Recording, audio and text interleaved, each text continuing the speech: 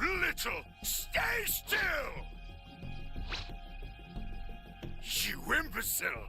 Watch yourself!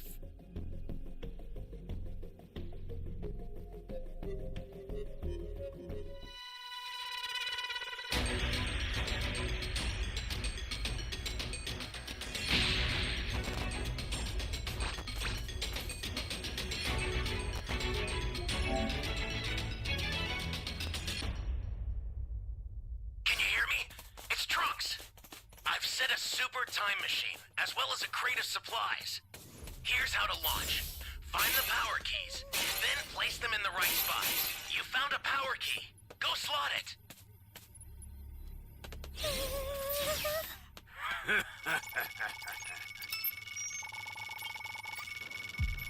You're my savior. Great! You know what to do with that key.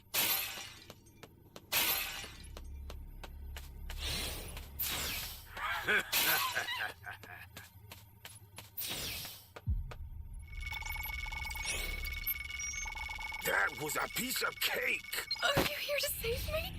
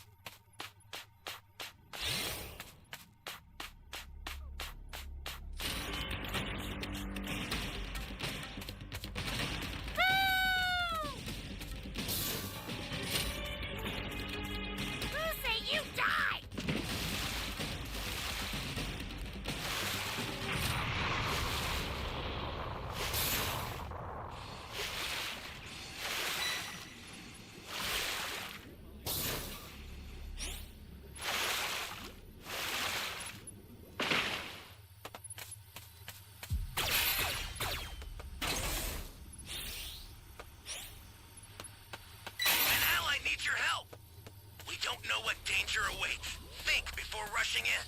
Hey, great! You found another power key. Use it quick.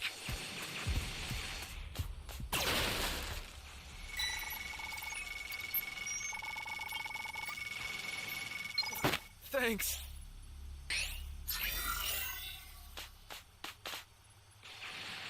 That's a Flying new power Nimbus! key.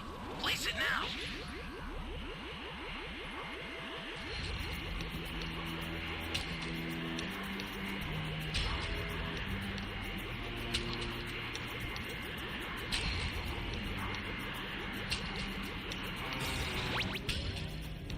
Gotta get the hell out of here!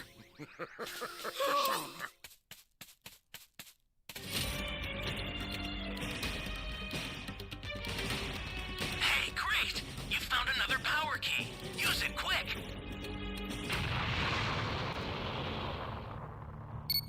Flying Nimbus!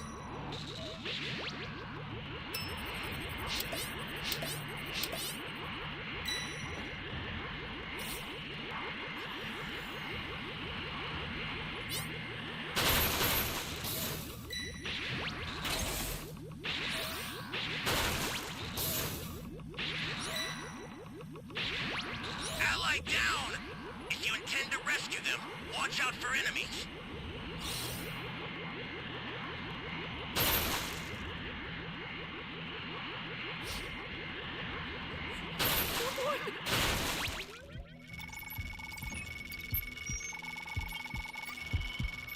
You have my thanks. Holy hell! No!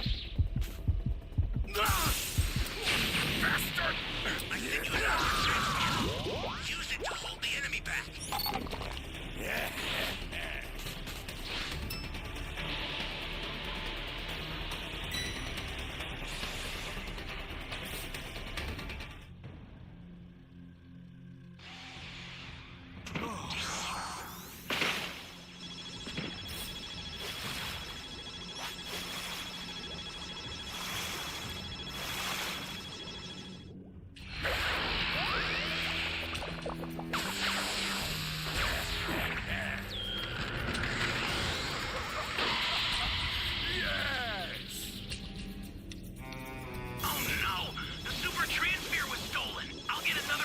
right away. Thanks.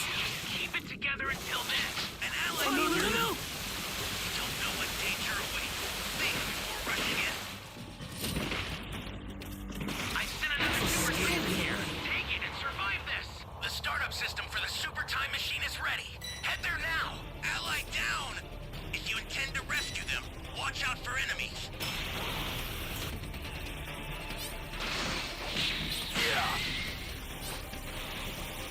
I'll send some supplies to help. Make good use of them.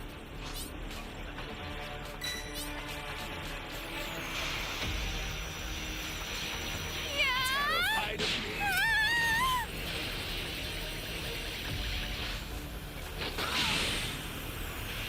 The startup system is under attack. Stop it if you can, but retreat if you need to.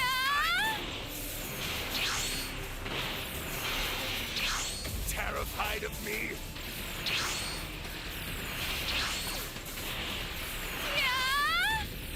The startup system's under attack. It's dangerous, so tread carefully if you want to get closer.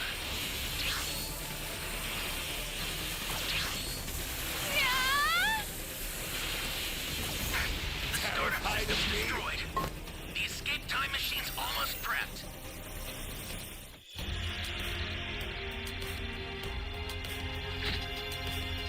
Now all who have challenged my greatness have fallen! To commemorate my newfound dominance, I'll destroy this planet!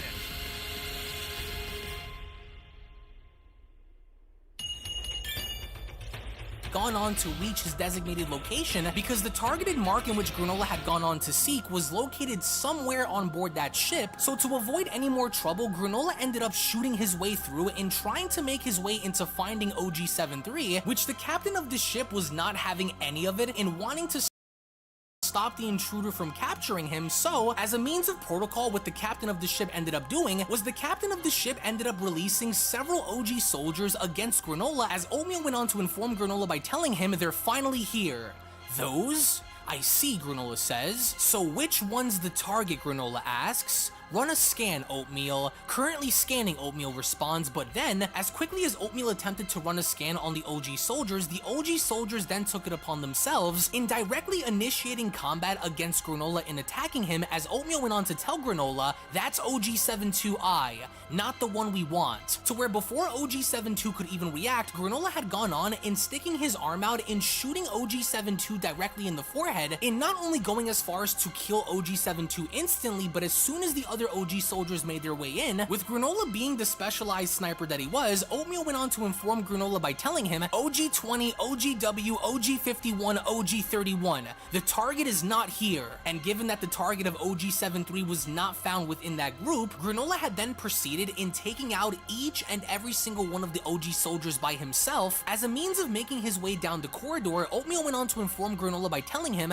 there are more within. This way, Granola asks, as once more he was met by additional OG soldiers waiting for him, but by being the specialized tactician and sniper that Granola was, none of this was an issue given the fact that these biological androids paled in comparison to the power that Granola had at that time, because Granola had gone on and shooting each of them in the forehead, including one of the keypads that he had spotted on the wall, and as soon as Granola had gone on and walking through the corridor, Granola was then shocked to see that there was one OG soldier recuperating within a rejuvenation chamber, while many more OG soldiers had then stepped out of their pods in defending the one that was recovering. Through the confirmation of Oatmeal in informing Granola that indeed this was the target, Oatmeal went on to further inform Granola by telling him, there, in the middle, that's OG-73I. To where it was from that point on in which Granola had finally managed in retrieving and capturing OG-73, and from there making his way back to the organization that had hired Granola originally in retrieving OG-73, what Dragon Ball Super manga chapter number 67 had done was conclude the story of the Galactic Patrol prisoner arc, while at the same time, just like we've seen go down during the events of Dragon Ball Super manga chapter number 42, where they basically had gone on to do the exact same thing, and that was by concluding the Tournament of Power, but at the same time, introduce us all to the starting portions of the Galactic Patrol prisoner arc. Here, not only did we get to see subtle moments happen with Goku and Maris, Majin Buu, and the Galactic Patrol, but it went on to set up this narrative to suggest that something big was about to happen, only because we had this mysterious mysterious bounty hunter that coincidentally enough knew about OG-73, so his mission was to go and retrieve OG-73 for what purpose? Well, that was yet to be revealed for the time being, because all we knew was that there was something very important with OG-73I that required Granolah in obtaining him, but this did not come without a small price to pay, because as Granolah had gone on and falling asleep on his ship, Granolah had then began to have these weird nightmares that predate all the way back when he was a kid, in overseeing the landscape with multiple Cerulean bodies being shown scattered all throughout the ground, as up in the sky shown hovering above the dead bodies, we also then get to see how Frieza's ship was also shown presently there on the planet itself, with multiple soldiers and individuals being shown exiting these ships, and through that, within the city distance blended in within the smoke, we then observe the shadows of great apes also being shown stomping around the city, as from a first-person perspective, Granolah was shown as a child running inside of an abandoned church, and not only eager enough to get away from the carnage happening outside, but to also escape the clutches of that of the great apes themselves, until, unbeknownst to Granolah above him, there was a massive hole seen within the church, and through the hole we then see how there was a massive great ape that had gone on and sticking his head right through, which interestingly enough, outside of this massive Ozaru sticking his head through, there was a very familiar scar that went down his face, and it was only then during that moment where Granolah came into his own by waking up from this nightmare, as Oatmeal went on to ask, "What's wrong, Granolah? Was it that dream again?" "Yeah," says Granolah, and with Granolah shown turning around and making sure that OG-73 was still intact, Oatmeal further proceeded to remind Granolah that everything's okay by telling him, "Worry not,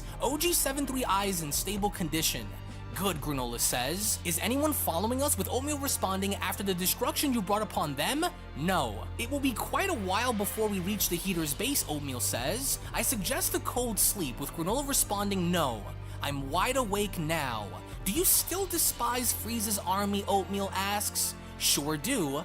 Frieza died several years ago," Oatmeal continues, "and the remnants of his army are but a shadow of their former glory, yes?" "That's what they say," Granolah responds. "Then why obsess?" Oatmeal asks. "Try and move on already." "I guess I should," Granolah says. "First off, it was those barbarous apes within Frieza's army who slaughtered my fellow Ceruleans, and even those apes were apparently wiped out by a massive meteor not long after. I've lost both of my avenues for revenge," Granolah says, "but that doesn't explain why that dream still haunts my sleep." "Barbarous apes, you say?" Oatmeal says. "Are you referring to the Saiyans?" "That's right," Granolah responds. As coincidentally enough, speaking of Saiyans, we then venture on over to Beerus' planet, where we get to see how Goku is desperately trying to do his best in capturing the Oracle Fish, with the Oracle Fish absolutely losing his mind after being grabbed by Goku. The Oracle Fish then went on to tell him, "Cut it out! Unhand me, barbarian! Come on," Goku says. "Stop squirming, or else I'll salt ya, grill ya, and gobble ya up." What raid are you gonna train next? Goku shouts, and with Whis shown hopping on down from a tree, out of nowhere, Whis proceeded in spawning a syringe by responding, "But of course," which ironically enough, based on the times that we're living in now, Whis had proceeded in sticking the syringe into the Oracle Fish and injecting something within him, which ultimately had gone on in knocking out the Oracle Fish cold, as Whis went on to respond, "A healthy dose of vitamins is the best solution for insomnia." "That fish gets insomnia?" Vegeta asks. "Really?" "Indeed," Whis says. "Once in a great while." "Oh man, it keeps floating even while asleep?" Goku asks. "Fun fact," Whis says, "the Oracle Fish suffering from lack of sleep is a bad omen for the future." "What?" Vegeta asks. "Or sometimes it's just nothing," Whis continues. "Aw," Goku says, "you got my hopes up that some really strong fighter was about to crash the party. Will you ever learn your lesson?" Vegeta asks. As all the while, Beerus was shown trying to relax and getting annoyed. Did you buy as any soon of as the Beerus had also gone on to hop down from his tree, TP the medals? first thing Beerus had gone on and doing after hopping down was addressing Goku by shouting, "Hey, Goku, don't give me that 'I wanna fight someone strong' crap. You always wind up in over your head and then somehow screw me over too. Did something happen?" Goku asks. "Yes," Whis says, "very much so." Which, ironically enough, was in direct reference to what had happened earlier involving the Omni Kings and Beerus, which from there led to Goku asking Whis if they were going to go back to training, as Goku went on to ask, "Should we get back to it, Whis?" Let's, Whis says. And with Goku then shown closing his eyes and taking a deep breath, it was only then during that moment where Goku had completely changed in entering the realm of the gods by using the power of the completed variation of Ultra Instinct, which interestingly enough, over on the sidelines with Beerus and Vegeta shown observing, Vegeta did not seem to be pleased by the idea of Goku now being able to master Ultra Instinct, as with both Whis and Mastered Ultra Instinct Goku then shown getting into fighting position, Whis went on to inform Goku by telling him, "Ready when you are," and ready Goku was because Goku went on to make the first move in dashing up above Whis, in the idea that Goku had assumed the position that he was going to catch Whis off balance, to where as soon as Goku was then shown creating several clones of himself, as soon as Goku had separated and then coming back down on Beerus's planet, Whis did not seem troubled by the idea of handling these clones because as soon as each of these individual clones went on to dash towards Whis, Whis had gone on in slicing through each and every single one of Goku's clones, which Yeah, I think I'm gonna start training my other Raiders as well. Demonstrate more of Whis' And we found out another match just started in 2 able minutes. to tell which one is which, but Whis also had gone on in consciously making the effort to make Goku look weaker than what he was, because as soon as Whis was finished in slicing through all of Goku's clones, out of nowhere Whis had then gone on in noticing one more clone above him, which Whis had proceeded in effortlessly dashing on up and cutting through the clone, which through this had then led Whis to the real Goku that was shown hovering above Beerus's planet, to where even Goku himself could not believe as to what Whis had just done, as Whis went on to inform Goku by telling him, "Your real body never descended." An obvious ploy, and with Goku being shown taken back by Whis' words, Whis had then gone on and casually kicking Goku back down onto Beerus's planet, to where one single kick was actually enough in dropping Goku out of Ultra Instinct, because the moment Whis had gone on in touching back down on Beerus's planet, Goku was then shown back in his base form, as Whis went on to tell him, "Copying me won't get you far, you must develop your own style." Dang, Goku says, "I was sure that would work." To where once more Goku had then gone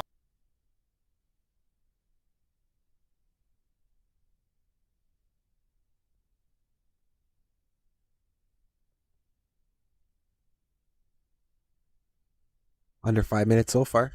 Let's keep it up.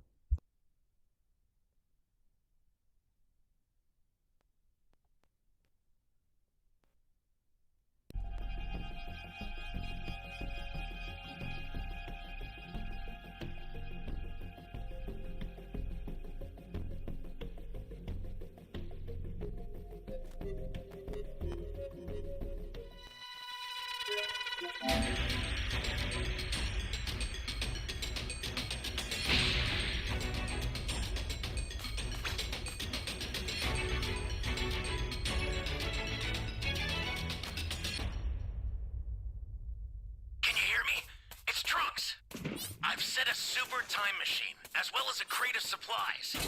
Here's how to launch. Find the power keys, then place them in the right spots.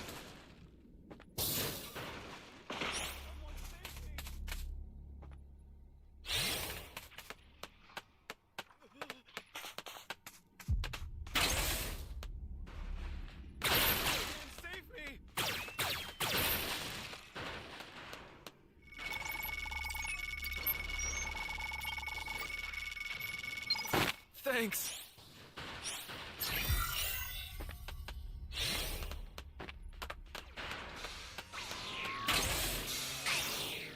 Flying Nimbus!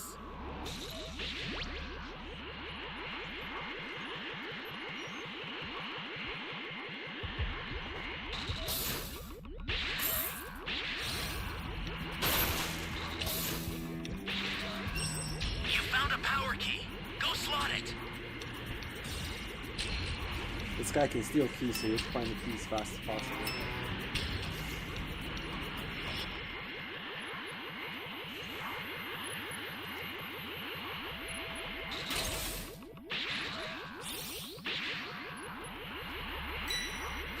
Welcome. Thank you. Hello.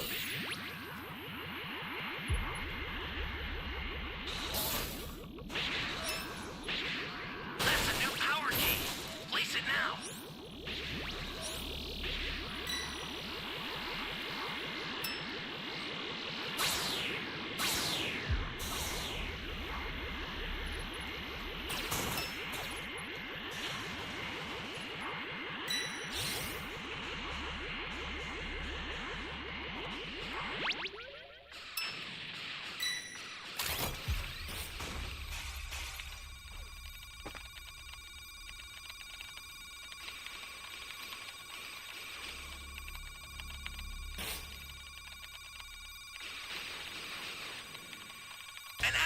your help. We don't know what danger awaits. Think before rushing in.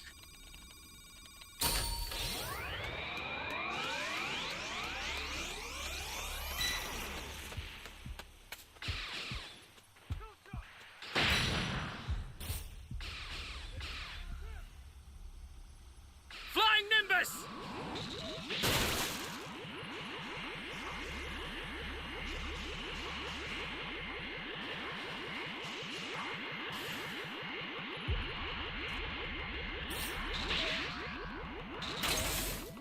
Please, save me!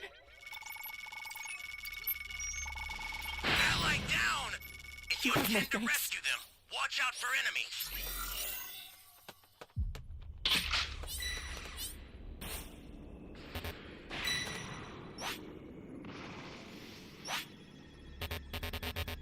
Flying Nimbus!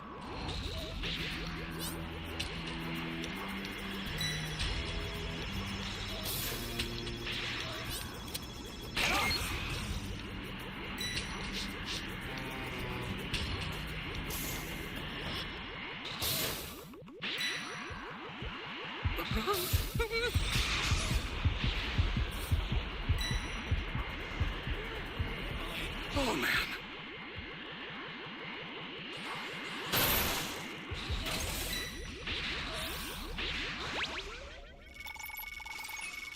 An ally needs your help.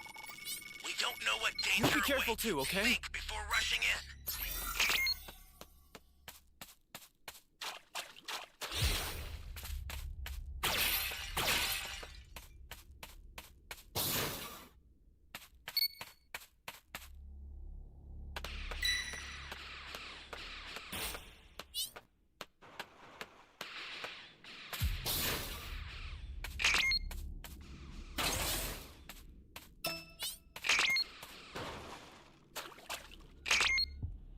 Stay calm. Stay calm. Oh, man.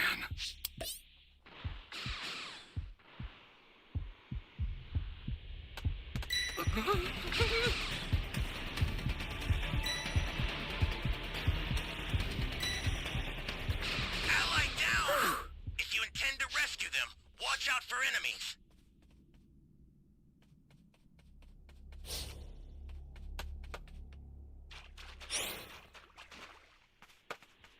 Flying Nimbus!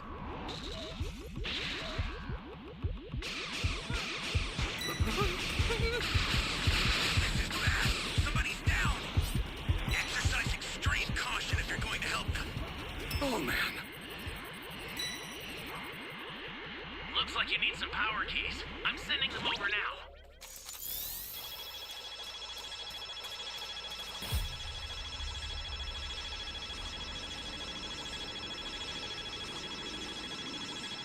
Hey, great! You found another power key. We owe you. Use it quick. Ally down! If you intend to rescue them, watch out for enemies. Sending over more power keys. Put them to good use. Flying Nimbus!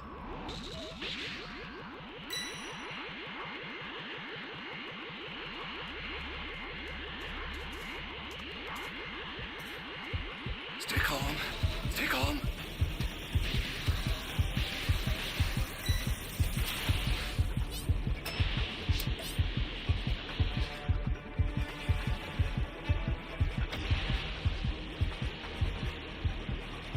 Oh, man.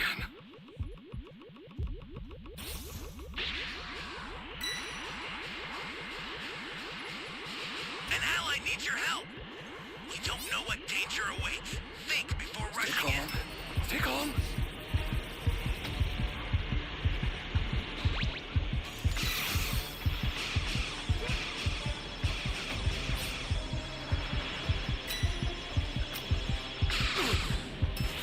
Here comes the pain!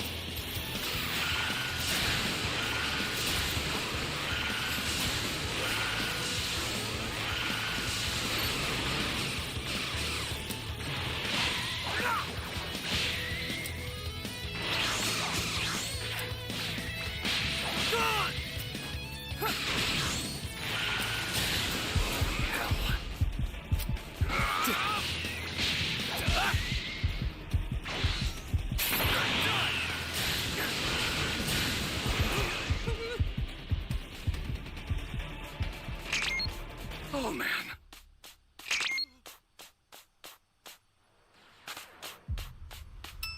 What's up?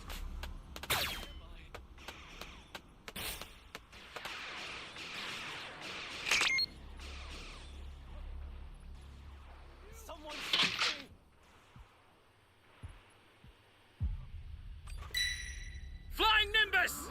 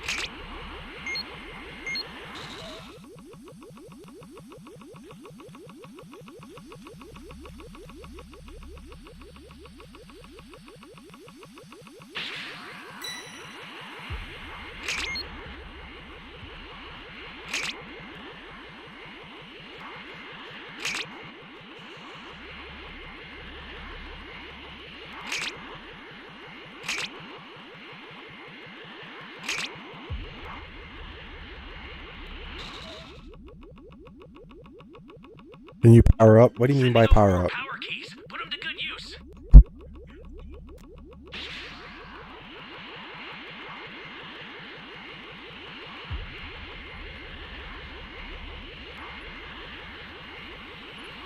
Appreciate the sub, Great. homie. You know what to do with that key. Hey, great. You found another power key. Use it quick.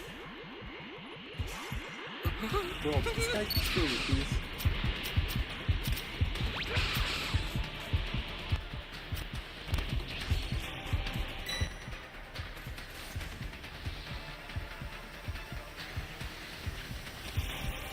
Oh, man. Stay calm. Stay calm.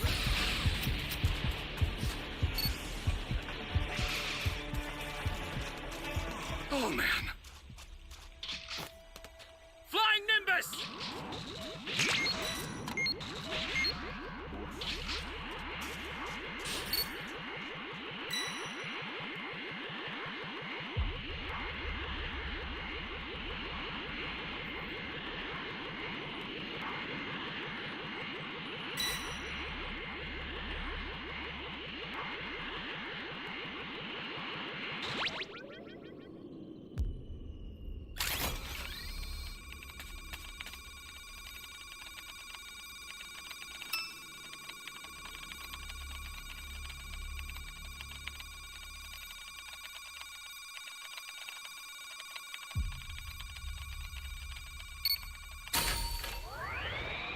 You good, brother?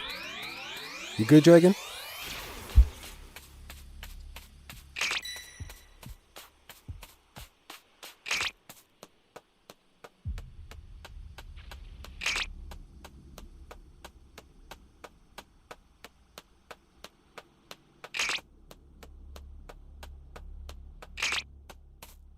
Flying Nimbus!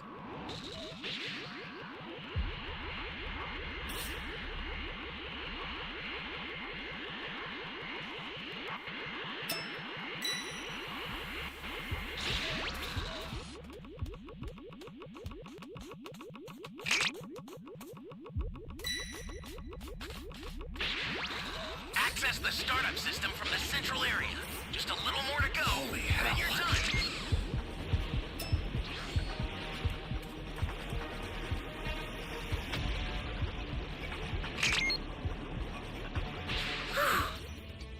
I've had enough of this. I'm activating Cellmax. This guy's the last 2 Dragon Balls, I think. Doctor!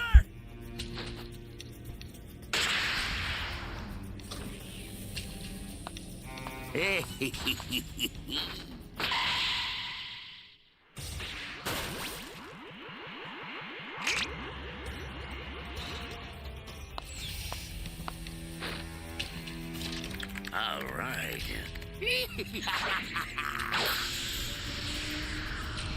I'll take care. Oh, come on! I need you to buy me some time. Thought I was I'll a send some gun. supplies to help. Make good use of them. You've got all 7 Dragon Balls. Summon Shinron at the altar. I sent over a super transmitter. Be careful with it. Should make it easier to deal with this.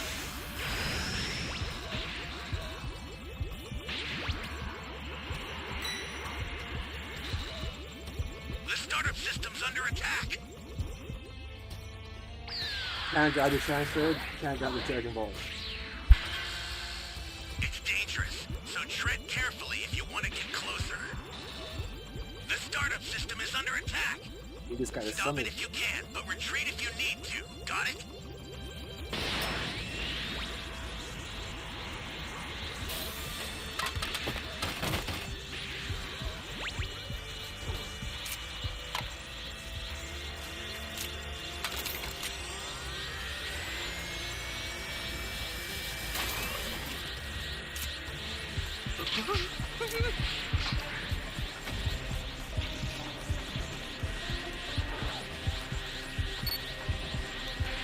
Flying Nimbus! Oh man. Ally down! If you intend to rescue them, watch out for enemies. Stay calm.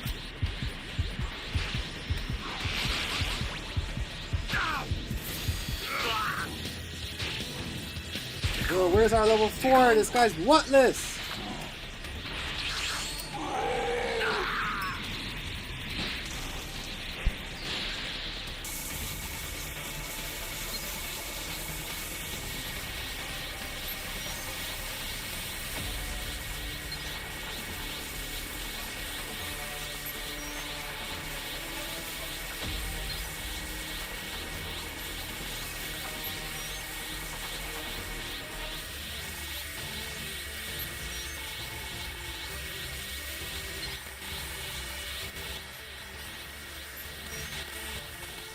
Could be trouble.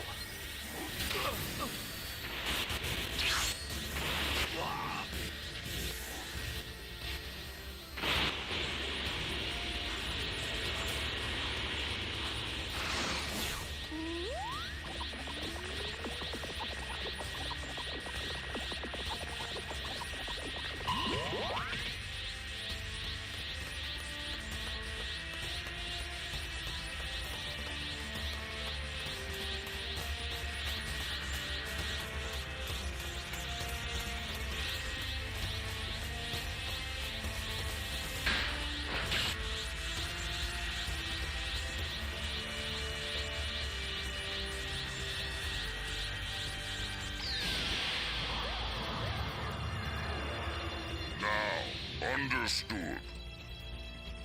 Here goes nothing.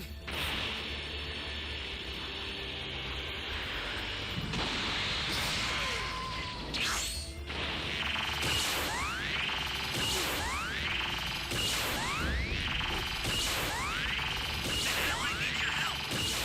Don't know what danger awaits. Think, rushing in. Ally down. If you intend to rescue them, watch out for enemies.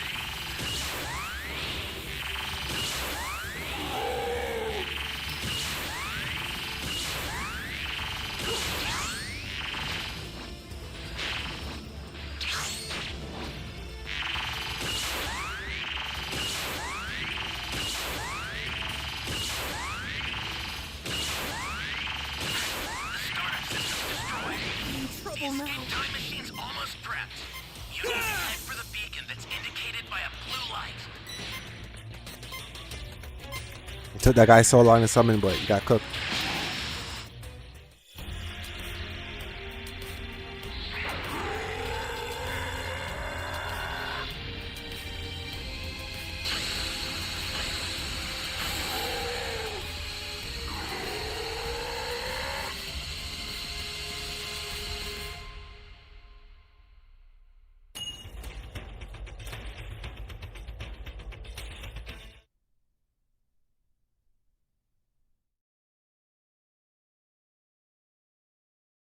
gone on in jumping back into Mastered Ultra Instinct and squaring off with Whis once again, to where with a quiet Beerus observing and with Vegeta also shown with him, Vegeta had gone on in putting the overall situation into question by asking, is Whis using Ultra Instinct at the moment, with Beerus responding, not exactly. Angels are always in the Ultra Instinct state. I see, Vegeta says, as when going back to Goku and Whis and overseeing how Mastered Ultra Instinct Goku was continuously attacking him, through the extension of simply using one arm, Whis went on to deflect each and every single one of Goku's attacks by telling him, you may already be aware of this, but the ability to wield Ultra Instinct is not, and of itself, your ultimate goal. As with Whis shown countering Goku's attack and grabbing onto his arm and judo flipping him forward into the water, with Goku shown tumbling on forward, Whis then went on to continue. In fact, it's only the starting point. But Goku by no means was willing to give up the battle, because as he went on to rise up through the water, he quickly wasted little time in once again charging directly at Whis and attacking him, to where once again with one arm, as Whis was shown blocking, he then went on to tell Goku, I have greater command over Ultra Instinct than Maris.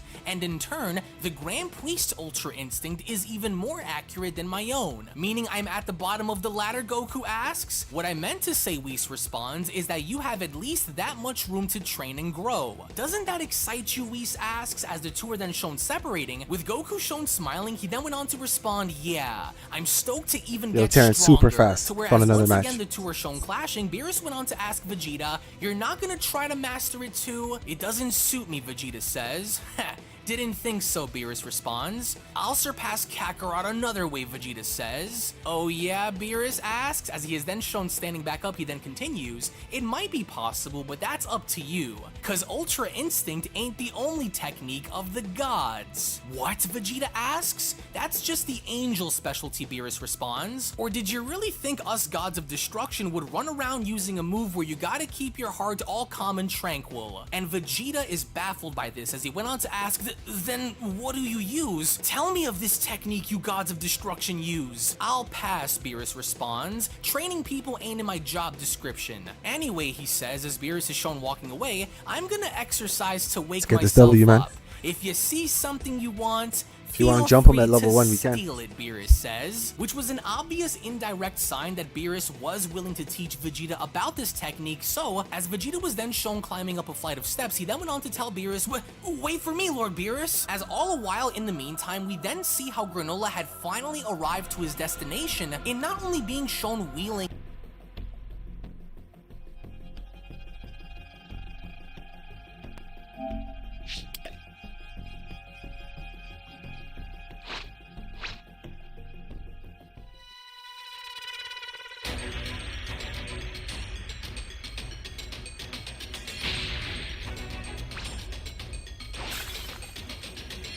Let's get this W.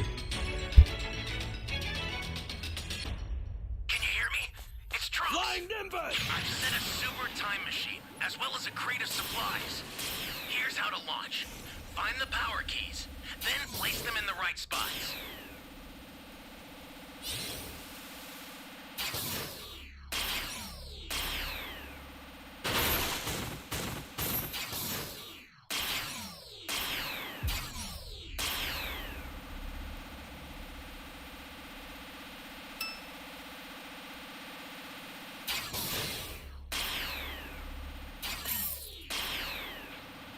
There you are.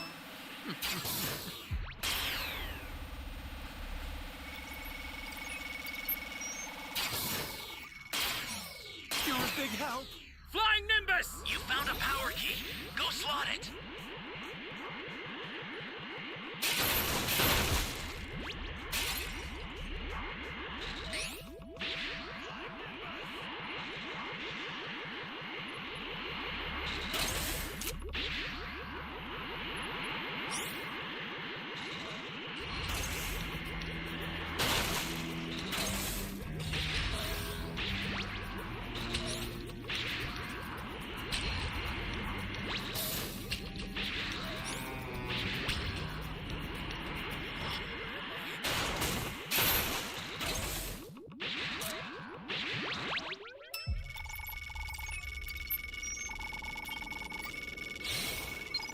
Thanks.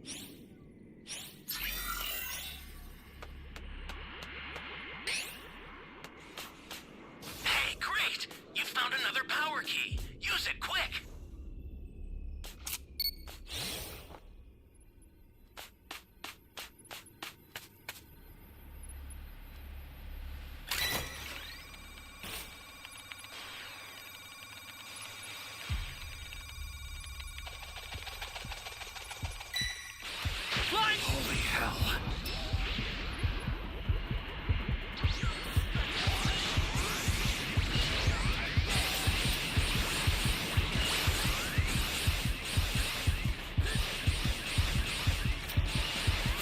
You're done! Oh, great. You know what to do with that key.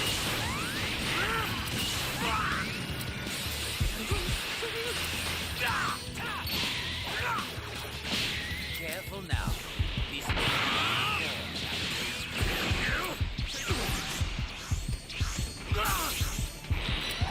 Bastard! Man, I try to help you.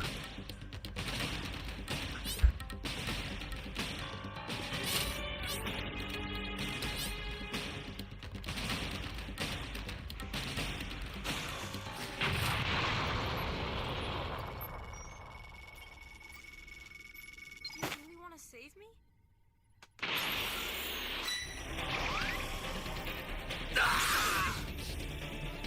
You have the esteemed privilege of being the first to see my next fall. Rejoice!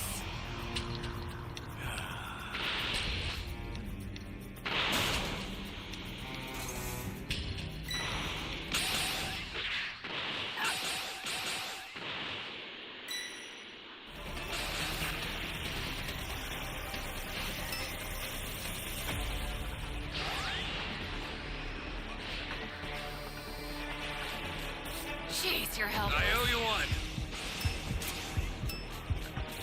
Oh, man.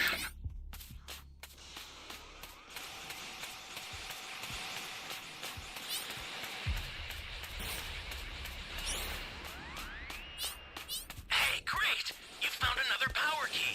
Use it quick. Holy hell. Oh, man. Flying Nimbus!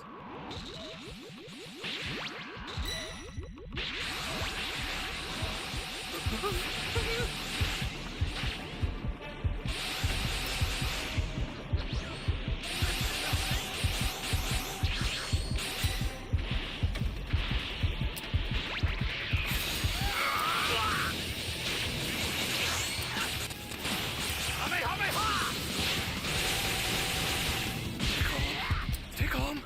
What have you done? Bastard!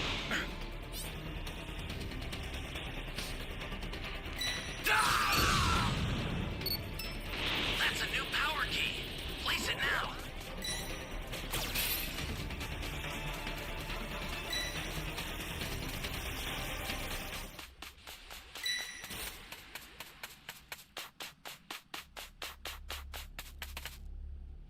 Ally down! If you intend to rescue them, watch out for enemies.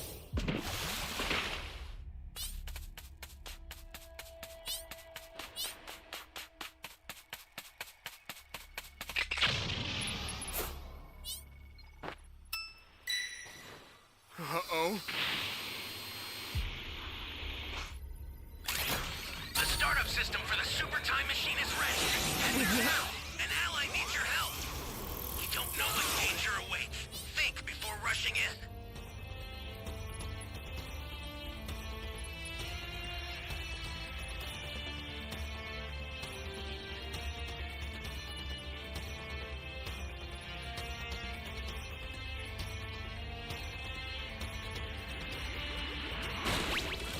Where's my thank you?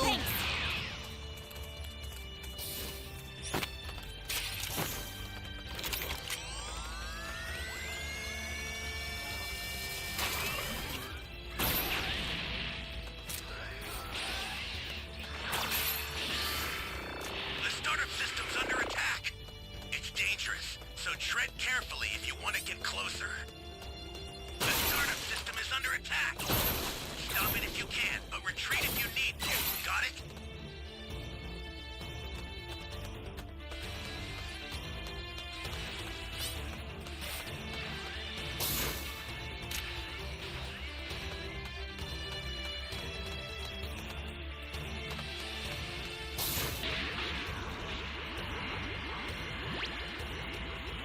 This is bad. Somebody's down.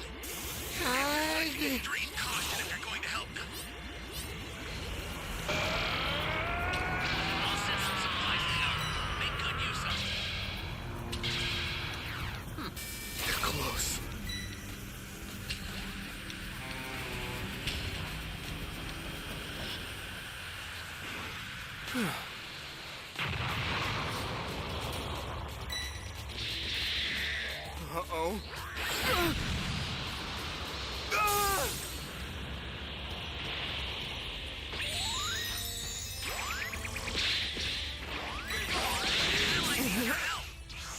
You get Super Saiyan once you collect 5 cubes. Before rushing in.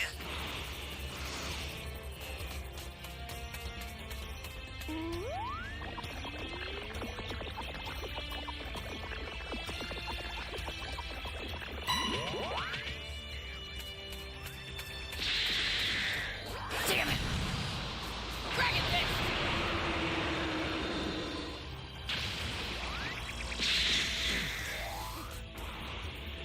Kaioken! What the hell? Somebody's down! Exercise extreme caution if you're going to help them. You may have injured me, but there is no way pathetic ones like you could ever defeat me! That's just someone's username. No choice. You serious?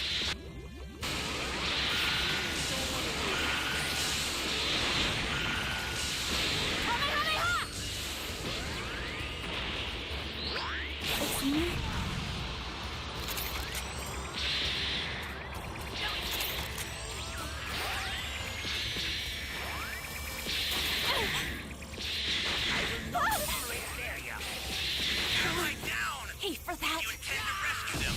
Watch out for enemies. So there are more of you, are there?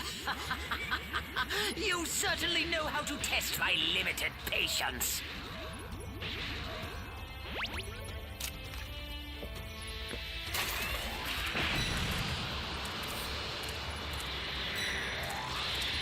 You serious?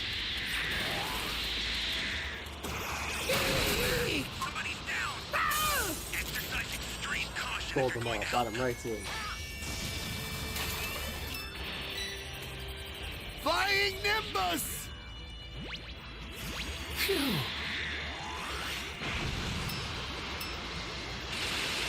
That was scary. Oh man, hopefully we do better next match. Qs are going pretty quick.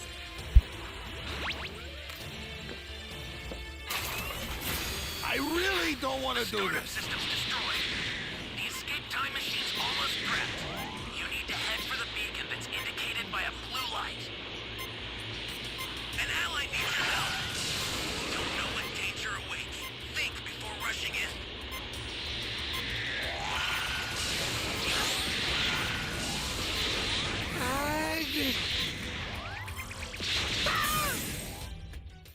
GG's though. You're no match for me.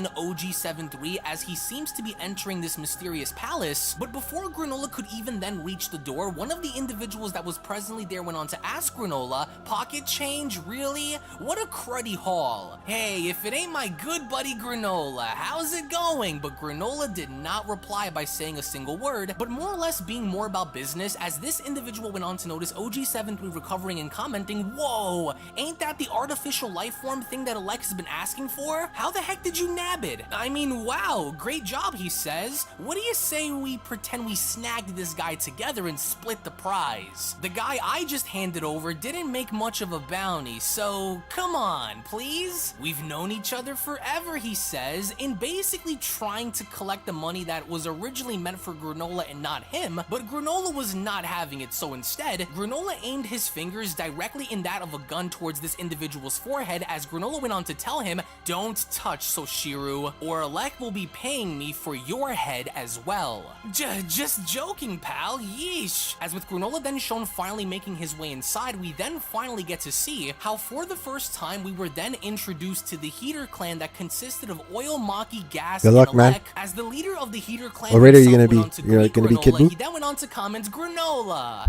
we can always count on you. Well, let's see it, Alec says, and with Granola shown wheeling in OG-73, Alec went on to continue, oh, is that what I think it is? Confirm it, Oil, which indeed Oil does, because as Oil was then shown scanning OG-73, Alec went on to tell Granola, well done, really great job, my money. Now, Granola says, sure thing, Alec responds, Maki, give our friend his reward. Yep, Maki says, here, which we kind of get more of a better idea as to what Granola does for a living, because this is what Granola has to do in order to survive, as Granola went on to ask, what are priority you four, using so that I thing shall have for, my Raider Alec? match after this You want next to match. create a goon squad like Gochi was doing? Alec says, we've got no need for troops. We Heaters ain't running an army here, and if the day comes when we do need more muscle, we'll just hire the best that money can buy. With enough cash to burn, there's nothing you can't have in this universe, Alec says, which pretty much establishes the overall fundamental facts of the Heaters in them not really being a group or an organization that relies on power or muscle, but instead, they seem to more or less rely on money, power, and knowledge as a method of control, with Granola then uttering money. Right. I guess that's true. Dominating others with military might is a Yeah, he's relic super of the strong in this past, game. Alec says. These days, power comes in the form of money and intel. Intel, Granola asks? The one with the most intel controls the universe, am I wrong? And intel is exactly what's packed inside this thing. Right, Granola says. Well, I wouldn't know much about that. I've got my reward and that's all that matters. What's my next job, Granola asks? About that, Alec says. The state of things in the universe are shifting, so we don't got any assignments at the moment. What? Granola asks. Frieza's been revived, Alec says. What did you say? Granola shouts. He's come back to life?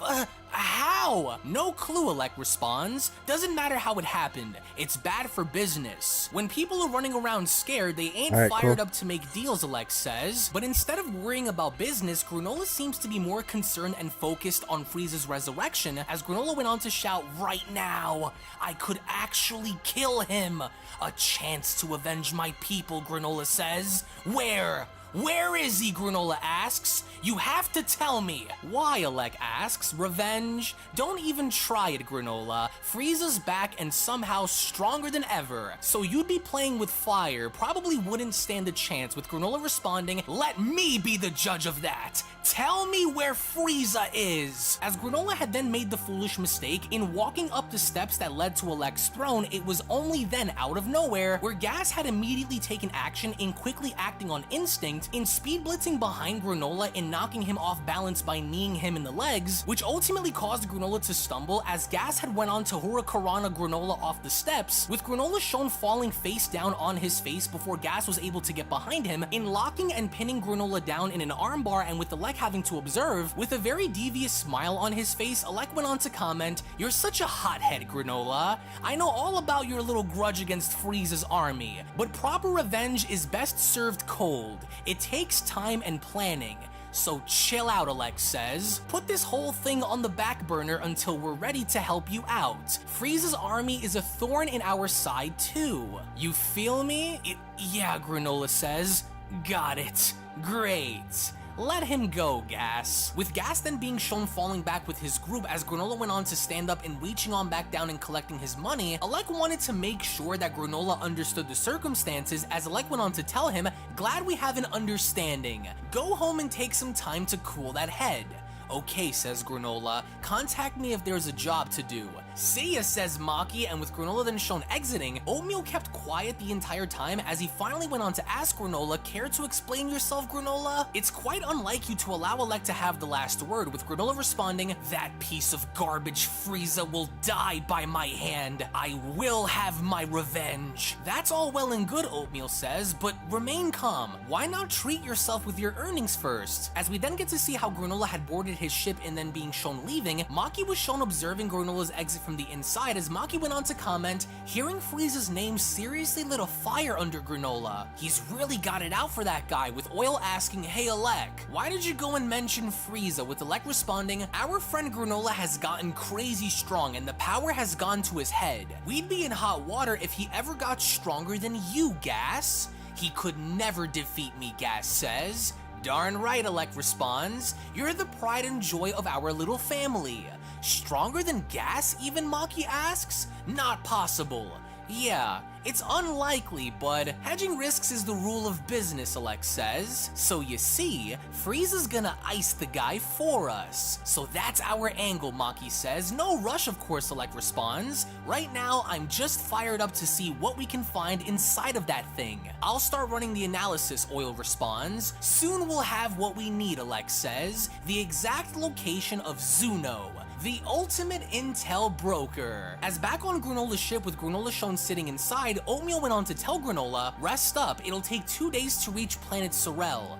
Yeah, I hear you, says Granola, but then there was an unexpected attack on Granola's ship, and as soon as Granola went on to wake back up and looking around, he then noticed that the exact same individual that was after OG-73 in wanting the piece of the bounty from earlier had now found himself attacking Granola in wanting to get revenge, which had ultimately prompted Oatmeal in telling Granola to land on a nearby asteroid, which from that point on there were a small group of mercenaries that wanted Granola dead. So as they quickly followed Granola, not only did they go on to board Granola's ship and even go as far as to look for him in wanting to kill him on the spot for what he had done, but to their own surprise, they only then had later found out that Granola was no longer within his ship, but instead, he was already outside with his plan of attack in taking each and every single one of these individuals down, which subsequently enough, he did, because Oatmeal served as a distraction in being within the cockpit of the ship, as everyone else was then beginning to get dropped one by one, as Granola was then shown on top of a nearby cliff, coincidentally using his Sorelian eye in taking everybody down, which prompted the orchestrator of this entire thing to get so scared that he didn't want any more of the smoke given by Granola, so instead, he ordered all of his men, including himself, in boarding back onto his ship and having to leave the asteroid, which mind you, Granola could have, if he wanted to, ended their lives right there on the spot, but instead, Granola decided to spare them in putting Oatmeal back, with Oatmeal having to tell Granola, a profitable encounter, how nice. Your sniping was as impressive as ever, with Granola responding, nah, I missed one of the targets.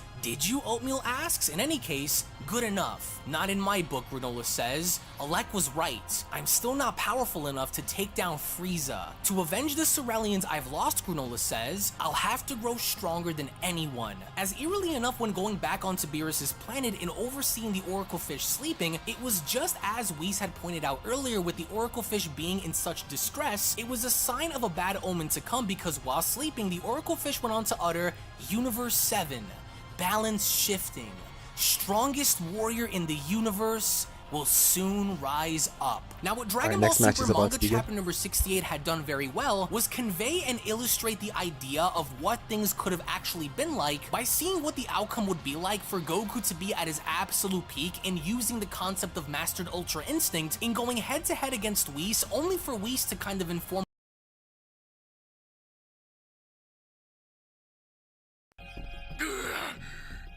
Pause!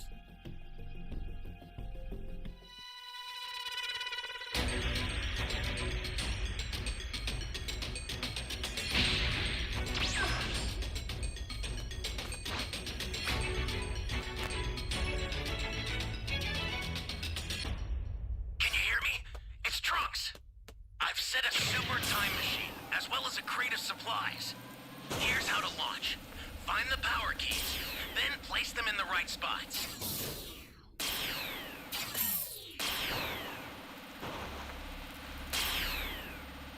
At long last.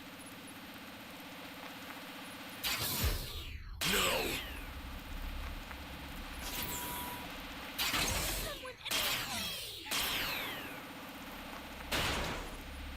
No! You found a power key. Go slot it.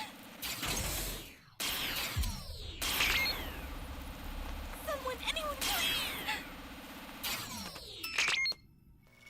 That's a new power key. Place it now. I've arrived. Thank you so much. At last.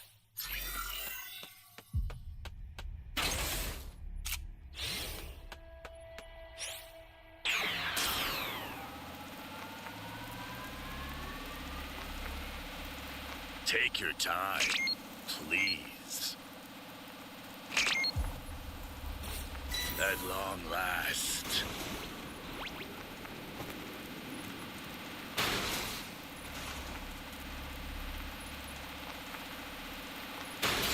Great! You know what to do with that key. Flying Nimbus! No!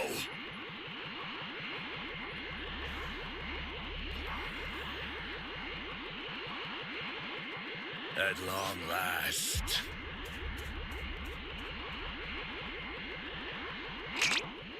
No!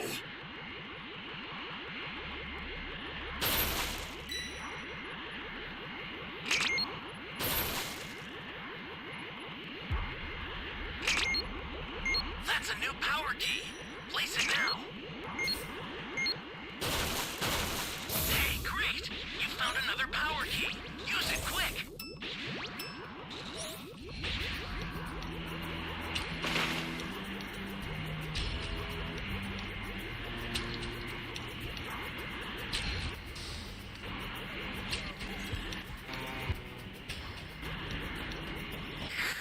God.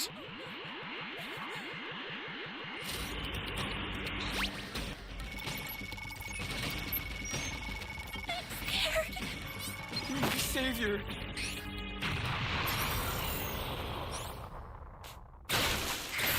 God.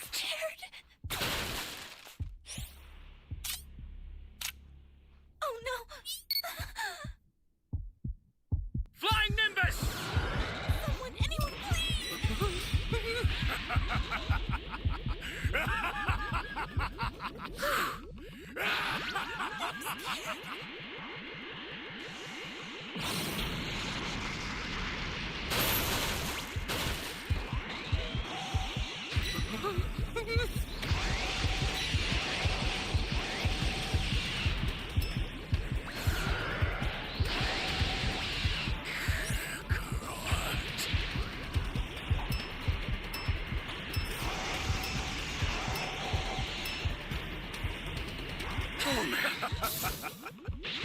Access the startup system from the central area.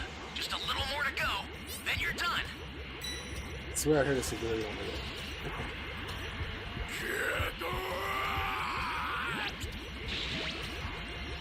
It's a nice guy.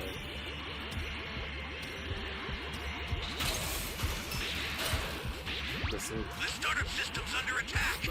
It's dangerous, so tread carefully if you want to get closer.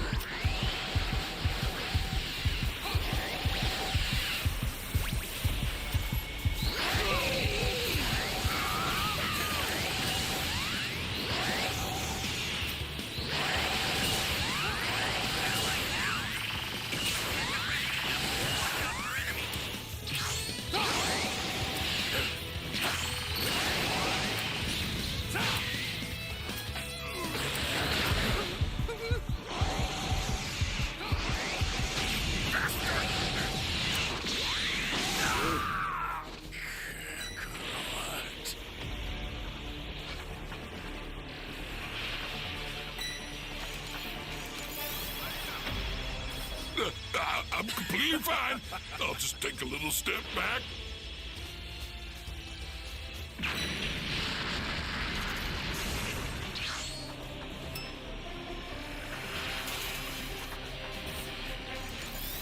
I'll send some supplies to help. Make good use of them. I owe you one.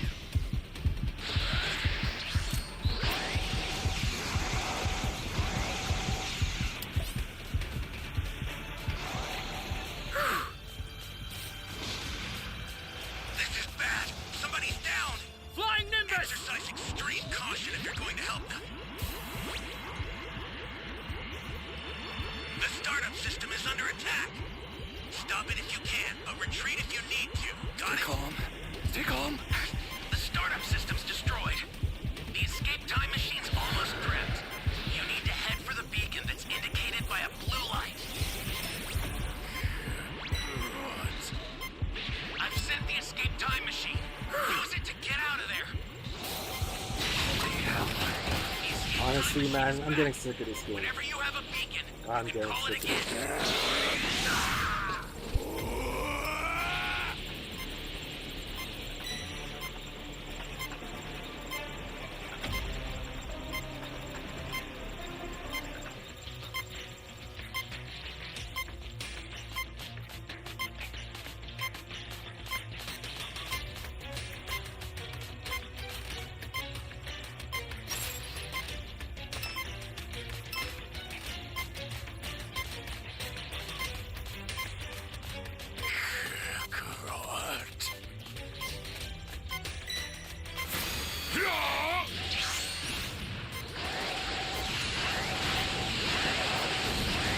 Here goes! Shoot!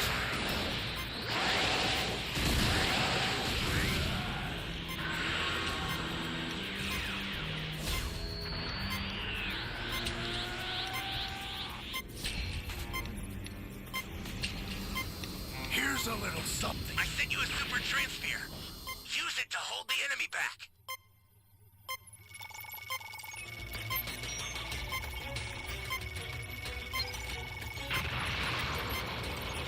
I've sent the escape time machine. Use it to get out of there.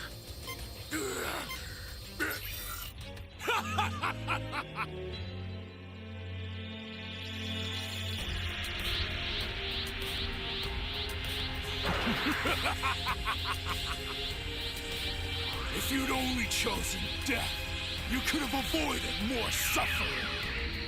The end is nigh!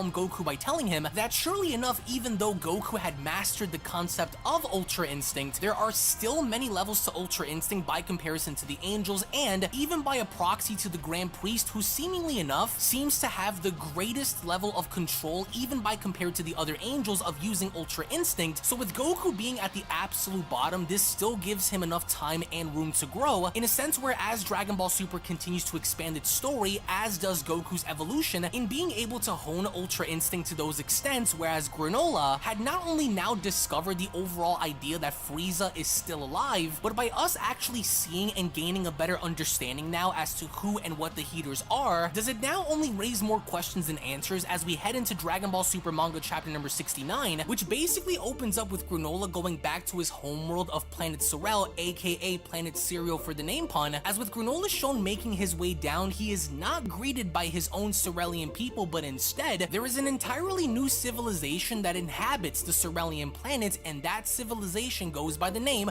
of the Shigarians. Now, it would only appear as though that these individuals seem to be greeting Granola with kindness, and there doesn't seem to be any signs of tension or any signs of war on the planet currently going on right now, which only further establishes the overall idea that Planet Sorel is currently peaceful, with Granola shown shopping for goods and also having to retrieve several items that he wants to bring back home, which as a whole, the current society that inhabits Planet Sorel seems to be governed and functioning in a very peaceful and proper way to where everyone seems to be getting along, with Granola shown having to exit one of these domed cities because apparently enough, there are multiple domed cities scattered throughout Planet Sorel. As Granola is shown walking up this hill and being contacted by Oatmeal, Oatmeal went on to tell Granola, "Say Granola, why don't you live amongst the Shigarians?" with Granola responding, "That city was set up for them by the Heaters. It's not meant for me." But was this not once the planet of the Sorelians? Sure, Granola says, 40 years ago. As we then have a flashback with the Heaters shown rebuilding on Planet Sorel, Granola went on to continue, "After our planet was ravaged by Frieza's army, the Heaters swooped in and started rebuilding," which from there we get to see a young Gas, a young Maki, a young Oil, and a young Alec. As Granola went on to continue, the Shigarians had lost their own planets and were roaming through space at the time, so they paid well for this planet. This place became their home, Granola says, "So we decided to move to this mountain."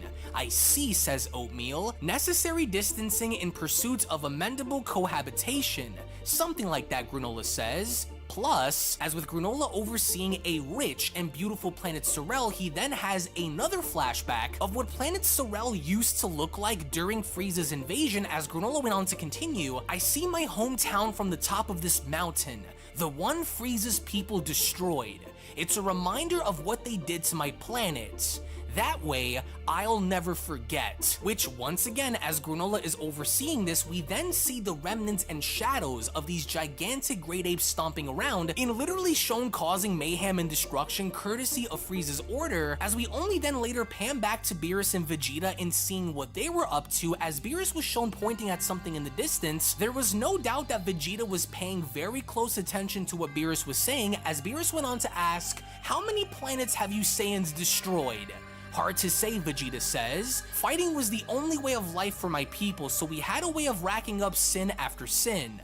"Sin, huh?" Beerus asks. However, Vegeta responds, "It wasn't until Frieza's clan came along and began using us that the destruction and invasions became business as usual." "You trying to lay all the blame for your wicked ways on Frieza and his people?" Beerus asks. "Not in the least," Vegeta responds. "In his pursuit for power, my father built his own kingdom on top of countless deaths. Frieza's clan taking control didn't help, but the seeds of the Saiyans' destruction were sown before that. So it was the Saiyans' destiny to be wiped out then?" Beerus asks. "I'd say so," Vegeta responds. "Ridiculous," Beerus comments. "But never mind that," Vegeta says, "my people's problems aren't your concern." As this went on to really agitate Beerus, with Beerus shown getting in Vegeta's face by telling him, "I'm saying it's ridiculous." What?" Vegeta asks. "What do you mean? Weren't you going to show me a technique used by the gods of destruction? What could that possibly have to do with the history of the Saiyans?" "Plenty," Beerus says, and with Beerus shown pointing his finger behind him, he just so casually had gone on and firing a ki blast in the distance. However, this wasn't just your ordinary ki blast, as this ki blast went on to destroy one of the moons surrounding Beerus's planet. Both Vegeta and Goku, who was shown training with Whis, were absolutely shocked by this, because as soon as a giant explosion then took place above Beerus's planet, everything on the planet itself was then beginning to shake. The Oracle Fish himself had dropped out of his bowl, which in a comedic way, the Oracle Fish was desperate enough in crawling back into the cup that he was in by also noticing that the water had been tossed up in the air and positioning his cup in such a way that all of the water had safely fallen within it, as the Oracle Fish went on to poke his head out by shouting, "That was too far, Beerus, you just destroyed another decorative planet." Honestly, Whis says, at this rate, if he keeps destroying things, we'll be fresh out of planets before you know it. "Whoa," Goku says, "Lord Beerus is not someone to mess with." Was that the technique?" Vegeta asks. "That was just a small glimpse of what I can do," Beerus responds. How can I acquire such power?" But then, before Vegeta could even ask his question, Beerus had then proceeded in grabbing Vegeta by the face and casually slamming his body down on the ground, with Vegeta begging the question as to why this was going on and asking, what's the meaning of this?" "As long as doubt weighs down on your soul," Beerus says, "this power will never be yours to wield. Your own crimes aside, you're feeling guilty for the sins of all Saiyans. Back-to-back rated That's matches are awfully self-centered of Very you, rare, but mortal." it's a As nice with Beerus feeling. then shown holding onto Vegeta's face and then tossing him out into the distance, with Vegeta crashing onto a tree. The moment Vegeta had hit the tree and falling back down, Beerus then went on to continue, "Here's a fun fact. The one who suggested that Frieza eliminate the Saiyans was me." And Vegeta could not believe it, because this was the first time that Vegeta had ever learned that it was originally because of Beerus wanting the Saiyans destroyed that he had then ordered Frieza in actually eliminating them, as Vegeta went on to shockingly ask, "What? Still think it was destiny?" Beerus asks. "You're just gonna accept that?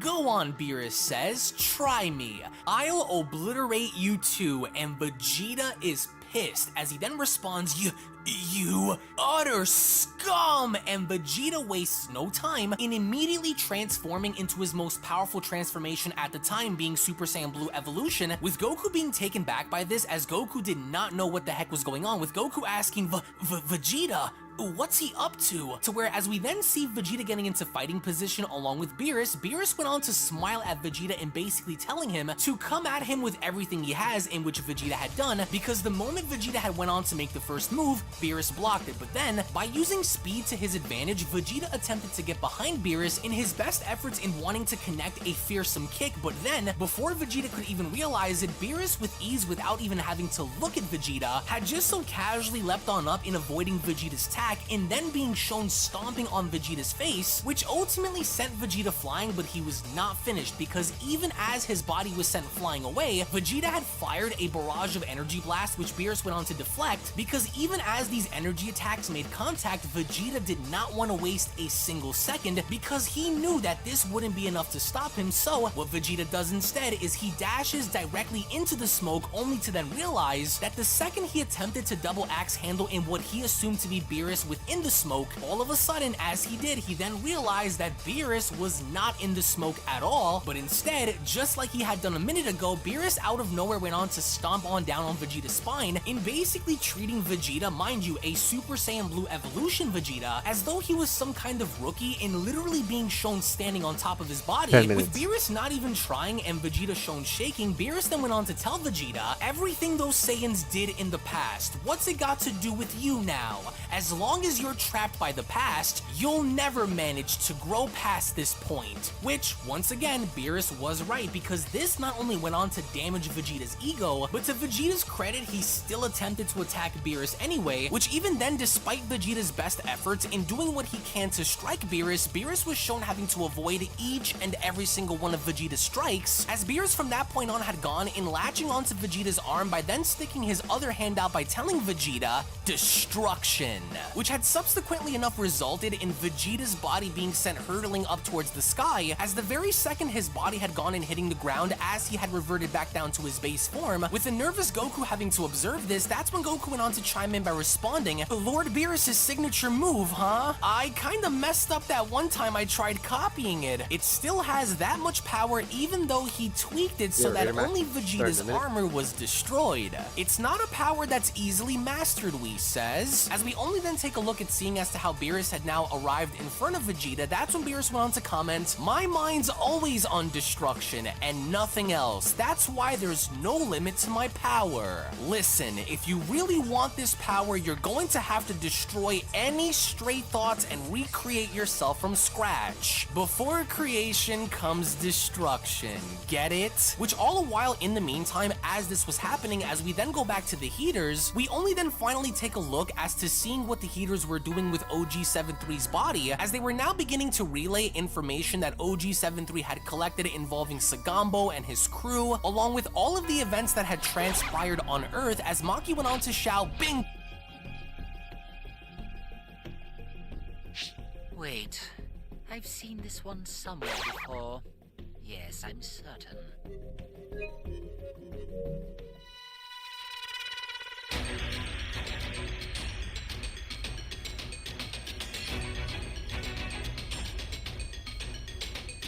Let the Carnival of Terror begin.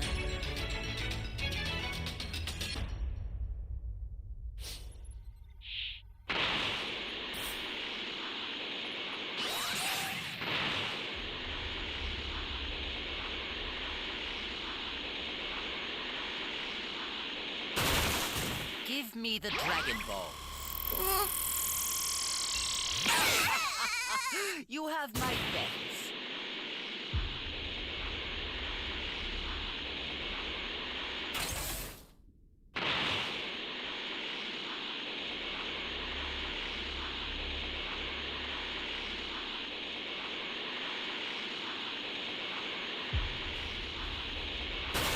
Is anyone out Give me there? the Dragon Ball.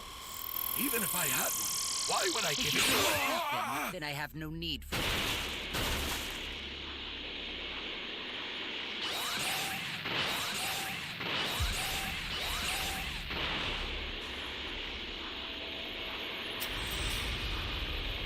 Here goes.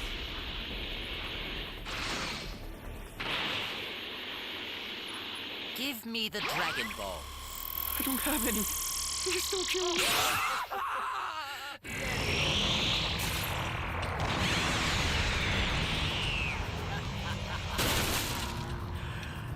Careful now. It will be like before, and I...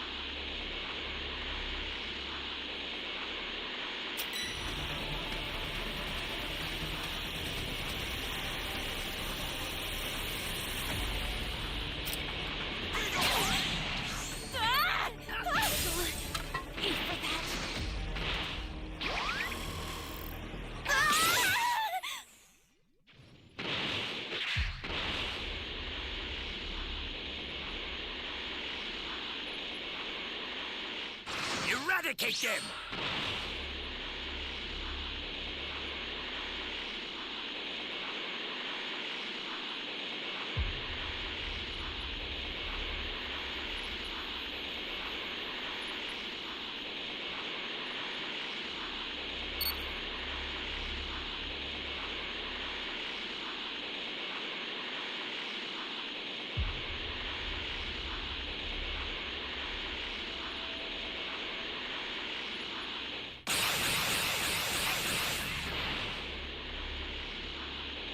Eradicate them!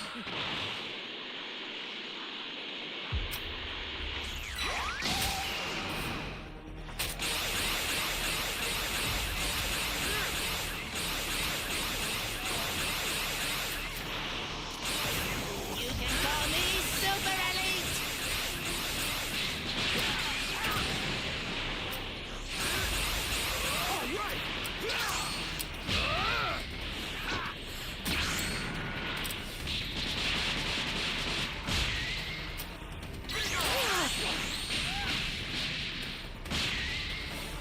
How's this? You?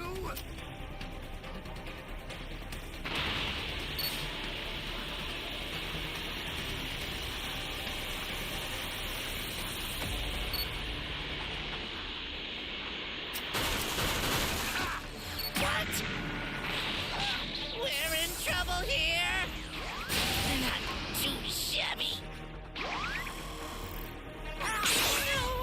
Not like this! The esteemed privilege of being the first to see my next fall. Rejoice! Now!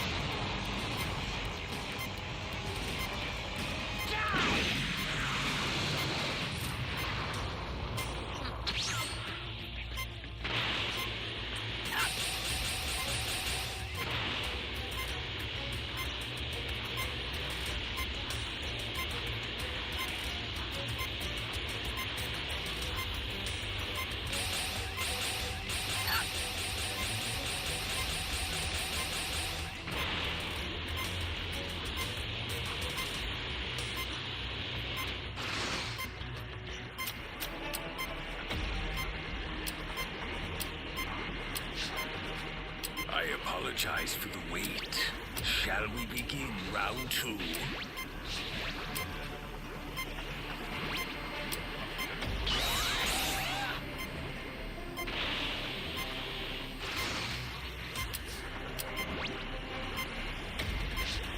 I certainly hope you feel honored. You're about to bear witness to my true and final form. I know what this guy's doing. I'm letting him go. He wants to die. Just wasting time. Huh? What? Oh, there! You're dead!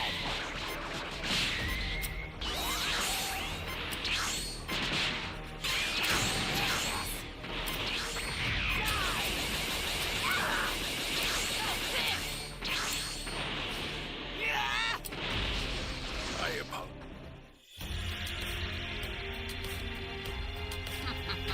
Well, a win is a win.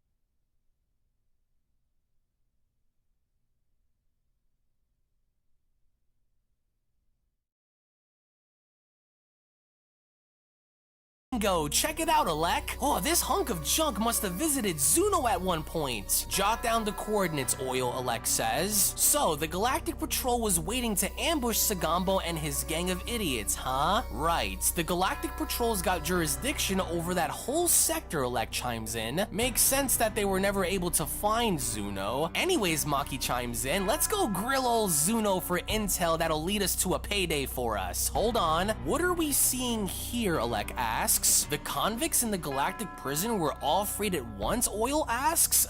How did that even happen? Well, according to OG-73's data, Moro used the power of something called Dragon Balls to release the prisoners. Dragon Balls, Alec asks? What are those? Wishing balls created by the Namekians, one of the Heater's subordinates says. They can grant any wish. Any wish at all, Maki asks? Yes. Moro used them all to regain his magic powers. I see, Alec says.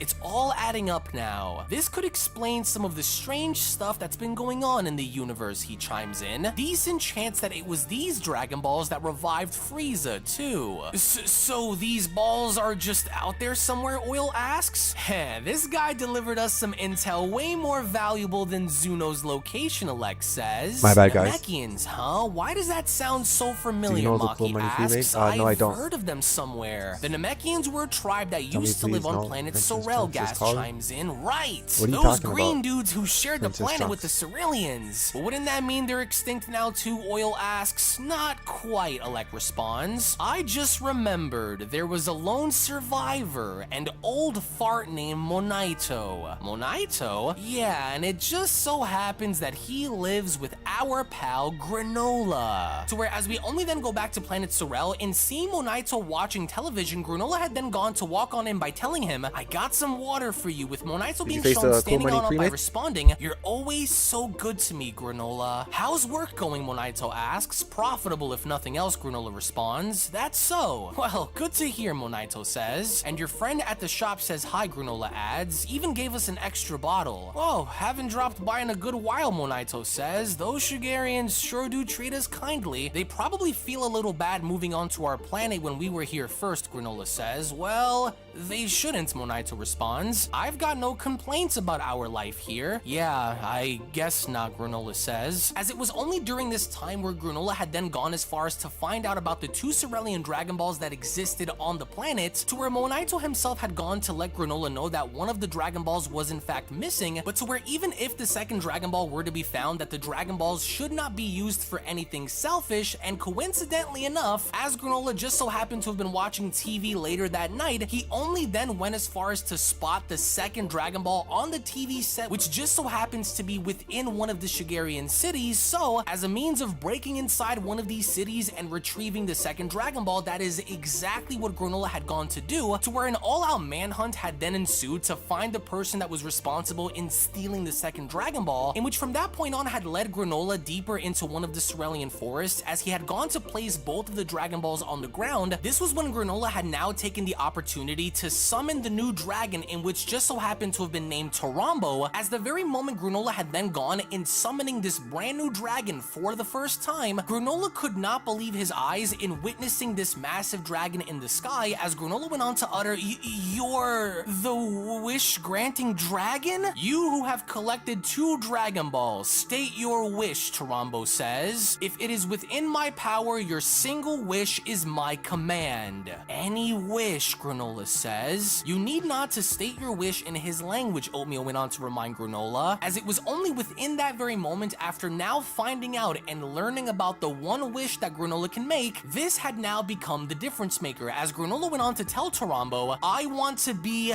the strongest. Turn me into the strongest warrior in the universe." As with Tarambo then remaining eerily quiet, that was when Dragon Ball Super manga chapter number 69 had then come to a close. Now, the basic premise of this chapter was not only to fundamentally establish the idea of what Vegeta was about to do with Lord Beerus, but this was in fact the exact moment in time where everything within the universe was about to change courtesy of Granola's wish, in the idea that it wasn't just Granola who had learned about these Dragon Balls, but to also now see how the Heaters had learned about them as well. This in fact was actually going to be the very chapter in which the paradigm shift had occurred, in which as entering Dragon Ball Super manga chapter number 70, we only then pick things up with Tarambo having to tell Granola, "Greatest warrior in the universe. So you wish to become the most powerful life form apart from the gods themselves. Yes, can you do it?" Granola asks. "Can you make me the greatest warrior in the universe? It is possible to make you stronger than you already are, but I cannot increase your power beyond your latent potential." "Does that mean I can't?" "Correct," Tarambo says. "That is beyond your reach." "Damn it," Granola utters. Then there's no point. "However, it is possible for you to become the strongest if you agree to a certain condition. But that decision is up to you. If it'll make me stronger than anyone else, then I will do it," Granola says, "whatever it is." In which, upon agreeing to Tarambo's conditions, we only then head back onto Beerus's planet, in which all the while we then see how Vegeta was now beginning to partake in Beerus's teachings to do what he can to learn the power of destruction, as Vegeta now appearing as though he was slowly but surely getting there. That was when Beerus went on to chime in by telling Vegeta, "All you did was break it with a regular ki blast. When we gods use our destructive move, the target is completely erased from existence. We turn some things into nothing, and when matter is destroyed, it releases heaps of energy." As Beerus from there had gone in setting the example before Vegeta, that was when this had gone to catch Goku's attention, as Goku went on to ask, "Lord Beerus is destroying stuff again, huh?" "Such force," Vegeta mumbles. "The explosion is the real highlight of using destruction. It never gets old," Beerus says.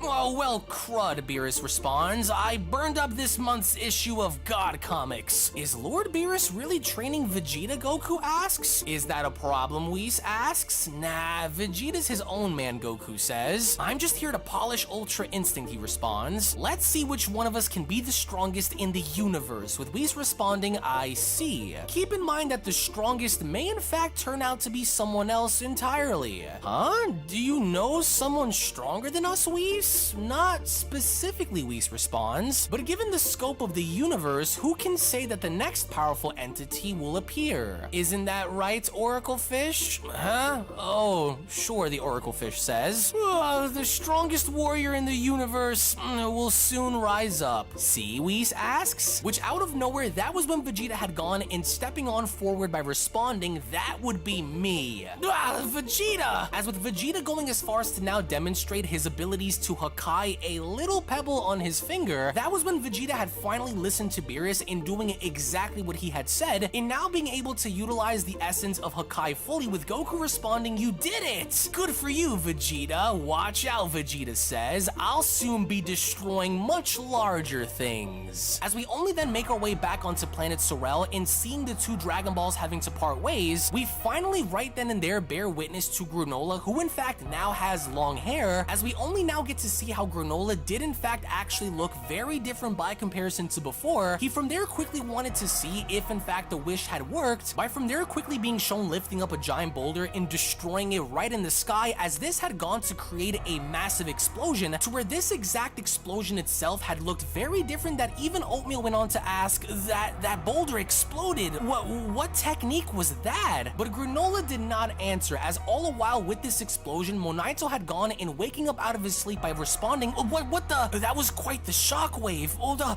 Granola, the Dragon Ball, it's gone. Don't tell me. As the very moment we then see how Monaito had gone and running outside, that's when Monaito had gone and spotting Granola by shouting, "Granola, what have you done? Did you really use the Dragon Balls?" "Yes," Granola responds, "the strength I've gained is unrivaled in the universe." "What? The whole universe? I can now bring Frieza down," Granola says. There had to have been a condition," Monaito says. "Don't tell me you've accepted. Of all the foolish things you could have done. Listen, Granola, there's no better way to make new enemies pop up out of the woodwork than by brandishing that sort of power." "Oh, don't be ridiculous, Monaito. As the greatest warrior in the universe, I can defeat any threat that comes my way." "Oh, don't let that power go to your head, boy. You may be the strongest today, but you don't know who or what tomorrow will bring." But Granola could care less. As he sprung up even farther up in the air, that's when Monaito went on to ask, "What now? What's going on?" "I'm not detecting Frieza's presence on any nearby planets." "What was that? That's a power you have now?" "I'll have to ask Alec for Frieza's location." And the moment Granola was shown taking off, that was when Monaito was shown calling out for Granola before having to fall on down to the floor and responding, "What have I done? I've upended his life once again." As in this time with Granola shown boarding his ship and leaving planet Sorel to go find the heaters, with Vegeta and Goku also now being shown having to argue with the Oracle Fish, it seemed as though Whis was watching from his scepter and realizing as to what was going on, with Goku and Vegeta demanding to find out who the strongest in the universe was going to be. The Oracle Fish was not willing to give up that information, as we only then go back within Granola's ship and seeing as to how Granola was shown cutting his hair, we continue to observe how Whis was having to see this, as Whis went on to comment, "I see. So that's what's happened. Oh, this may cause some turmoil." As indeed turmoil was caused, because 2 days later, as Granola's ship was finally shown entering the heater's orbit, Granola was then shown having to push past security and entering the domain of the heaters, as Alec went on to ask, "Granola, we're in the middle of a show. What do you want?" "Tell me where Frieza is," Granola shouts. "That again? Why'd I think it could possibly be anything else? Like I said, you aren't strong enough to handle Frieza," with Granola responding, "Like I said, you ain't strong enough to handle Frieza," with Granola responding, "You're wrong. I am. I am now the strongest warrior in the universe." "In the whole universe, huh?" Maki asks. "Did you have a nice dream or something?" Looks like his obsession with revenge has finally made him snap, Oil says. "Sorry, Granola, but we've got a packed schedule today. We were just about to sit down for dinner, so come back later and we'll hear all about your silly dream then." "It wasn't a dream. I really am the strongest," Granola shouts. "So tell me what I want to know." "Oil, see our friend out," Alec says. "You got it, boss." "Buzz off already," Granola, Oil says. No one likes a party pooper, but Granola was not willing to back down at all, because the very second Oil had made the assumption that he in fact was about to throw Granola out, with Oil shown having to miss his strike, Granola had then proceeded to literally one-tap Oil on the stomach, which from there had resulted in Oil flying across the room and hitting the wall behind him. As the heaters could not believe as to what had just happened, that's when Maki went on to ask, "How'd you do that?" "As I said, I've gotten stronger," Granola says. clearly you're not just full of hot air, Alex says. Get up, Oil, and fight him. Yeah, Oil says. I'd be happy to see what you're made of, Granola. Now fight. And the moment Oil had once again dashed right back at Granola, we only then little by little get to see the fruits of Granola's growth in seeing as to how A, he was able to avoid each and every single one of Oil's strikes and attempts to grab him, on top of the fact that Granola was able to bop, weave, duck, dodge, and avoid every single one of his punches, his kicks, in almost making this seem as though this was child's play for Granola, to where even then with Oil shown throwing a gigantic rock at Granola, with Granola shown having to stick his arm out, in an eerily similar way to that of Hakai, Granola was from there shown having to completely dust the gigantic rock that Oil had thrown, as this even had gone to piss off Maki, with Maki having to respond, "Is that magic you're tossing around? I'll rip you apart and see what you're made of." As to when even Maki was shown having to jump on in trying to do her best in attacking Granola, Granola was effortlessly able to avoid all of her strikes by from there being shown wrapping his scarf around her arms, as he then carried on to swing on Maki forward in slamming her directly down onto the ground. This was now beginning to become very evident at Granola's statement in now being much stronger than how he was before, until that was when Gas had immediately taken action by jumping on forward and saving Maki. With Alec having to now realize the gravity of the situation, that's when Alec went on to tell Gas, "No need to join this fight, Gas, stand down." That's enough. We got a good glimpse of his power, he says. Granola, I know you've been getting stronger as of late, but anyone can see there's something strange about your big power-up. What happened to you? Not for you to know. With Alec asking, then why should we tell you where Frieza is? If you screw up this quest for revenge, we'll be the ones with targets on our backs. We're gonna need some assurance that you're more than a match for Frieza, with Granola responding, "Fine, I used the Dragon Balls." What the? Thought so, Alex says. So Planet Sorel has its own Dragon Balls then? It does, Granola says. Right. And that's how you became the strongest in the universe? Exactly. Oh good, that's all I needed to know, Alex says. But keep your shirt on. We don't know where Frieza is exactly, because finding that out is going to take some time. Go home and cool off your head and we'll be in touch. Fine, but make it quick, Granola responds. I don't have much time to spare. Oh, is that so, Alec asks. Want to elaborate? I don't have very long to live.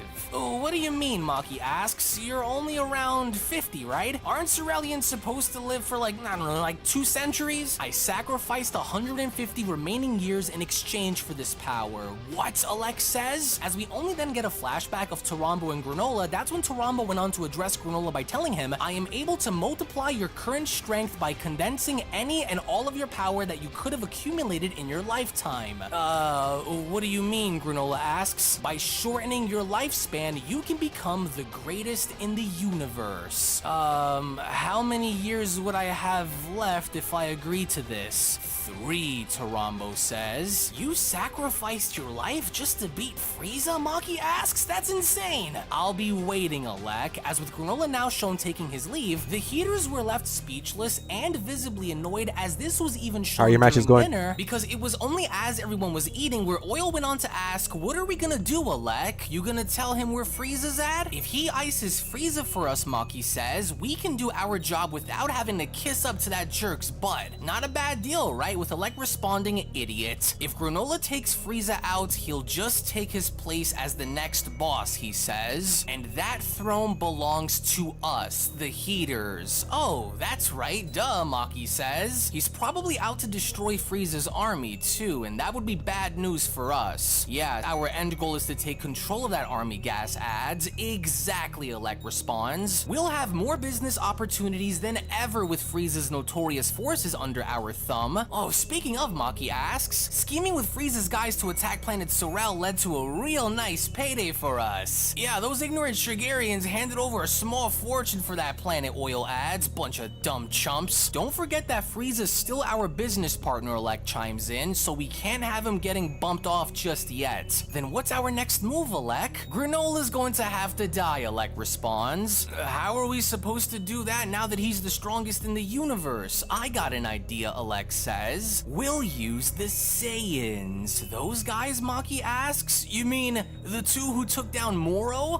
Right. Based on 7-3's data, those Saiyans are really strong. We'll pit them up against each other another 2-on-1, Alex says. Oh, I get it, Oil chimes in. Granola's got a grudge against those Saiyans too, so he'll be itching to fight some warriors from that tribe, with Alec responding, bingo. Universe's strongest or not, if he's up against that pair, then it's game over. As all the while in the meantime, with Granola shown traveling, Goku shown meditating, and with Vegeta shown training, it was only from that point where the narration went on to let us know at last fate will bring these three together, as it was only right then and there where Dragon Ball Super manga chapter number 70 then comes to a close. Now, what was interesting more or less about this chapter in specific was seeing as to how we finally now got to see the Heaters scamming and scheming and plotting and strategizing and trying to pick their spots very carefully, after now having to see that in fact Granola had indeed now become the strongest warrior in the universe by proxy of having to make this wish. So now that the Heaters are interested in using Granola as a pawn to fight the Saiyans, only to have everybody die essentially, because the goal now is to ultimately destroy Frieza, capture his army, use his army's notorious reputation for business, and to simply go along the lines of carrying these acts out by growing and expanding the Heater's name. We only from here now find ourselves entering Dragon Ball Super manga chapter number 71, with Goku now being shown having to be overseen by Whis, as Whis went on to ask Goku, tell me, what is the decisive difference between us angels and you, Goku? With Goku responding, I don't have a halo thingy? But as Whis went on to ask Goku, tell me, what is the decisive difference between us angels and you, Goku? With Goku responding,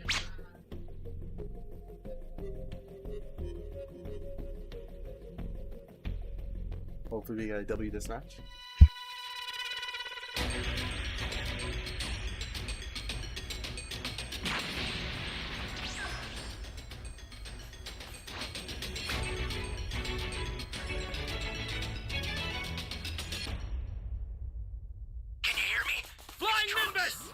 I've set a super time machine, as well as a crate of supplies. Here's how to launch. Find the power keys, then place them in the right spots.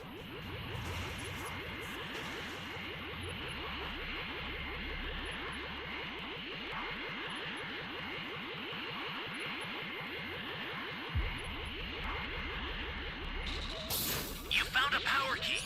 Go slot it.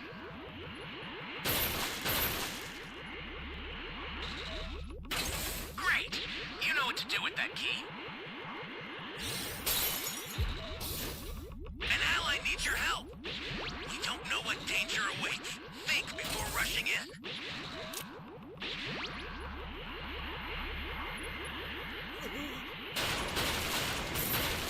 Well then.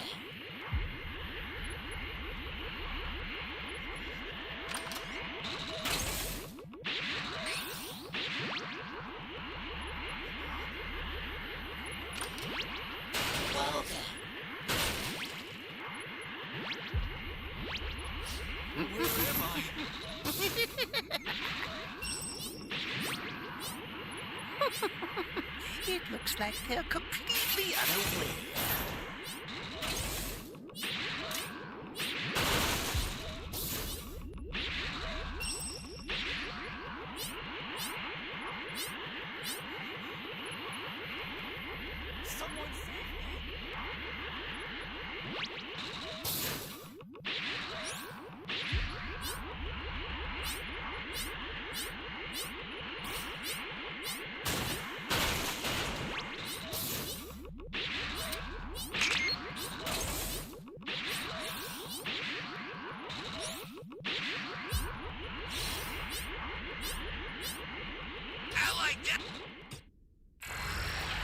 I'm putting you out of your misery right now! Down! If you intend to rescue them, watch out for enemies.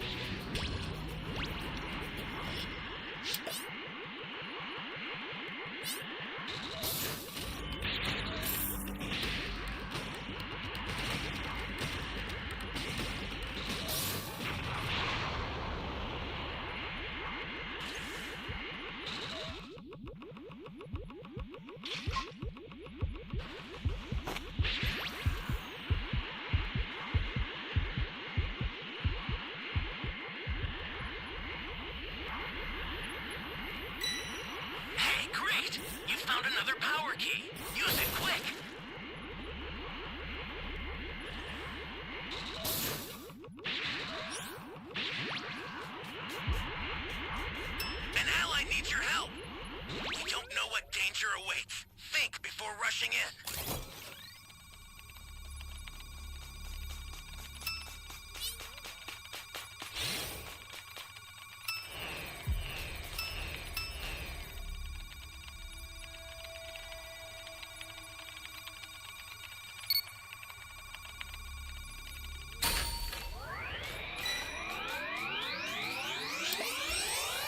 That's a new power key.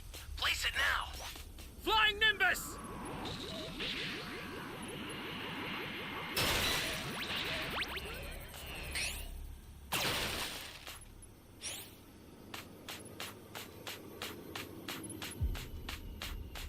Ally down! If you intend to rescue them, watch out for enemies.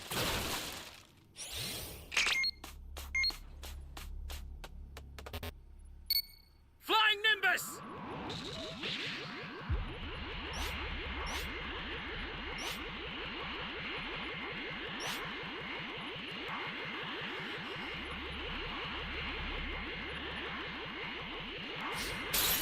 Hey, great! You found another power key. Use it quick.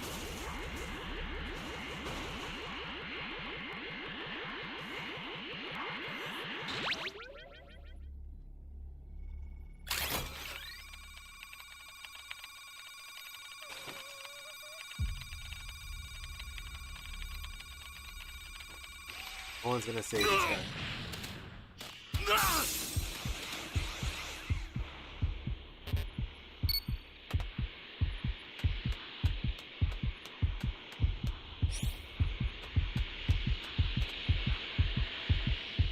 Stay calm. Stay calm. You'll stop. Let's go!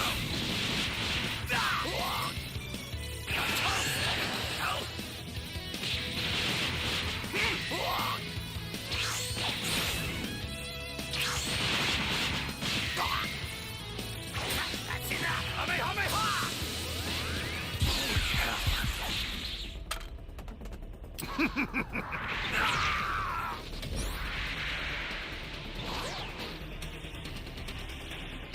Before you die, allow me to show you what a fully evolved Tuffle is truly capable of.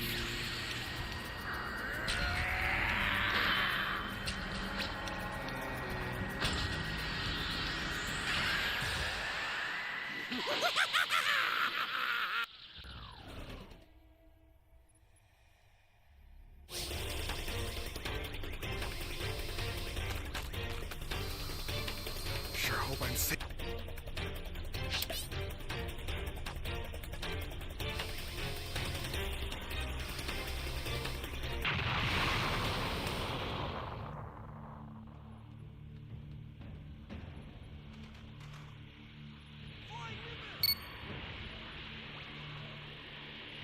Imagine that luck.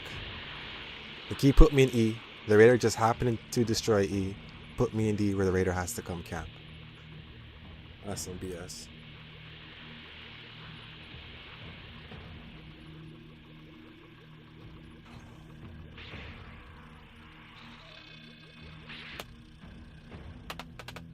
Change!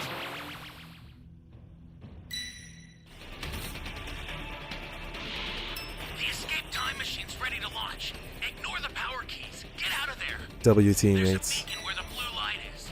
Do you see it? Head that way fast. These guys do not play Fortnite. An ally needs your help. You don't know what danger awaits. Don't Think worry, before rushing I'll in. make the rain stop. I've sent the escape time machine. Use it to get out of there.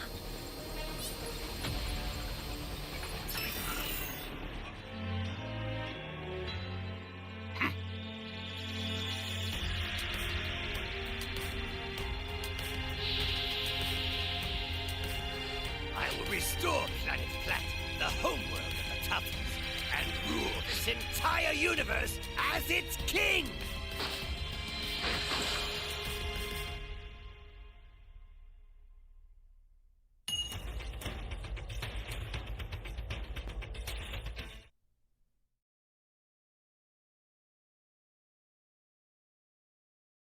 Unbeknownst to Goku from behind Whis, as soon as Whis had gone as far as to move his head, it was only from there where Goku was shown being struck by Whis' staff. As his body went on to fall back, that's when Whis went on to tell him, it's that we're always in the Ultra Instinct state, while you, on the other hand, yeah, I know, Goku says, I gotta transform first into Ultra Instinct. My body just doesn't dodge stuff on its own, right? Not exactly, Whis responds. It's that you're equating Ultra Instinct to a transformation. When your heart is calm, your body should move on its own no matter what form you are in, Whis says. As he only from there went as far as to now demonstrate his skills by spinning his staff around. Nice, you you're playing as almost Survivor? feel the difference coming off of the pages between Goku and Whis with where they are using Ultra Instinct, because as soon as Whis had gone as far as to put his staff down, that's when Goku went on to ask, so you're saying that I gotta figure out how to use Ultra Instinct in my normal form? Yes, Whis says, doing that will free you of the stamina drain that is creating a time limit. Oh, gotcha, Goku responds. It does tend to cause a lot of trouble for me, yeah. As for the full transformation that accompanies Ultra Instinct, let's set that aside as a last resort when a battle demands that you surpass your limits. Oh, this is probably gonna take a while, Goku says. Well, about that, Whis responds. Time may not be on your side, huh? Why's that? This concerns you too, Vegeta, Whis says. In which as soon as Vegeta was from there shown putting down this massive boulder and walking towards Whis, that's when Vegeta had gone as far as to ask, what is it? While training, your rivals should be yourselves from the previous day, Whis responds. Work hard to grow stronger than your past selves.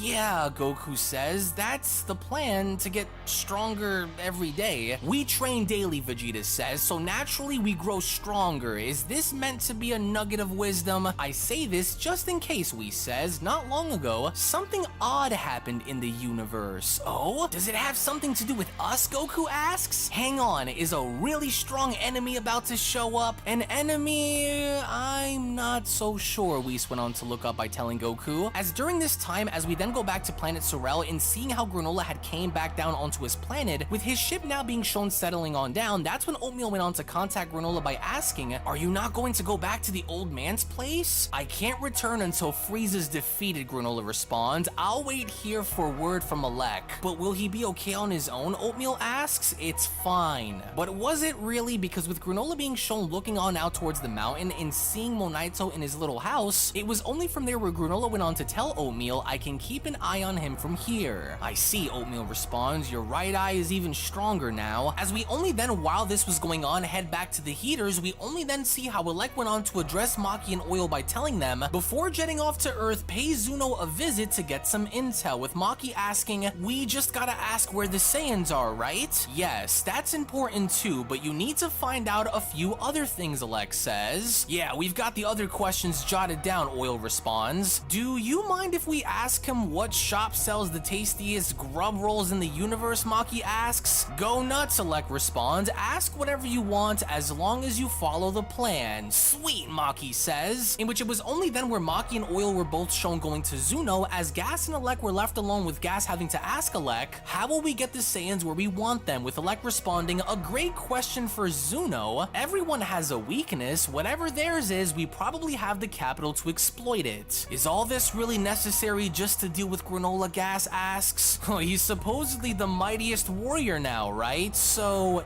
yes, just in case. Oh, what's wrong, Gas? Alek asks, with Gas responding, I wish you had let me fight him as well, with Alek being shown walking towards Gas by putting his hand on his shoulder and telling him, I've got no doubts about how strong you are. You might have even won that fight, but I'd hate to think about the worst case scenario. Your moment to fight has yet to come, he adds. Listen, you're the only member of this family who can surpass Frieza himself. Just relax, the wind's blowing our way now. If everything goes nice and smooth when the dust settles, the supreme force in the universe will be the Heaters. As only a few weeks later, with Maki and Oil then shown having to arrive at Zuno's palace, it was only from there, before Zuno could give any sort of answer to Maki and Oil, where Zuno had wanted a kiss in return from Maki, sort of like a gag, in order to give them exactly what they came here for. As all the while, in the meantime, a few weeks later, when then going back to Beerus's world, we only then finally see how Goku was in fact now able to close his eyes and definitively be able to counter Whis' staff, as this whole time when Whis' is trying to do to Goku is allow for him to adapt by growing in his base form first, and from there being shown giving Goku the opportunity to better adjust himself while having to go up against Whis' staff, as towards the very end it almost appears as though Goku is now actually able to successfully outmaneuver Whis' staff completely, as all the while in the meantime, retrospectively when going back to Vegeta, he was now also being shown doing the same thing in training with Beerus as Goku was training with Whis, with Beerus so casually being shown sipping on a drink while throwing these gigantic logs down a waterfall for Vegeta to destroy, because the entire premise and lesson here for Vegeta is to completely nullify an object to its core, which by the very end, it seemingly appears as though Vegeta was in fact able to get the better of this and allow for himself to become even more adjusted by being shown Hakkaiing objects fully now, but despite nearly wiping out the entire waterfall with Beerus being shown clumping Vegeta across the head with, as all the while with some time having to now pass, Maki and Oil have now finally found their way onto planet Earth, as with both of them now looking to get Chi-Chi and Bulma to contact Goku and Vegeta, that was exactly what it went down, because the moment Bulma had gone as far as to call Whis, that's when Whis went on to respond, "Oh, Bulma's calling?" To where as Whis went on to answer, that was when Bulma went on to ask, "Are Vegeta and Goku there? We've got some guests asking for them." "Guests? Who are they?" Vegeta asks. A pair of aliens from the looks of them. Apparently there's some villain they want you guys to beat." "A villain?" Goku asks. "Listen up, Goku," Chi-Chi shouts. "They're gonna pay you to beat this guy up. Training's one thing, but it doesn't put a roof over our heads," she shouts. "You need to bring home the bacon now and then." "Yikes," Goku responds. "You're there too, Chi-Chi?"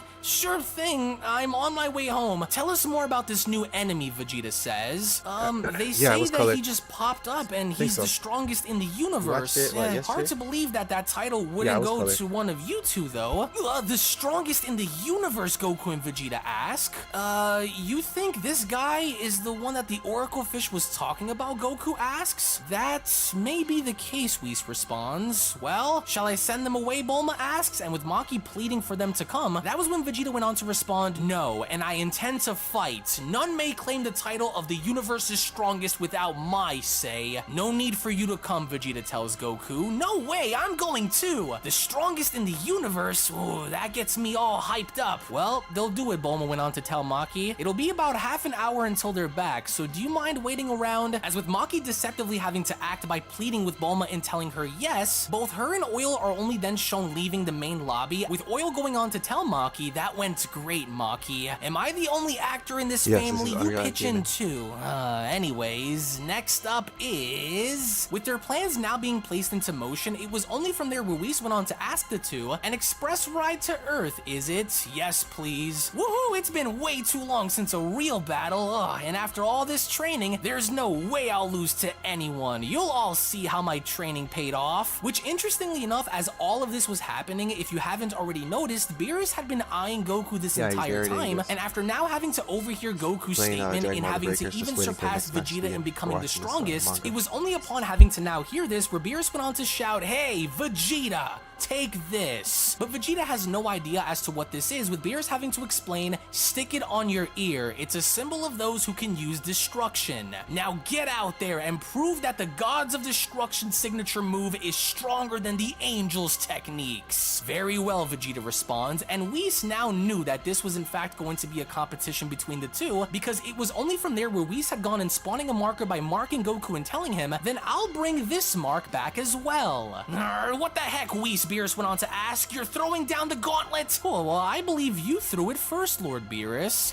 "Calm down, Lord Beerus," Vegeta says. "I have no intention of losing to Kakarot." And with Vegeta shown clipping on the God of Destruction ear onto his left ear, it was only from there where Goku went on to tell him, "You're gonna eat those words. Your mutually beneficial rivalry is all well and good, but access confidence may be your doom." "Huh? Is this guy really that nasty?" "Well, I cannot speak on his nastiness," Whis adds, "because, well, he's only just appeared," he says. "I cannot intervene in affairs of the mortal realm, but I will leave you with that warning. Now, shall we be off?" As it was only then where everyone was shown taking off and leaving Beerus' planet, it was only from there where Beerus went on to shout, "Oh, finally, peace and quiet. Time for a decent sleep." "Oh, there they go," the Oracle Fish adds. Not that I care. In which, as they were now beginning to make their way back onto planet planet Earth, we only then observe and seeing as to how Oil and Maki were now beginning to ravage one of Bulma's offices, and later coming across the Dragon Radar and using this as a means to now find the Dragon Balls on planet Sorel, in which all the while as Chi-Chi went on to catch them, that was when Maki had gone as far as to lie to Chi-Chi by offering her money and manipulating the overall situation to such an extent to where finally enough, as Goku and Vegeta have finally arrived, Vegeta had seemingly enough been very suspicious at the overall situation, Right now I'm with still in the Maki lobby trying to waiting for do a her match. very best in convincing them, and even now going as far as to boost their own egos by allowing for them to know that this individual, which just so happens to be Granola, is a very strong opponent, to where not long after we then finally find our heroes on the Heater ship and now making their way onto planet Sorel, with Maki and Oil now going as far as to offer Goku and Vegeta anything they want in terms of food, in terms of luxury, in terms of doing whatever it was that they needed to do or wanted to do on the ship while now making their way unsuspectingly to Granola. It was only during these events where Maki had gone as far as to contact Granola, with Granola having to then answer with Maki responding, "It's Maki, sorry for the wait, Granola." "Good, I was running out of patience," Granola responds. "Well, do you have it, Frieza's location?" "Yep, we finally found him," Maki says. "Really?" Granola asks. "Where? I'm ready to ship out," with Maki responding, "The thing is, our scouting squad screwed up on this one, so they let it slip that you're gunning for Frieza's head." "What?" "Yeah, the word is two of Frieza's assassins are making their way for planet Cereal right now." "Members of Frieza's army are coming for me?" Granola asks. "We think so," Maki responds. "Sorry about that." "No, this works in my favor, actually. The perfect chance for me to strike back and beat Frieza's location out of them directly." "Gee, what a great idea," Maki responds. "Ah, and one more thing that you should know." "Yes," Granola says, "these two goons are apparently members of that Establishing extinct the Saiyan tribe." What? Granola asks. "Guess there were a few survivors, huh?" There are Saiyans who are still alive? The tribe that drove the Sorelians to extinction? "Yeah, that's what they say anyway," Maki continues, "but you got this, buddy. We'll be in touch." And as Maki went on to hung up, that's when Oil went on to tell her, just as planned. Yeah, that last bit had gotten his attention just like we thought it would. In which as Granola was now beginning to make his way on top of his ship and now being shown staring out into the night's distance, and from there going as far as to see the old city that once stood for the Sorelians, Granola from there went on to respond, "Saiyans are coming to my planet once again. It's 50 years overdue, but revenge will finally be mine," as it was only right then and there where Dragon Ball Super manga chapter number 71 then comes to a close. Now, what chapter 71 tries to establish is creating the fundamental scenario and giving us the idea that Goku and Vegeta are both going to be subconsciously and indirectly competing in order to prove one another's power, in demonstrating that whoever it is that they're training with has now proven to be the superior path to walk down in terms of either one of them being stronger than the other, as we're all the while with the Heaters trying to do what they can in order to manipulate the situation and bringing Goku and Vegeta on over to Granola. Chapter number 71 establishes itself as being the prelude to a massive battle to come, as we only from that point now enter Dragon Ball Super manga chapter number 72, as 8 entire days have now passed, with our heroes now finally having to arrive on planet Sorel, with Goku having to ask, "So, this is planet Sorel, huh? Seems peaceful enough," Vegeta responds. "Yeah, the bad guy is lurking beyond that mountain," Maki went on to point out. "I don't sense any massive chi signatures," Goku responds. "Maybe he's suppressing his power? We do that." "Yeah, getting any closer could be risky, so we'll hang back here," Maki says.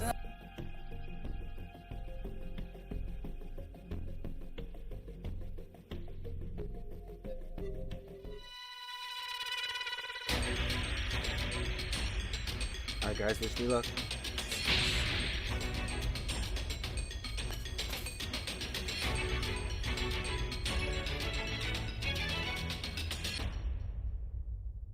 Can you hear me? It's Trunks. I've set a super time machine, as well as a crate of supplies. Here's how to launch. Find the power keys, then place them in the right spots. I've arrived. At last.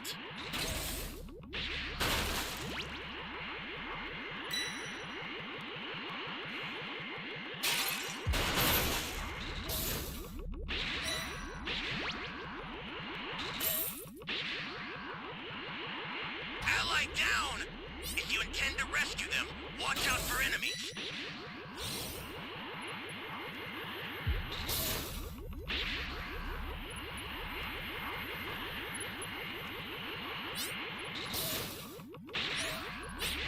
I need help! I've arrived. At last.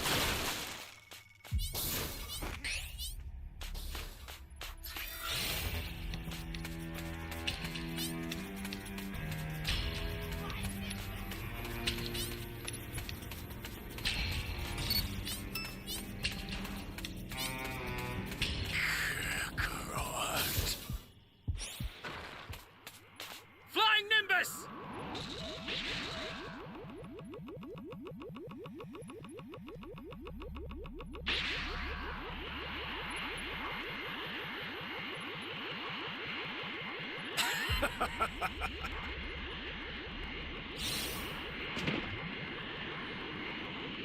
You found a power key.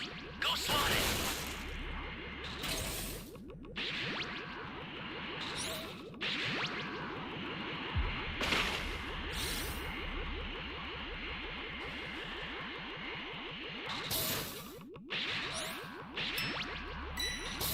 That's a new power key.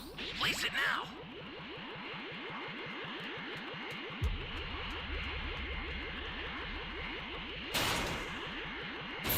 This is bad. Somebody's down.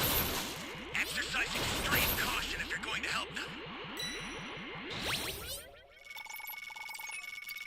Oh, come on! Thank you. Thank you.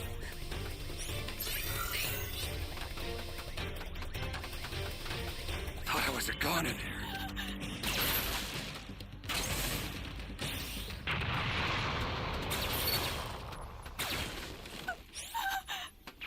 Flying Nimbus!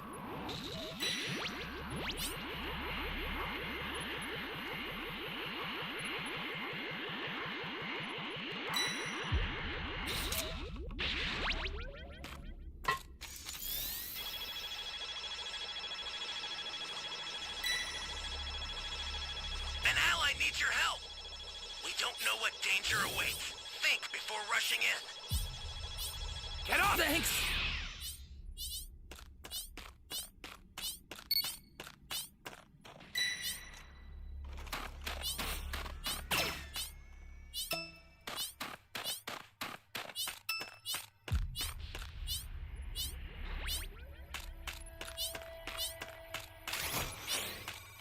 Welcome. Thank you. Close.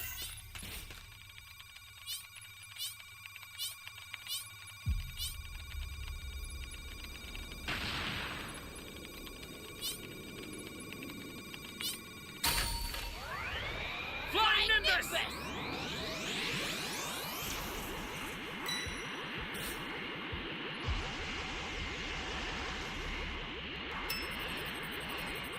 Hey, great! You found another power key. Use it quick.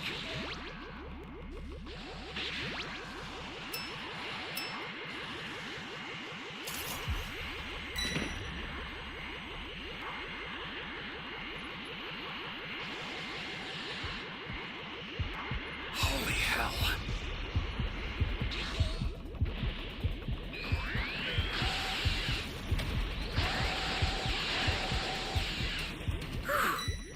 This is bad. Somebody's down. Exercise extreme caution if you're going to help them.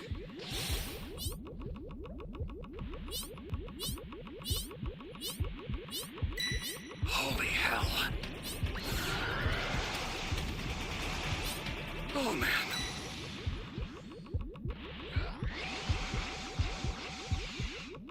Ally down! If you intend to rescue them, watch out for enemies.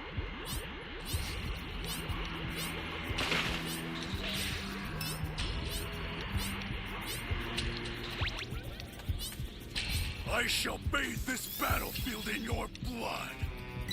A super transfer is headed your way. Take it now.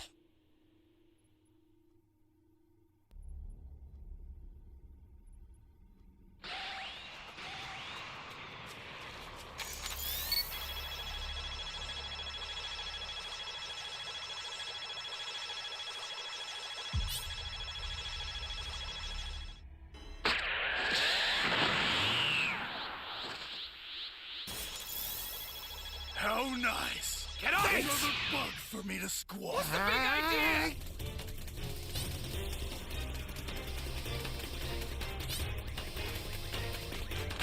Bastard! Hang in there! I owe you.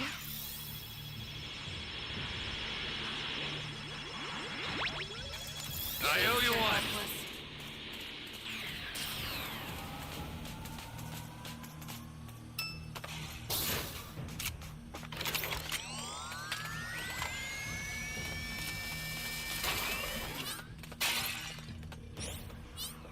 Flying Nimbus!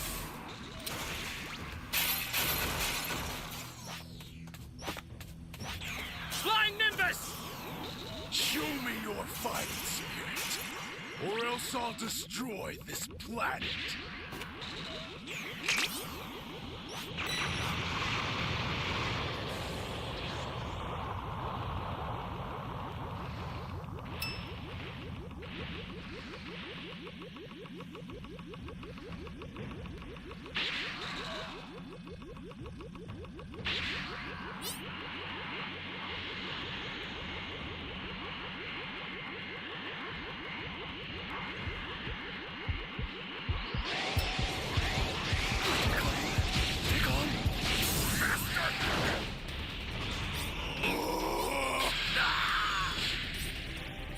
Trash will always be trash. Show me your fighting spirit, or else I'll destroy this planet.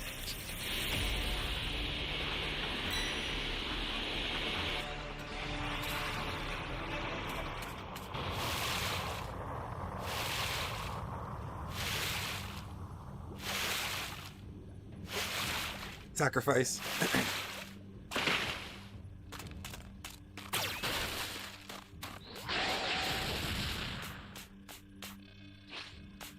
Give me a break.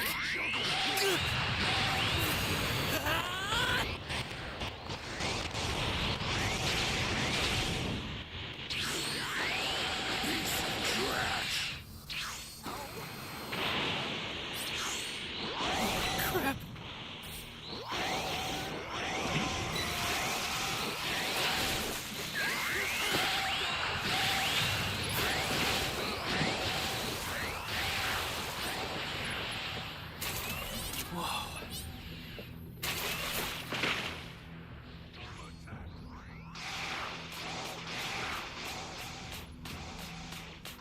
An ally needs your help.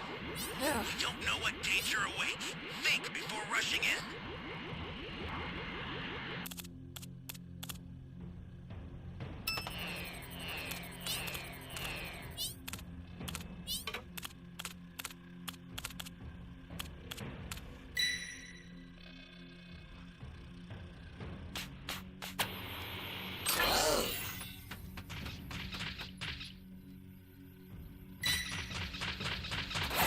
It's do or die!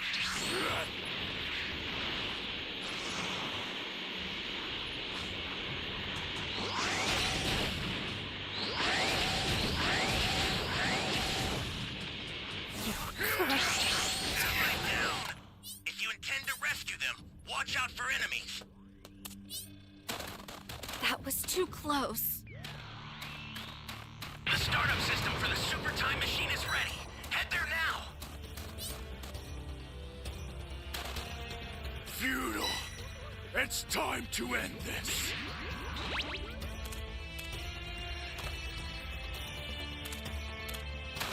I'll send some supplies to help. Make good use of them.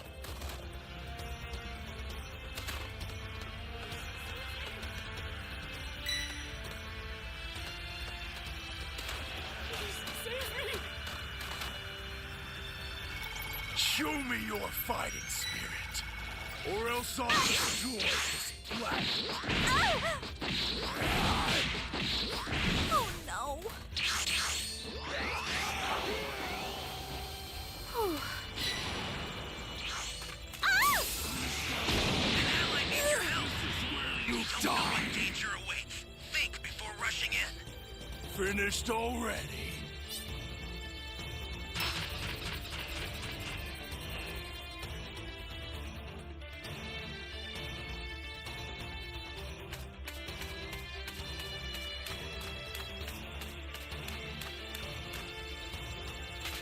startup system is under attack. Stop it if you can, but retreat if you need to. Got it? The startup system's under attack. You serious? Guess I got no choice. Too slow. You're done!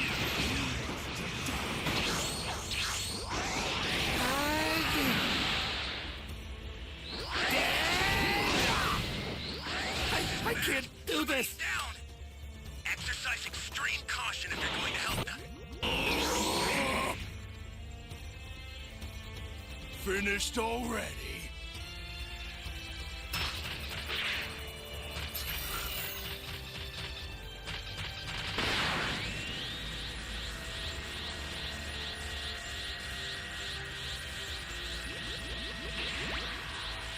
Yo, Terrence, am I lagging?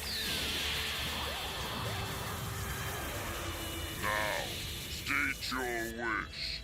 I shall grant you any wish that you desire. It shall be done. I will grant your wish.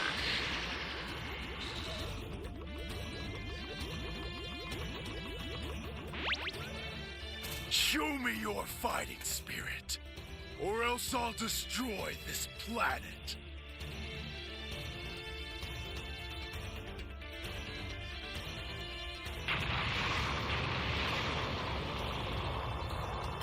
The startup system's destroyed. The escape time machine's almost prepped. You need to head for the beacon that's indicated by a blue light.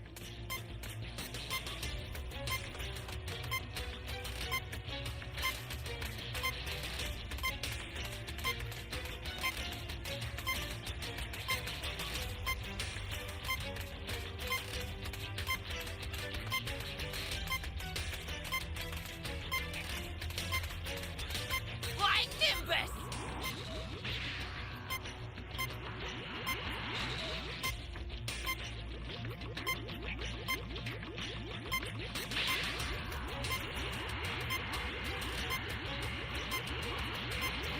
I don't know if it's my internet that's lagging. A monster? No. I'm the devil himself!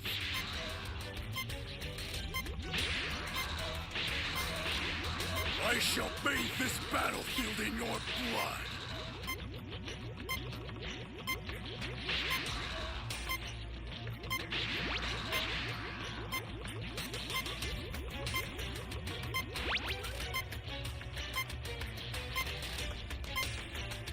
Futile!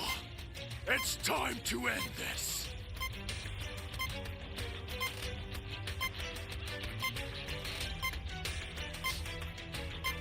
Show me your fighting spirit, or else I'll destroy this planet!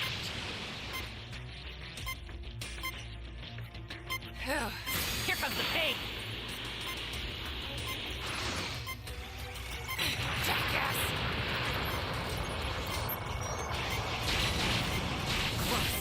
Where do you think you are? Flying Nimbus!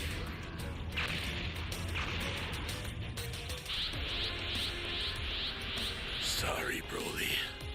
You'll be dying alongside this planet. Where do you think you're going? I was Well, GG's. going to escape with you. In a one Broly locked person off pod. the last key in B. So that's where I got KO'd, but GG's.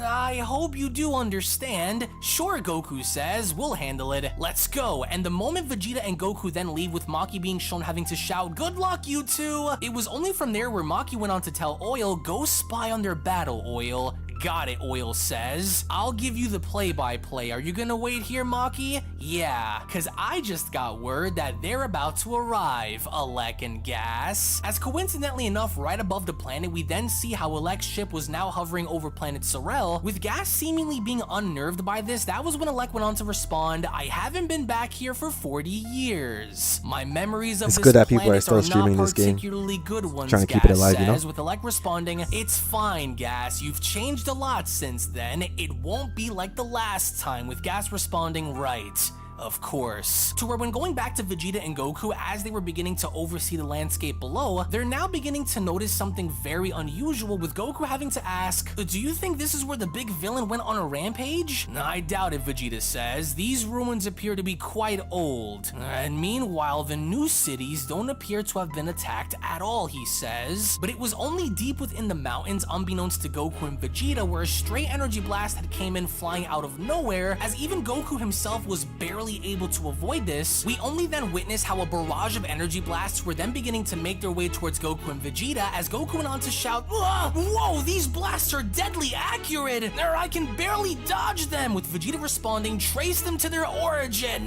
That's where we'll find him! With Vegeta then quickly being shown having to power up into a Super Saiyan, they were both from there shown having to scan the entire area and trying to figure out as to where this came from. With Goku now noticing that everything off had that region stopped, lock. that's when Vegeta went on to respond. Everyone complains about it on "Expect Twitter, more," and they don't listen. More came, because the very second they were once again able to spot Granola shooting from within the forest is where we then get to see how both Goku and Vegeta were now making their way into the fire and now deeper within the forest, because with both Goku and Vegeta then shown having to avoid all of these attacks and now making their way back down onto the ground, they were from that point extremely surprised to find nobody there, as Goku went on to respond, there's no one here, what gives? Those shots were definitely coming from this spot, Vegeta says, but then, out of nowhere once again, this time from above, we then observe how another hailstorm of energy blasts were then beginning to rain down on our heroes, with Goku shouting, "Sir, now they're coming from above!" As both Goku and Vegeta were from there shown trying to do their best in avoiding each and every single one of these blasts, they were now shown having to fly directly up and trying to catch the culprit behind this until, out of nowhere to their side, another barrage of energy blasts were then shown making its way towards them, as they were both essentially enough confused as to where this was now coming from, with Goku having to ask, again from the ground? You're saying that he's moving faster than we can keep up with, Vegeta asks, but that's not. But then, unbeknownst to both Saiyans, Goku was from here on out the first to be struck by one of Granola's attacks, as this ki blast itself was so precise and so accurate enough to hit Goku right in the back of the neck with, that by the time Goku had realized as to what had just happened, Goku's body was from there shown having to fly down onto the ground and essentially being rendered immobile, with Vegeta being shown having to make his way back down to help Goku. Vegeta at that point knew that something very bad was about to happen, as Vegeta went on to respond, he struck a vital point with such accuracy from that far away.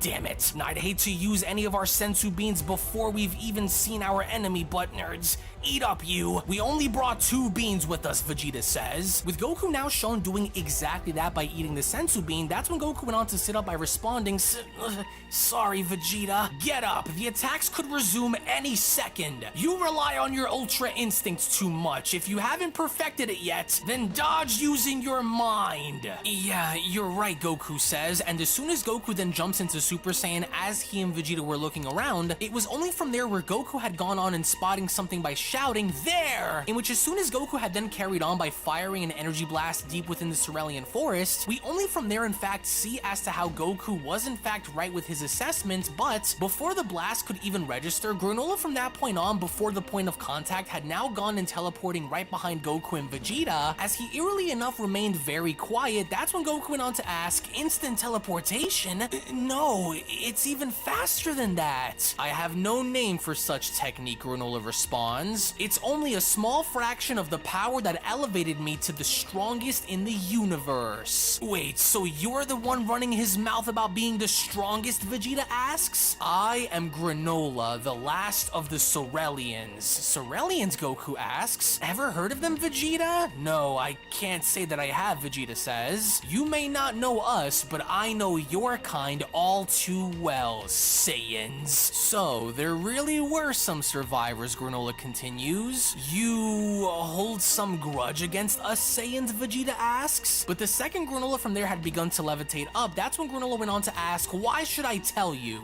Either way, your tribe is fated to meet its end here. As with both Vegeta and Goku now remaining eerily quiet, Granola from there had taken initiative in squeezing his palm down below, which had from there created a gigantic explosion that was eerily enough similar to that of Hakai. As with both of them now being shown lucky enough to avoid this massive explosion, it was only from there where Goku went on to respond, oh, that was a close one. Did you see that move, Vegeta? Yeah, it was similar to destruction, Vegeta says.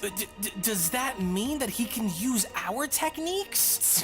Ridiculous, Vegeta says. Escaping into the air, you're stronger than I expected, Granola says. Hey, what now, Goku asks. Should we attack him together? Don't be absurd. I'm not in the mood for teamwork, Vegeta says. I came here to prove my superiority over you. Okay. You may fight him first, Vegeta tells Goku. Huh? You sure? He's already hit you once, so you need to get payback for that. With Goku responding, I guess, yeah. What are you doing, That's a good question, Granola and shouts. I don't know. Get down here, I really don't know the unless answer you'd to that. rather be shot down again. Okay, Goku says, I'll take the lead on this one. Go on, Vegeta tells him. To where as soon as Goku had now gone and meeting Granola face to face back down onto the ground, that's when Goku went on to tell him, you're up against me first, Granola. You plan to fight me alone? You really are a tribe of fools, Granola says. As all a while now in the distance with Oil having to be shown watching, that's when Oil went on to comment, oh, come on. They're not gonna fight him together? As even with Vegeta now being shown making his way onto the ruined city, that's when Vegeta went on to also comment, this Granola guy seems to be up to something.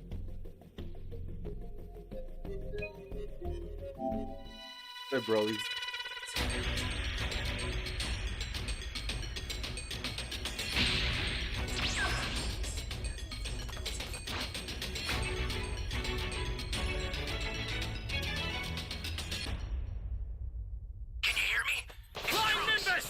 I've set a super time machine, as well as a crate of supplies.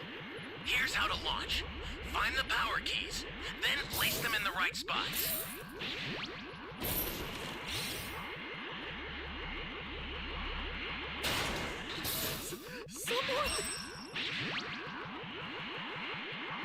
You found a power key.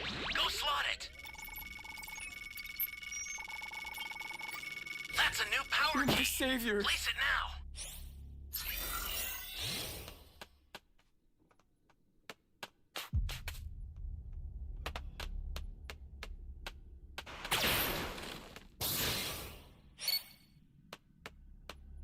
Where am I?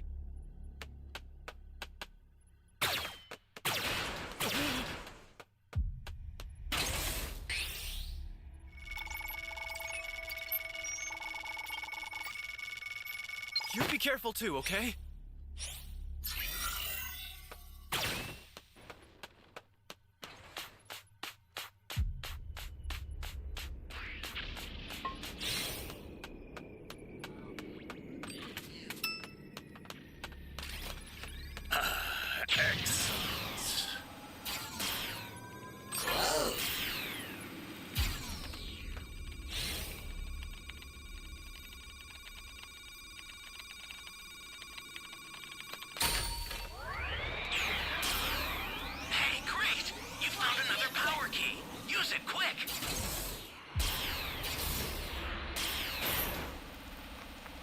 I've arrived, at last. Great! You know what to do with that key. Perfect! You're my savior.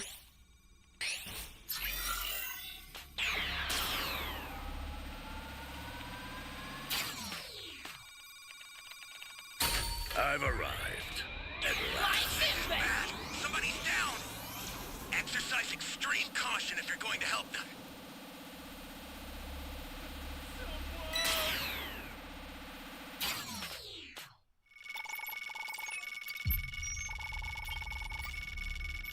You're a big help.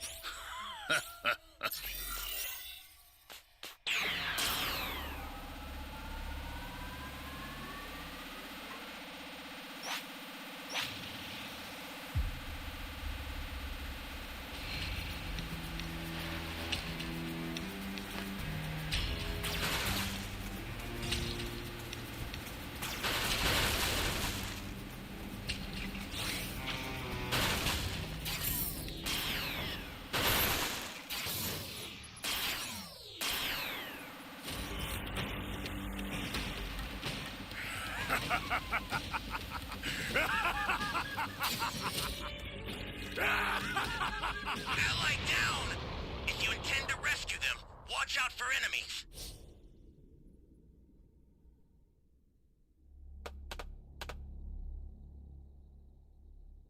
Hey, great! You found another power key. Use it quick!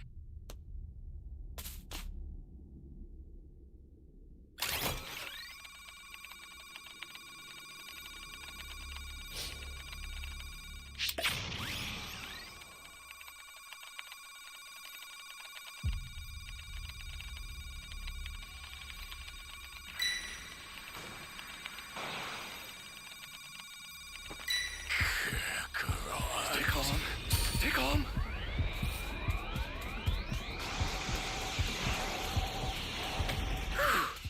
Flying Nimbus!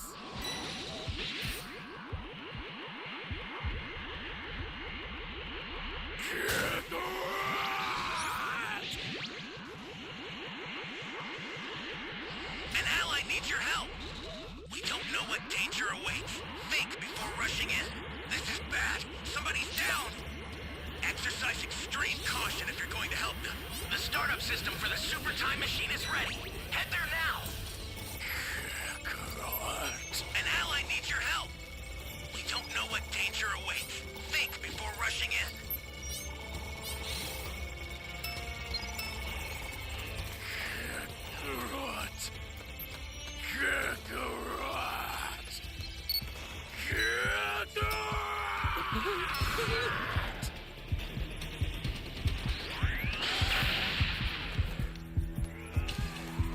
I'll send some supplies to help. Make good use of them.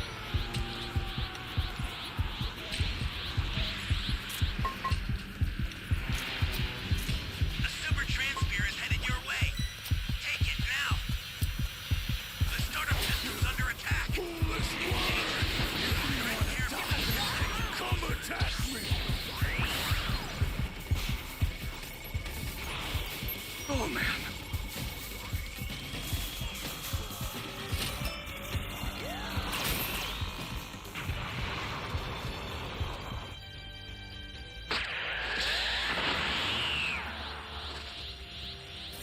Elijah, what's up?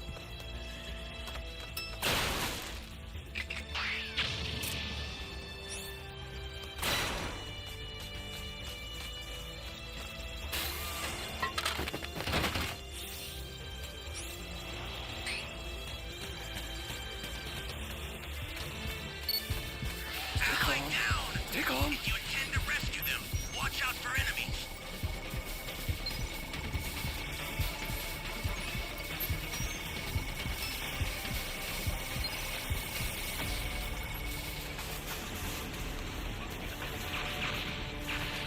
Oh, man.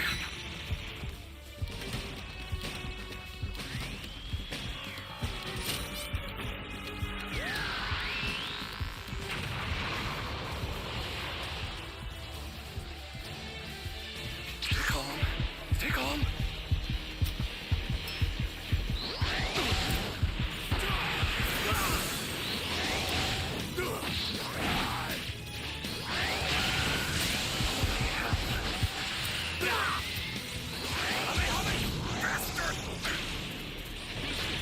You die! Trash will always be trash.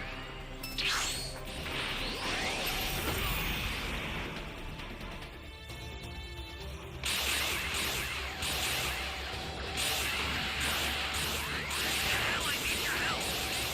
Don't know what danger awaits. Think before rushing in. Are you playing right now?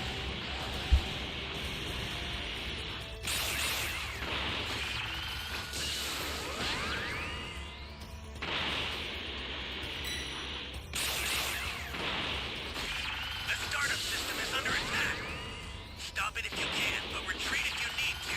Got it? The startup system's destroyed. The escape time machine's almost trapped. You need to head for the beacon that's indicated by a blue light. I've sent the escape time machine. Use it to get out of there. Step forward. The escape time machine's fast. Whenever you have a beacon, call it again. Serious? I've sent the escape time machine. Use it to get out of there. Let's do this! The escape time machine is back. Whenever you have a beacon, you can call it again.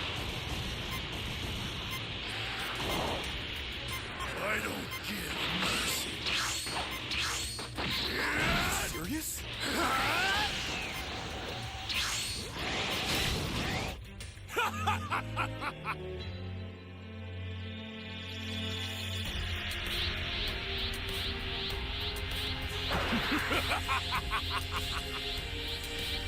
If you'd only chosen death, you could have avoided more suffering. The end is nigh!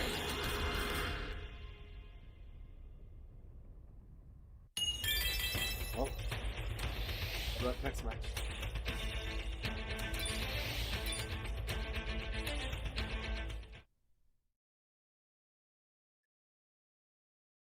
Something. I'll keep my eye on the situation for now. There may be more to this than yet another villain to defeat. So, where's the monstrous ape form you people are known for? With Goku responding, you sure know a lot about us. Based on my own horrible experiences, yes. We can't pull off that transformation anymore, Goku says, but I can do this. As the very moment Goku had now jumped from Super Saiyan directly into Super Saiyan God, Goku was by no means looking to mess around, as Granola went on to respond, first golden hair and now red. I thought all Saiyans had black hair, with Goku responding, thanks to our training, we've got a bunch of transformations up our sleeves. This one's called Super Saiyan God. God? A bold claim, Granola responds, a name that's at odds with the savage nature of your kind. Oh yeah, Goku responds, let's do this, Granola says. Ready when you are. As you can almost feel the tension between both Super Saiyan God Goku and Granola now, it was only to Goku's surprise the moment Granola had gone in dashing towards him, where Granola had attempted in striking Goku's neck, with Goku barely being shown having to avoid Granola's strike, but Granola did not stop there, because it would only appear as though from the beginning Granola was the one that was more or less on the offense while Goku was on the defense, because with Granola shown attacking Goku over and over and over again, that was when Goku went on to say to himself, I can't find an opening, or he's not backing down. In that case, and as soon as Goku from there was then shown closing his eyes, we only now begin to see how Granola was beginning to miss his attacks, as even Granola himself was surprised, because with Vegeta now seeing that Goku had adapted the principles onto his Super Saiyan God form in avoiding all of Granola's attacks, it was only from there where Vegeta went on to comment, Ultra Instinct, I see. It becomes more accurate when used in conjunction with a Super Saiyan form. As Granola seemingly looked as though he was Hope not everyone's able to having a good touch night. Goku now, so it was upon Just having watching to be this shown manga until leaping next up in match the begins. air and creating multiple energy blasts on his fingers, Granola had then carried on by firing multiple energy blasts down at Goku, with Goku being shown having to avoid each and every single one of them, to where in conjunction with Goku being shown having to avoid everything, it was only as Goku had gone and looking back up to notice that Granola was in fact missing, as this essentially was the opening that Granola was looking for in now being able to strike Goku precisely, because with Granola now making his presence known in striking Goku directly in the stomach, Goku from that point was beginning to now be shown backing up while holding onto his stomach, as Goku went on to respond,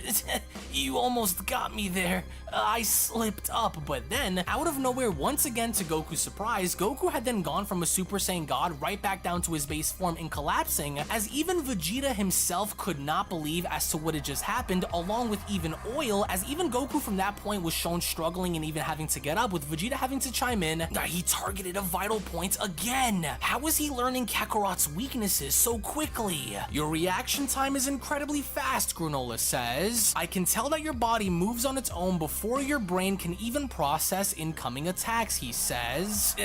You noticed, huh? However, even a flawless fighter cannot hide his vital points. As you dodged, I observed your blood flow and muscle movement, and I learned exactly where to strike. But blood flow? You mean you can see stuff like that? This right eye of mine is the sharpest in the universe. It sees all, Granola says. Sharpest in the universe, huh? A tribe driven to extinction known for their evolved right eyes, Vegeta says. Well, this is starting to sound familiar. And with Vegeta now being shown taking a look around at the destroyed city, that's when Vegeta went on to ask, could it be? And that's not all that my eye can perceive, Granola continues. You're still concealing your power, aren't you? I don't know what you're up to, but you really don't have the luxury of holding back, Granola says.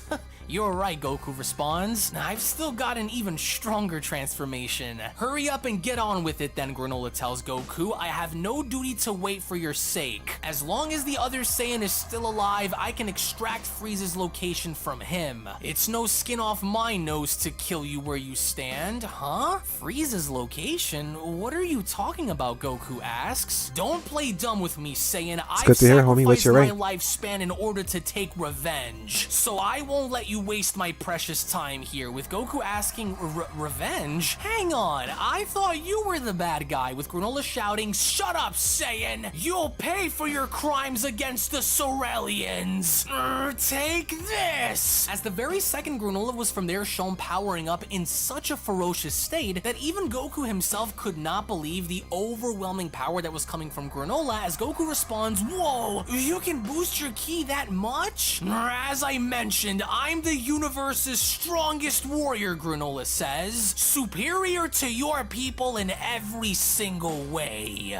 Talk about confidence. But I've trained a lot recently, Goku says, so you can't claim that title so easily. As with Goku now getting ready to show Granola what he was all about, it was only from there where Goku had gone as far as to unleash Super Saiyan Blue, where once again Granola had now gone to put this into question by asking, blue hair? Yeah, we call this one Super Saiyan Blue. I can care less what it's called, Granola responds. Just fight me already. Another round? Sure thing, Goku says. With the two now then being shown slowly levitating up as they then made their way towards each other, it was only from there where both Super Saiyan Blue Goku and Granola were now shown engaging against one another in creating such a tremendous shockwave that even the Shugarians within the city were now able to feel this, with the two now being shown having to fight above in the sky, with Vegeta being shown having to continue to observe the landscape. It was only upon touching the soil below where Vegeta went on to respond, yes, I see. Oh, it's all starting to make sense now. I think I know who he is, as it was only right then and there where Dragon Ball Super manga chapter number 72 then comes to a close. Now, what chapter 72 goes as far as to establish fundamentally is I'll that take this anything was at this the point, initial bro. chapter We need in some which new the content. Saiyans and Granola have finally met in waging war on planet Sorel, in also going as far as to show us now that Granola by no means early on is going to be someone easy for Goku and Vegeta to face, especially when considering that Granola still doesn't know the moves that he's doing but simply just does them. This in and of itself is a part of what makes Granola now that much more dangerous than what they had originally presumed for Granola to be, as we only from then make our way into Dragon Ball Super manga chapter number 73, with Goku now having to be shown battling against Granola as a Super Saiyan Blue. It would only now appear as though neither one of the two are looking to let up against the other, so with Granola continuously being shown firing multiple shots at Goku, with Goku being shown having to avoid all of them, we from there only see how Granola had led Goku within the Cerulean Forest, as from there we get to see how both of them were now beginning to fight from within, with Goku trying to do the best that he could in firing multiple shots now at Granola, with Granola strategically being shown having to use the surrounding trees to his advantage in not only going as far as to have all of Goku's blast hit the trees rather than himself, but Granola also goes as far as to now use the trees as leverage in wrapping his scarf around one of the barks, in swinging himself directly around, in kicking Goku directly in the face, which subsequently results in Goku going deeper within the Cerulean Forest, as Granola was now shown following him, in which as the two were shown engaging in a very difficult back and forth contest, the entire landscape around them seems to be you found shaking, the match? Just trees started are 2 falling minutes. down, and the current result of this battle seems to be a brutal one because both of them are now shown getting scarred, getting battle damaged, and with Goku now deciding that he's finally had enough and powering up to such an extent, Granola had no other choice but to from there fall back in exiting the forest, in which as Goku had gone as far as to meet him, it was only from there where Granola had gone as far as to address For the Goku new by year, telling hopefully we him, get a new your team on blood this. flow and the movements New of your developers. cells have changed. You must have activated that evasion technique. Is it the same as when you had red hair? Because I already know the ins and outs of that, with Goku responding, Blue plus Ultra Instinct won't be so easy to counter, and Goku had now gone as far as to prove exactly that, because despite the amount of times that Granola, through the assistance of Oatmeal, was trying to do his best in shooting Goku down, because Goku was now using the fundamental principles of Ultra Instinct with Super Saiyan Blue, this had now granted Goku access in being fast enough in evading all of Granola's shots until Goku was trying to pick his spot very carefully by finding an opening, to which he did, in which as Goku from there was shown charging up for a massive Kamehameha, Granola was also preparing for a vital strike of his own, to which the moment Goku from there had fired a point-blank Kamehameha directly at Granola, at the exact same time Granola had then managed to strike Goku's neck in creating such a tremendous shockwave and explosion throughout the landscape, in which by the end had left both fighters on the ground shaking, with Goku now being shown having to revert back down to his base form. As Granola was trying to do his best in standing back up, that was when Granola had then gone as far as to tell Goku, stronger attacks, faster evasion, they won't.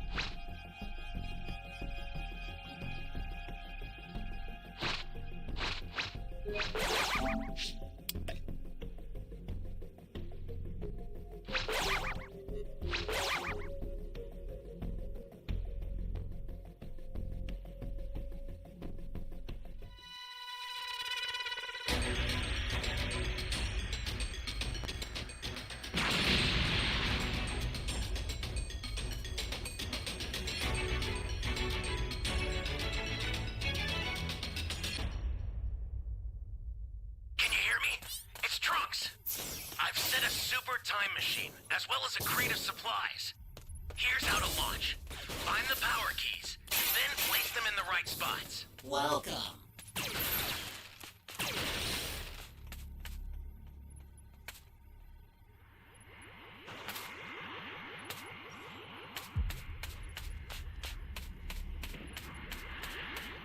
Flying Nimbus!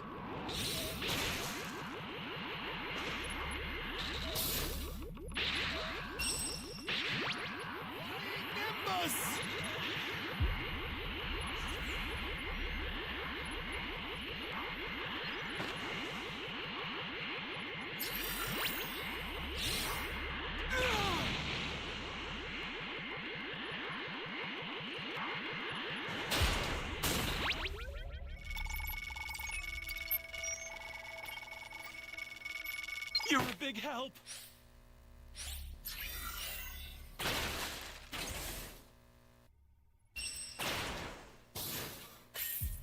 You found a power key. Go slot it.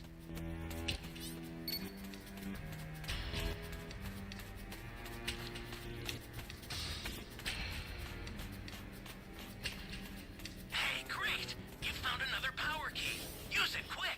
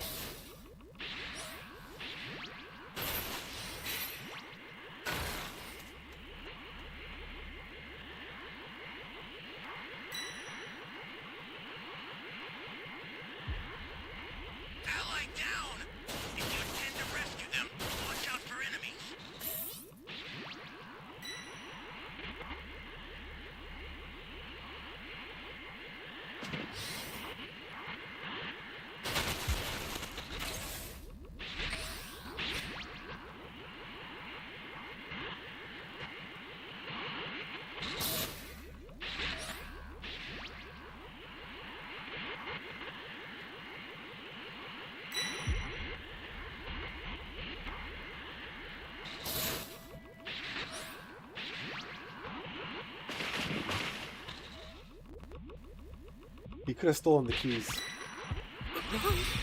But we can't find them right now. Oh man.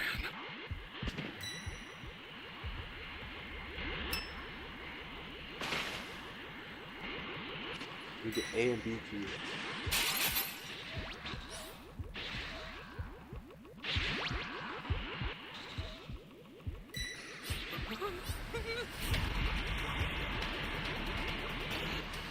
Oh man.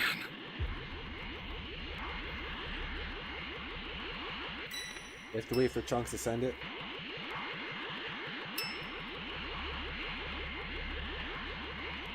This is bad. Somebody's down. Exercise extreme caution if you're going to help them.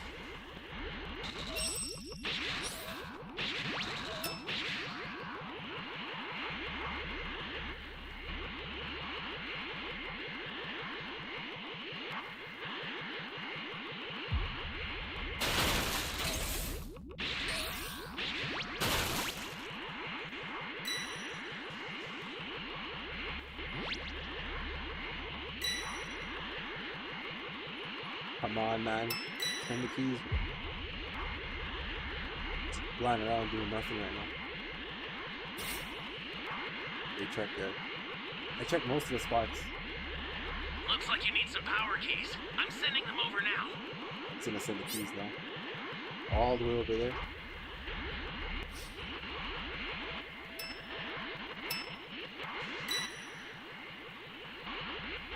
Ally down!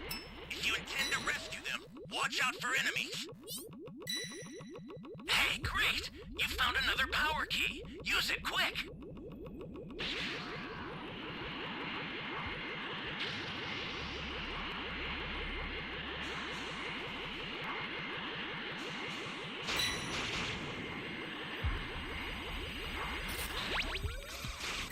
Sending over more power keys. Put them to good use.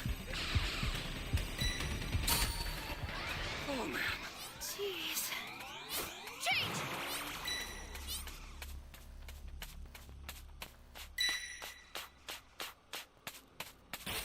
An ally needs your help. Flying You Nimbus! don't know what danger awaits. Think before rushing in. Great. You know what to do with that key.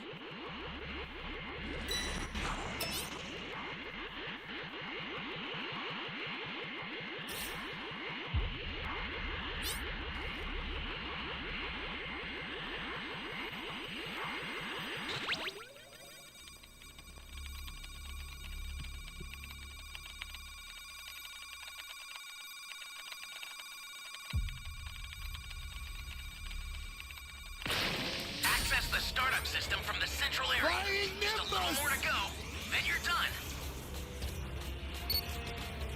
Flying Nimbus! Still have a full squad. He's about to get Somax.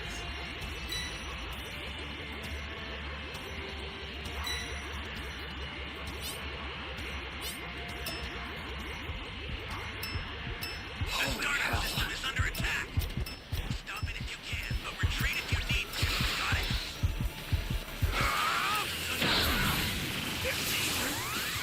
Out of my way! Here comes the pain!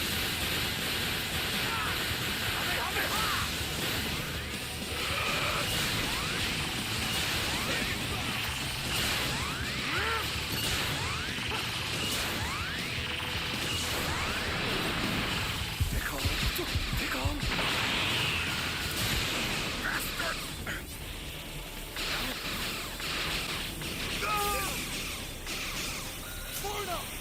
We did a lot of damage. This is bad. Somebody's down. Exercise extreme caution if you're going to help them. Use Level 7 Dragon Ball. Summon Shinron at the altar.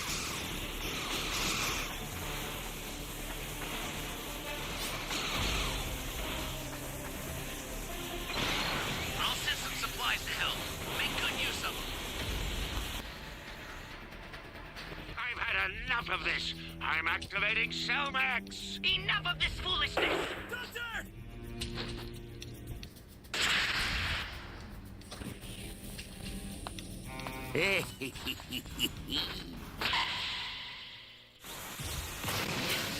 You good now?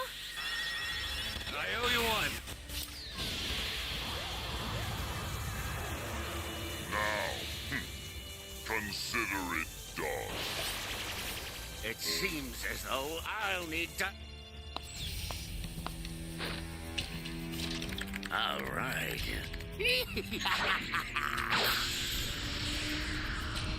I'll take care of them, but I need you to buy me some time.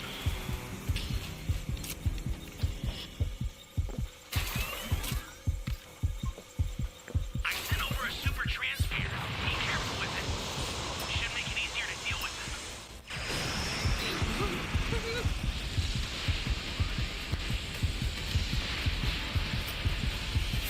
Here comes the pain! Systems destroyed. The escape time machine's almost prepped. You need to head for the beacon that's indicated by a blue light. An ally needs your help. We don't know what danger...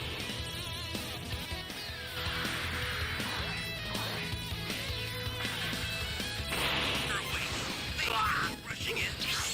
Holy hell. Set the escape time machine.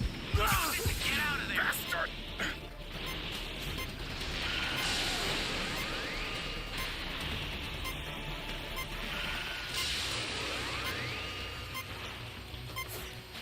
The escape time machine is back.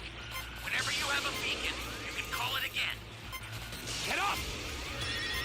I owe you one. I've sent the escape time machine. Take on. Use it to get out of there. Flying Nimbus! Oh, man. The escape time machine is back. Whenever you have a beacon, you can call it again.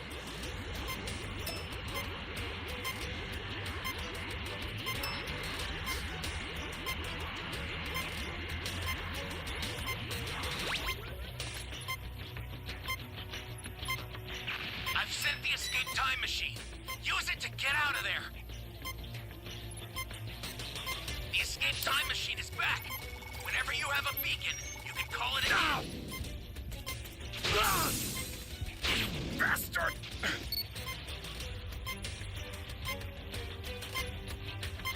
I've sent the escape time machine. Use it to get out of there.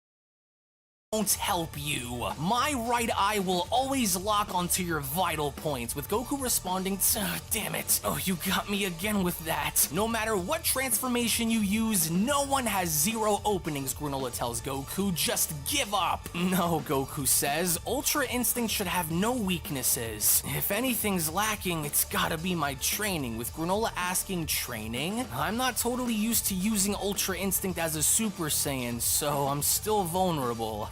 Don't waste your breath on excuses, Granola responds. You people are dying here, so you'll never get to master that Ultra Instinct thing. The Saiyan line ends here by my hand, Granola says, just as you ended my people. To where as soon as Granola was shown having to mimic a very familiar technique that we've seen in the previous arc, he from there had gone as far as to raise his arms up, with a gigantic blast now being shown emanating from the ground, with Goku being taken back by by this while at the same time getting burned. It was only during this point in time where Goku was trying to do his best in holding this down, but unfortunately enough, due to the amount of force that was pushing Goku upwards, Goku instead had to now resort to using instant transmission in getting out of the way, to where the moment Goku from there had managed to lock onto Vegeta in teleporting nearby, it was only from that point where Goku went on to respond, ouch, that move looked like Moro's. Struggling much, Vegeta asks? Oh, this guy's strength and moves are off the charts. I might actually have to go all out, he says. Wait, where are we? What are you doing out here? With Vegeta responding, I know who he must be. You do? I've heard old tales of a tribe in this area with red eyes specialized for sniping. Oh, a tribe of snipers, huh? Yes, Vegeta says, and it was the Saiyans under Frieza's command who wiped them out. We likely stand amidst the ruins left behind by that very invasion, he continues.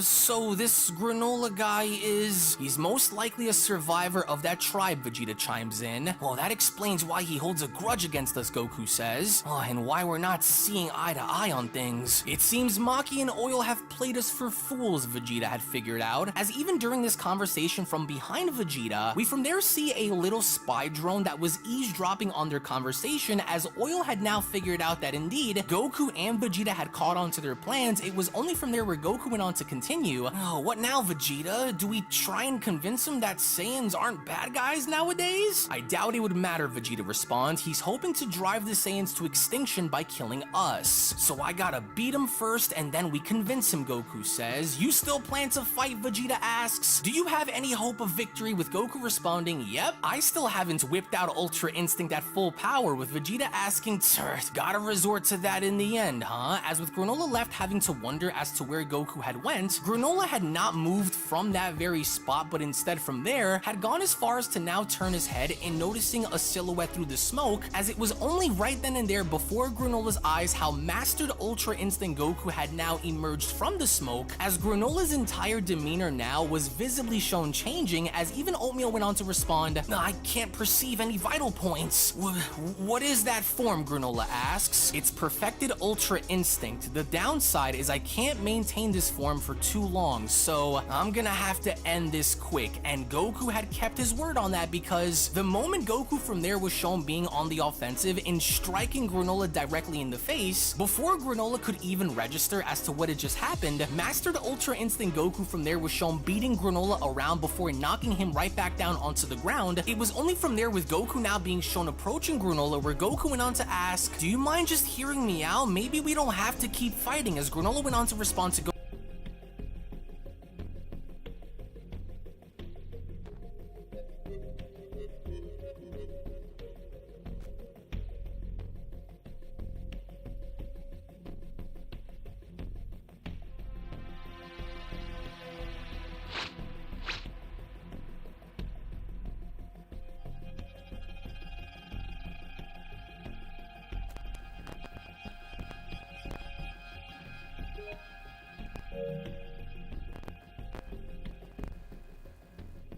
Try to get a W.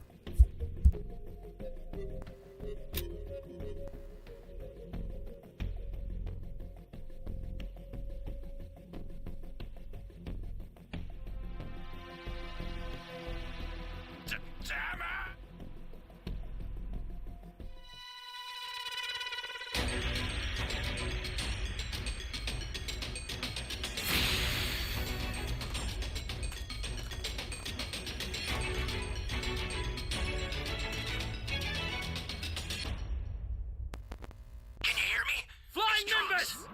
I've set a super time machine, as well as a crate of supplies.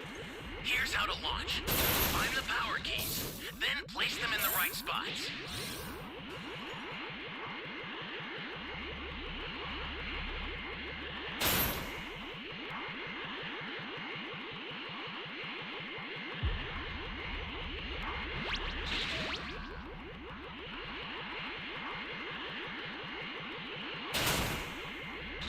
You found a power key. Go slot it.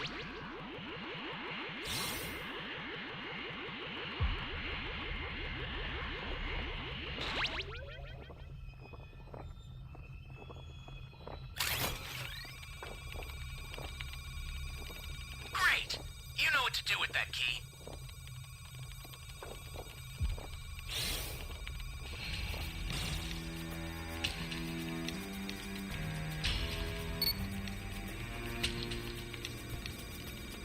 Oh, come on!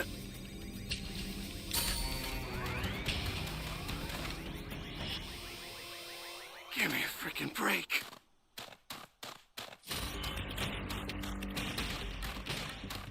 Flying Nimbus!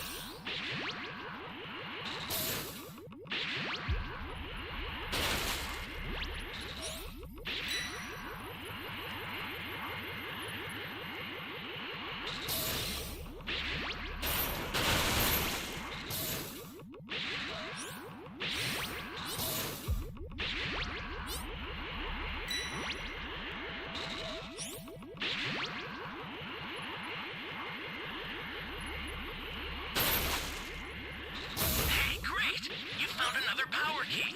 Use it quick.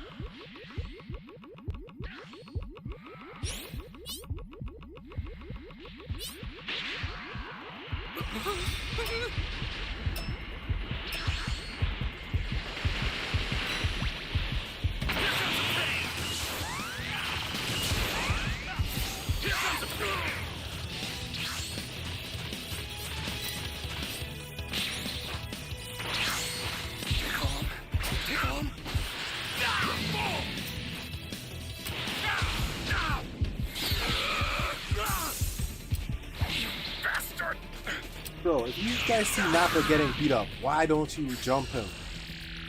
Nappa, that's enough!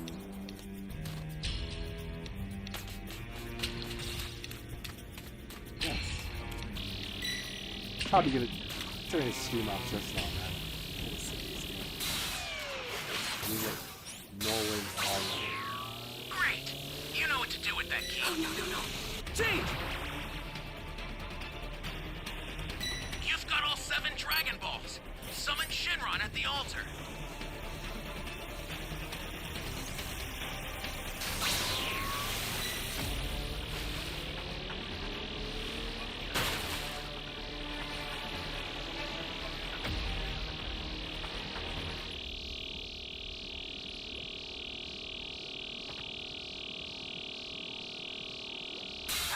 I'm in trouble! You're good to go! I owe you one. Right?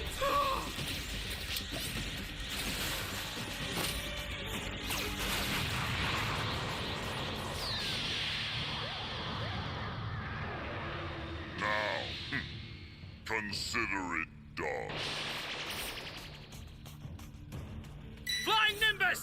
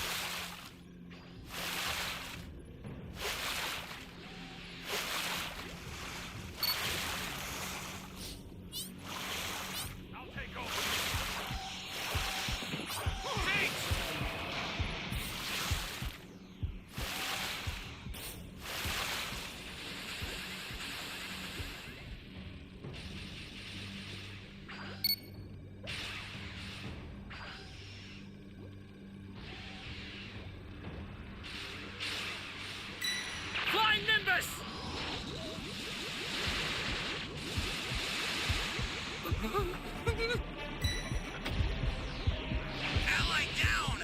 If you intend to rescue them, watch out for enemies. Got it. I'll take over.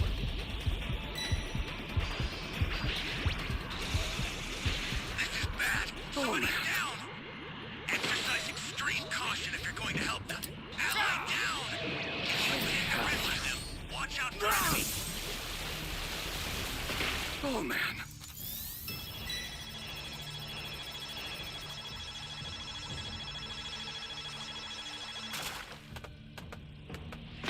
Bastard!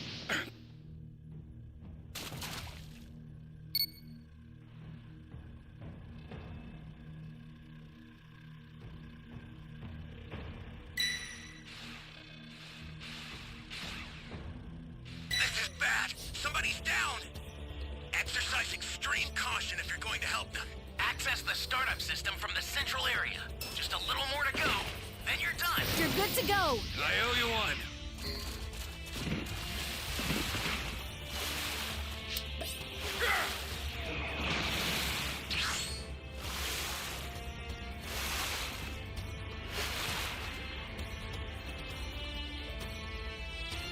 Flying Nimbus!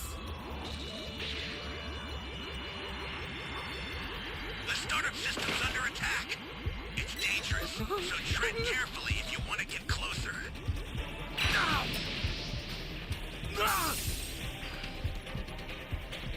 Oh, man.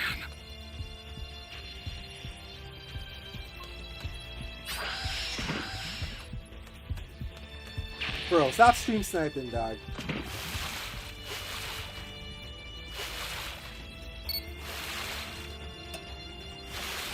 The startup system is under attack. Stop it if you can, but retreat One has if you Dragon need to. Chain. Got it? Holy hell. I'll send some supplies to help. Make good use of them. Now you want to use a scouter. Come on, dog. Stop the fuck, dude. Bastard! So why not just kill me?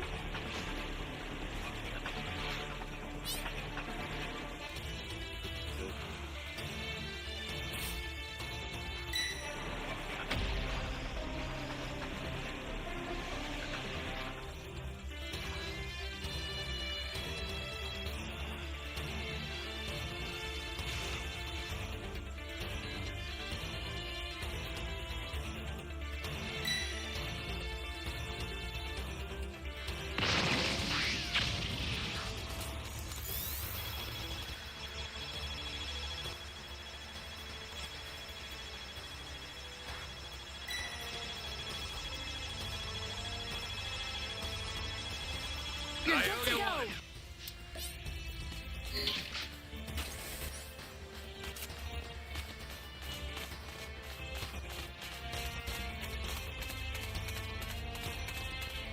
Flying Nimbus!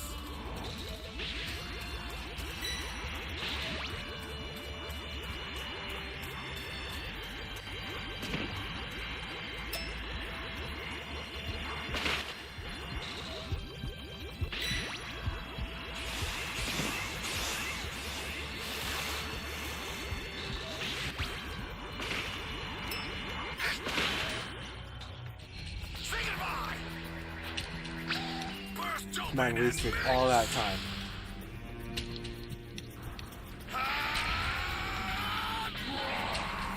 We had a fun match, homie. The startup system hell is outta destroyed. here! The escape time machine's almost prepped. You need to head for the beacon that's indicated by a blue light. I should be Bastard! right.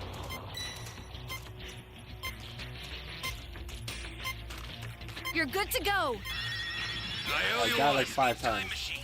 Use it to get out of there.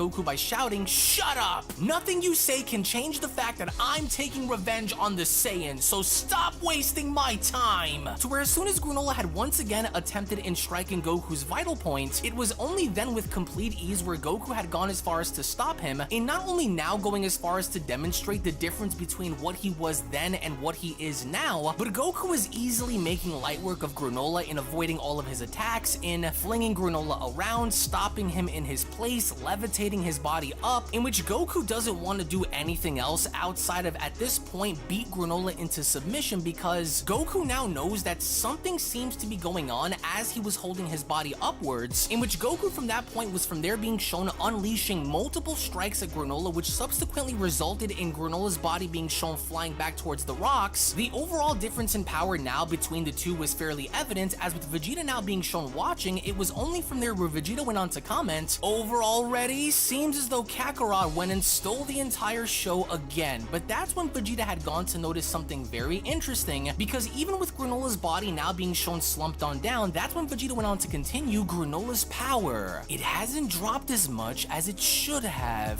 What's going on? What the? Now it's coming from over there?" To where all the while with Goku now being shown having to meet back down with Granola, Granola from there went on to address Goku by telling him, "Oh, Saiyans have grown pretty powerful. I didn't foresee this. You are also way stronger than I thought," Goku responds. "I'm curious how you trained to get this far," with Granola responding, "For the purposes of this plan, it seemed like I've underestimated the Saiyans." "We could all walk away now, you know," Goku says. "You don't seem like such a bad guy. Why not train so we can spar again another time?" "You're not hearing me right, Saiyan. When did I say I've lost?" As with Goku now being confused, that's when Granola went on to continue, "All I said was I made a mistake underestimating you. I shouldn't have split my power at the start." "Split?" Goku asks. "What's that mean?" "Well, the Granola you see here is me, but also not." As when then going back to Vegeta, it would only now appear as though Vegeta was the only one that had figured out as to what the overall situation was truly all about, to where the moment Vegeta had gone as far as to spot Granola's ship, that's when Goku went on to ask, "Hold on, what are you saying?" "I took some power from my true body," Granola says, "and made a clone.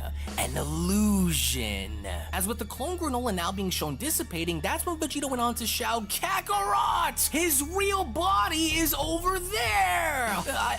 I don't get it," Goku says. As the second Vegeta had once again gone as far as to turn his head, and now noticing that Granola was no longer in his ship, it was only within that very moment before anyone could even react, where the real Granola had now gone as far as to approach in striking Goku directly in the heart, with not only tremendous amounts of force behind the punch itself, which resulted in Goku being knocked out of Ultra Instinct, but the shot itself had almost nearly killed Goku, with Goku's body now being shown flying through the entire Cerulean Forest, with the difference now being very clear by comparison to what the clone was able to do in reference to what the original can do, because the original Granola now had seemingly no problem in finding, spotting, targeting, and essentially knocking Goku out cold by the very end, to which as Granola from there was shown approaching Goku, that's when Granola went on to comment, "I decided to have you fight that clone in order to save my strength for Frieza. In any case, it managed to kill some time, which worked for me since your accuracy drops over time in that silver-haired form. I knew I could find an opening eventually, but before Granola could actually reach Goku's body, we from there see how Vegeta had now gone as far as to get in between the two, with Vegeta having to then tell Granola, "You pinpointed Kakarot's vitals from a distance and sent him flying. Color me pressed." "Move aside," Granola says. "I'm finishing him off."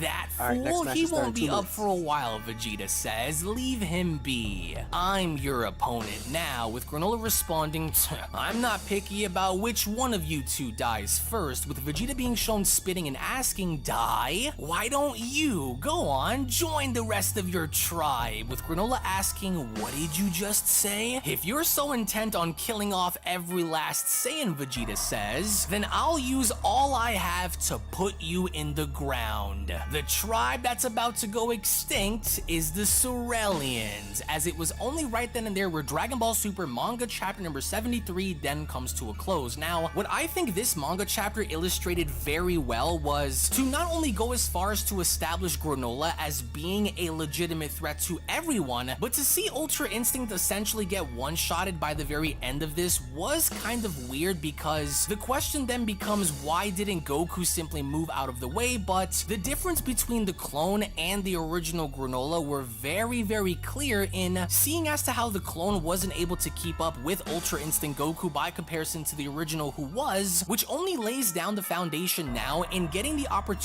to witness Vegeta versus Granola, as we only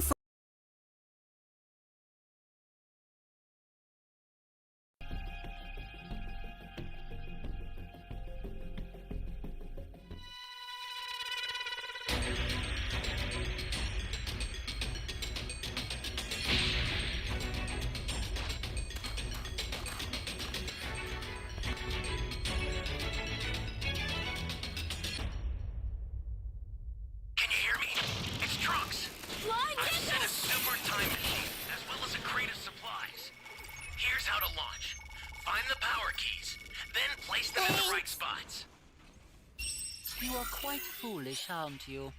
You found a power key. Go slot it.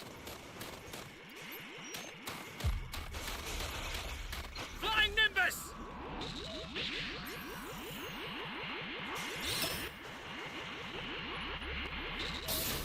Great. You know what to do with that key.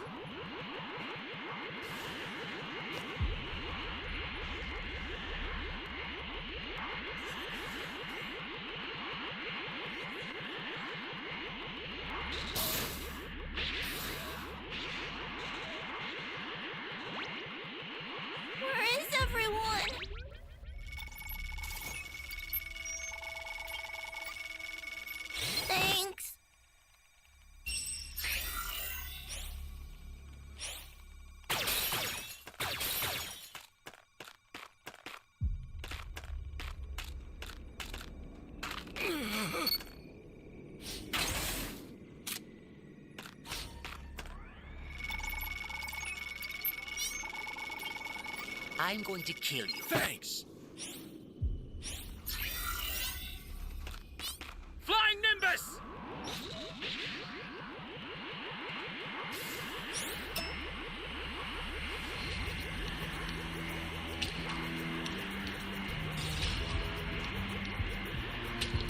Holy hell.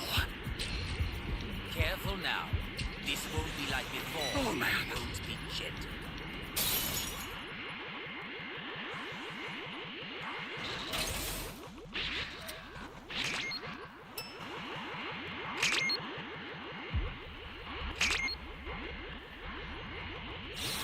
Hey, great! We found another power key. Use it quick.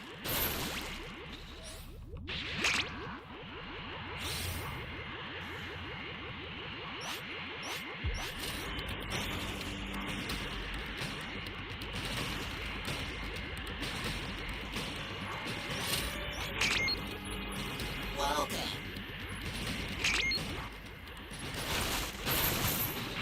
Great. You know what to do with that key.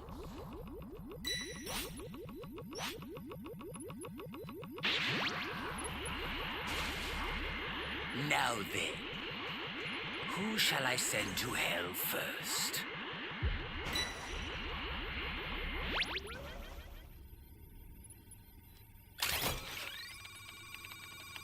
I don't seem to know my own strength. It's rather difficult for me to control this much power.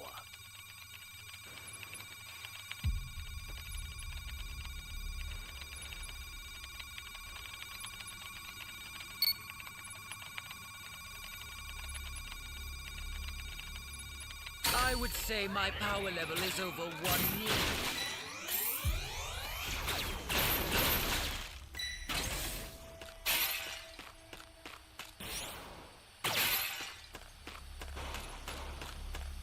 That's a new power key. Place it now.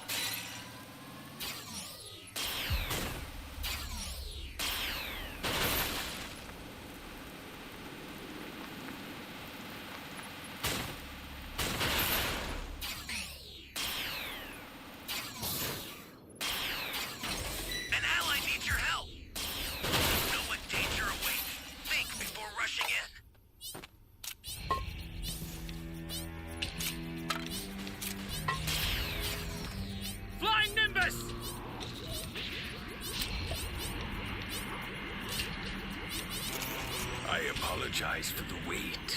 Shall we begin round 2? Access the startup system from the central area. Just a little more to go, then you're done.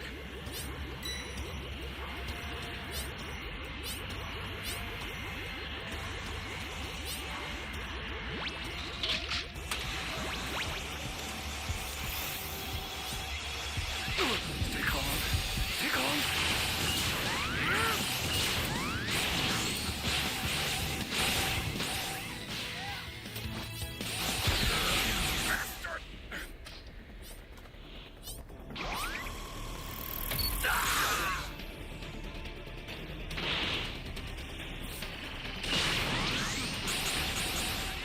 All right.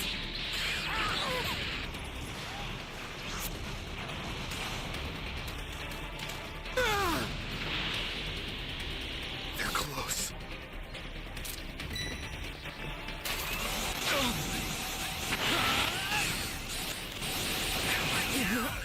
If you intend to rescue them, watch out for enemies. I owe you one. Flying Nimbus! I'll send some supplies to help. Make good use of them.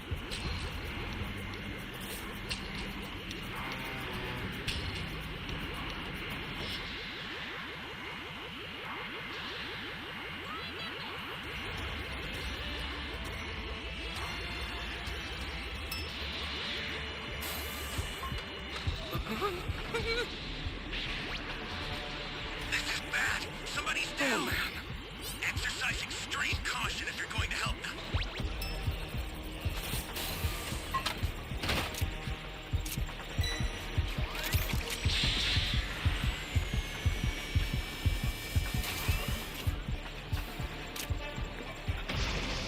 Oh, man. Ally down! If you intend to rescue them, watch out for enemies.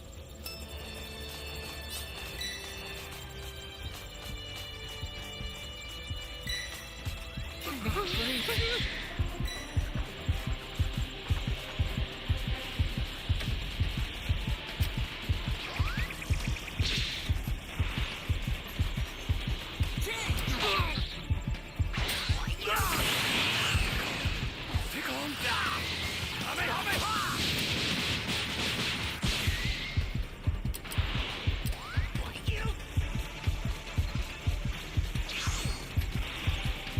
Flying Nimbus!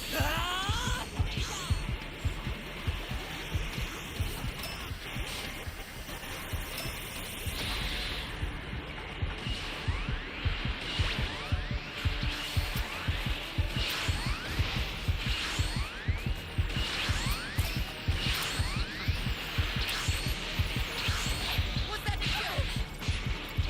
No escape. Bastard!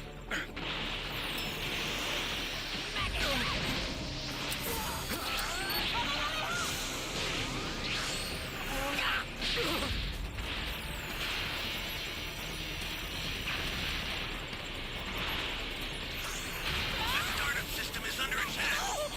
Stop it if you can. Retreat if you need to. Got it? That should do it. I owe you one. Can you keep up? An ally needs your help. You don't know what danger awaits. Think. Should do it. Rushing in. Why you?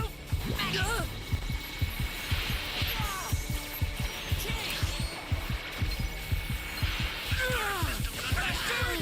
It's dangerous. So tread carefully if you want to get closer.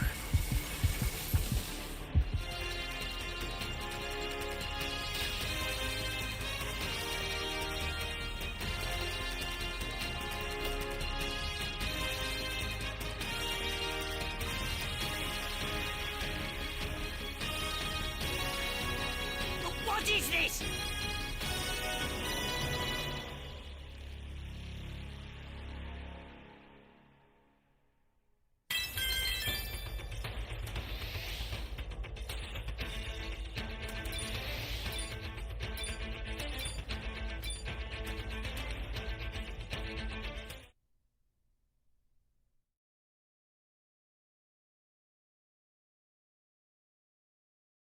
from there enter Dragon Ball Super manga chapter number 74, with both Vegeta and Granola now being shown having to circle each other around. It was only during that point where Vegeta went on to tell Granola, "You should know tricks like fusions and clones won't work against me," with Granola responding, "There's no need for any of that. I use the clone to save my strength because my ultimate goal is to kill your boss, Frieza." "You're still going on about that?" Vegeta asks. "I parted ways with Frieza's army long ago. As far as we're concerned, he's one of our foes." But even with Granola being shown having to laugh in Vegeta's face, it was only from there where Granola went on to respond, "You'd betray your own boss to beg for your life? You Saiyans are pathetic." "Hey Granola," Oatmeal says, "do you not find it strange?" The other Saiyan also inserted that he is not an evildoer, with Granola responding, "They're just trying to save their own skins." "Well, that is possible," Oatmeal says. "Think what you want," Vegeta shouts, "but know that I was but a child when the Saiyans invaded this planet. That had nothing to do with us," with Granola responding, "Be that as it may, I will still have my revenge against all Saiyans." "I expected as much. If that's your stance," Vegeta says, "then why should I hold back?" In which within that very moment, as Vegeta was from there shown entering Super Saiyan Blue evolution, it was only from there where Vegeta went on to tell him, "Prepare to perish along with your people's history." As with Vegeta now going as far as to make the first move by having to press down onto the ground in creating all of these levitating rocks around Granola, Vegeta was attempting and having all of these rocks smash down onto him, but before Vegeta could even do anything about it, it was only from there where Granola had gone as far as to not even move, but yet at the same time be able to destroy all of the rocks that were surrounding him, while at the same time Vegeta had used them as a means of exploding each and every single one of them around Granola. By the time the dust and smoke was beginning to settle on down from behind Vegeta, we only from there see how Granola was now levitating in the air by responding, "I see, your destructive power is lacking, so you make up with it for quantity. Let me illustrate the gulf between us," as with Granola now being shown doing exactly what Vegeta had done, only this time instead of having multiple rocks being shown levitating around him, he had used one giant boulder behind Vegeta. We only from there see how the second he had then managed to make the giant boulder explode, as a result of the sheer force pushing Vegeta forward, Granola did not waste a single second by then being shown winding his fist back and punching Vegeta directly in the stomach, which not only created a shockwave all throughout the landscape as Vegeta had now looked visibly hurt, but even as Vegeta was still standing and clutching onto his stomach, that was when Vegeta had quickly gone as far as to now blast Granola, but even then Granola had now proven that in fact the original Granola was much faster than the clone, because not only did Granola now go as far as to avoid it by flying upwards, but Vegeta followed through by also being shown flying up and attacking Granola at the same time, which even then resulted in Vegeta from there being shown getting knocked down onto a nearby river, with Granola continuously being shown striking Vegeta over and over and over and over and over again, with the only thing on his mind being the fact that he wants to redeem his people, he wants to get revenge by killing off Vegeta and Goku, so as a means of doing so, Granola is going to do whatever it takes to get the job done, as with Granola now being shown having to double axe handle Vegeta across the face and sending Vegeta flying within a nearby lake. Granola by no means was looking to stop by seeing Vegeta drown, so instead, Granola kept firing down as Vegeta's body was within the water itself, with Granola shown pinpointing his location and following Vegeta as Vegeta was trying to get away, which essentially had now turned itself into a cat and mouse chase, with Vegeta being shown having to leap on down a waterfall, as with Granola having to be shown standing above it, he just kept firing multiple energy blasts down at Vegeta, but with the water now acting as a distraction in keeping Vegeta safely hidden, Vegeta was slowly but surely from there shown having to float down the river, with Granola now getting ready and unleashing a bow and arrow like attack and calling for the assistance of Oatmeal, as he was now prepared in firing this attack directly at the nearby lake, in which the second Oatmeal had from there given Granola the go-ahead in firing this blast at Vegeta, Vegeta knew that there was no way that he could avoid this, so instead, Vegeta ended up grabbing onto the blast and doing what he could to try to mitigate the damage.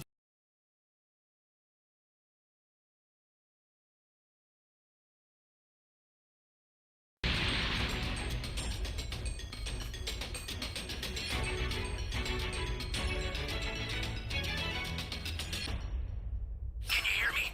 It's Trunks. I've set a super time machine, as well as a crate of supplies. Here's how to launch. Find the power keys, then place them in the right spots. Someone, anyone, please!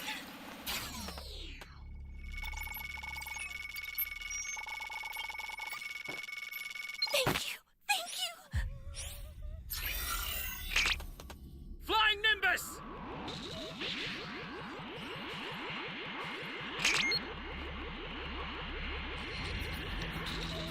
You found a power key.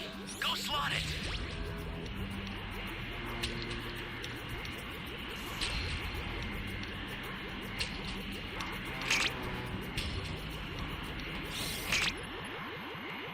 I'm feeling rather hungry. Time to absorb every last little bit of you.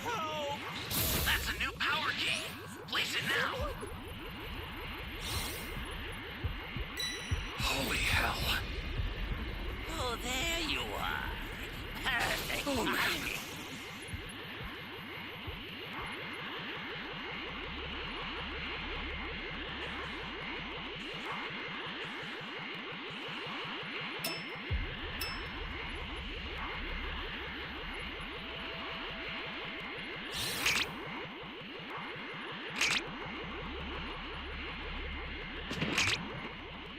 Oh, come on!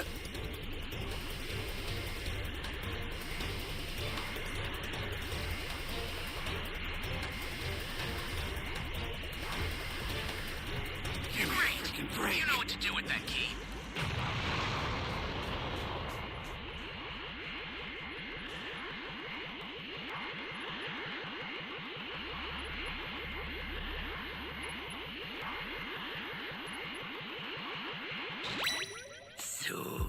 Soon I will be complete.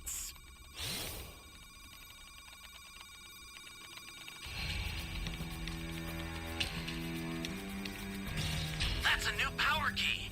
Place it now.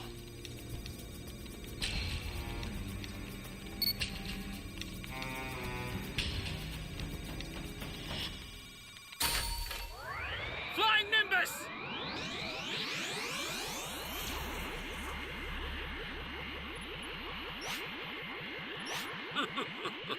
Just give up already.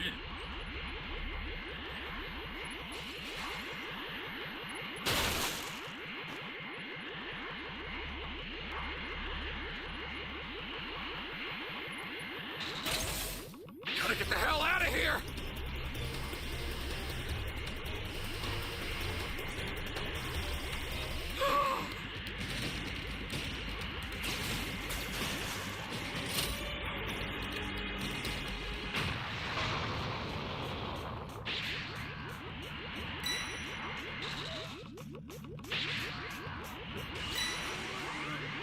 An ally needs your help. You don't know what danger awaits. Think before rushing in. Struggle all you want, but I will absorb you, and it will be glorious. I need help!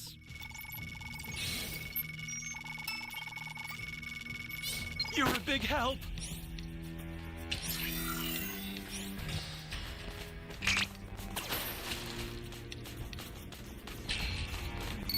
Flying Nimbus!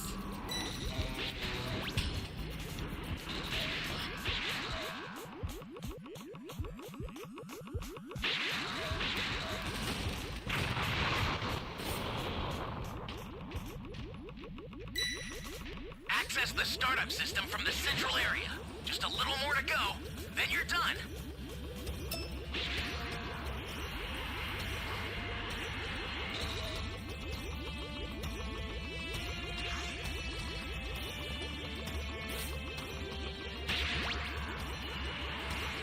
I'll send some supplies to help.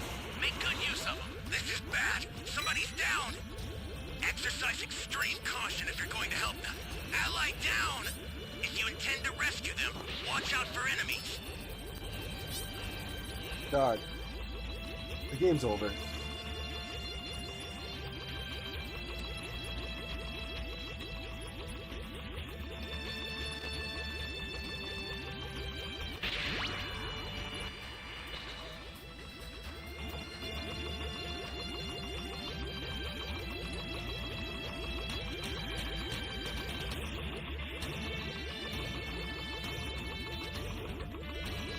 actually think you have what it takes to beat me now, don't you? Why don't you just destroy the time machine and call it a day? No, just kill me, man. We move on. Brother.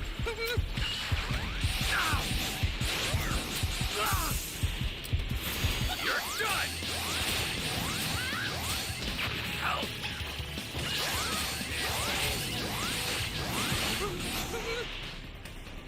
Show me what you can really Kind of do. wasting time at this point. You're going to regret it.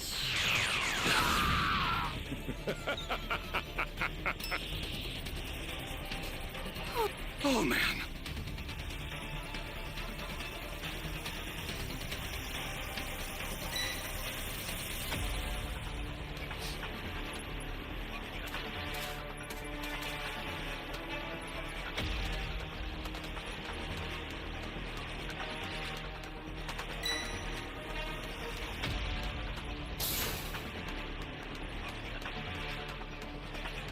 Please forgive me. I think I might be enjoying this a bit too much.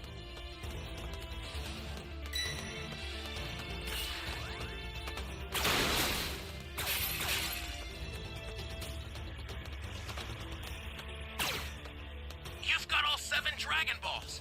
Summon Shinron at the altar.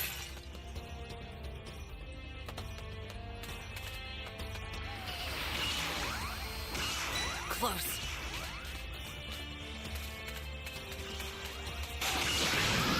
Everybody's down. Exercise extreme caution if you're going to help them.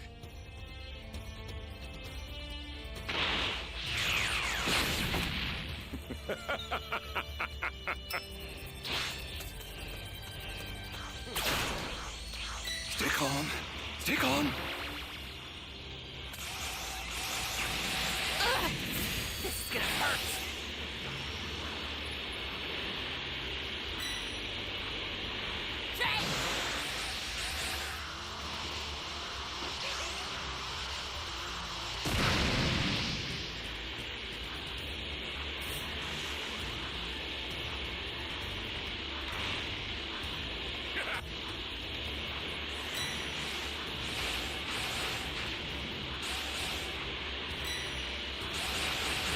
Ally down.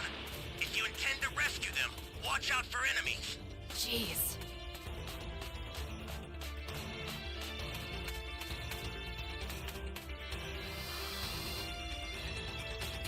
The startup system's under attack. It's dangerous, so tread carefully if you want to get closer. The startup system is under attack. Stop it if you can, but retreat if you need to. Got it?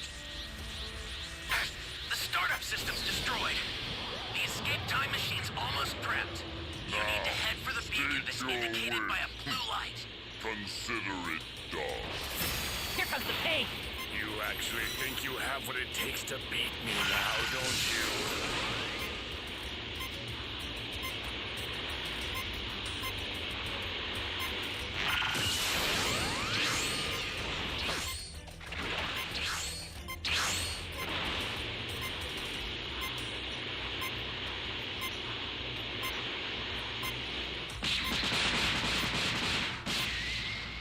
Well, that dealt far more damage than I thought it would.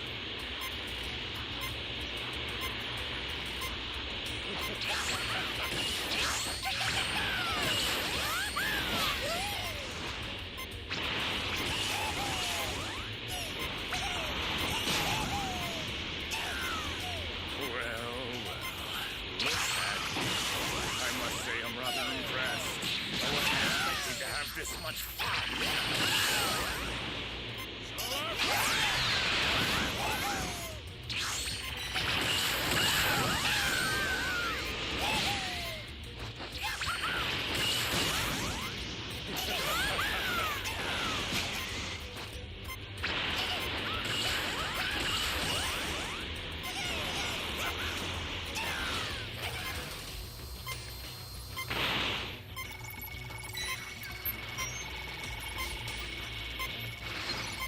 If you're going to act so utterly stupid, then you need to be punished accordingly.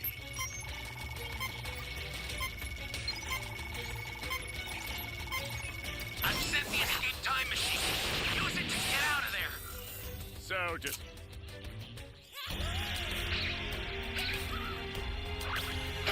What a dick.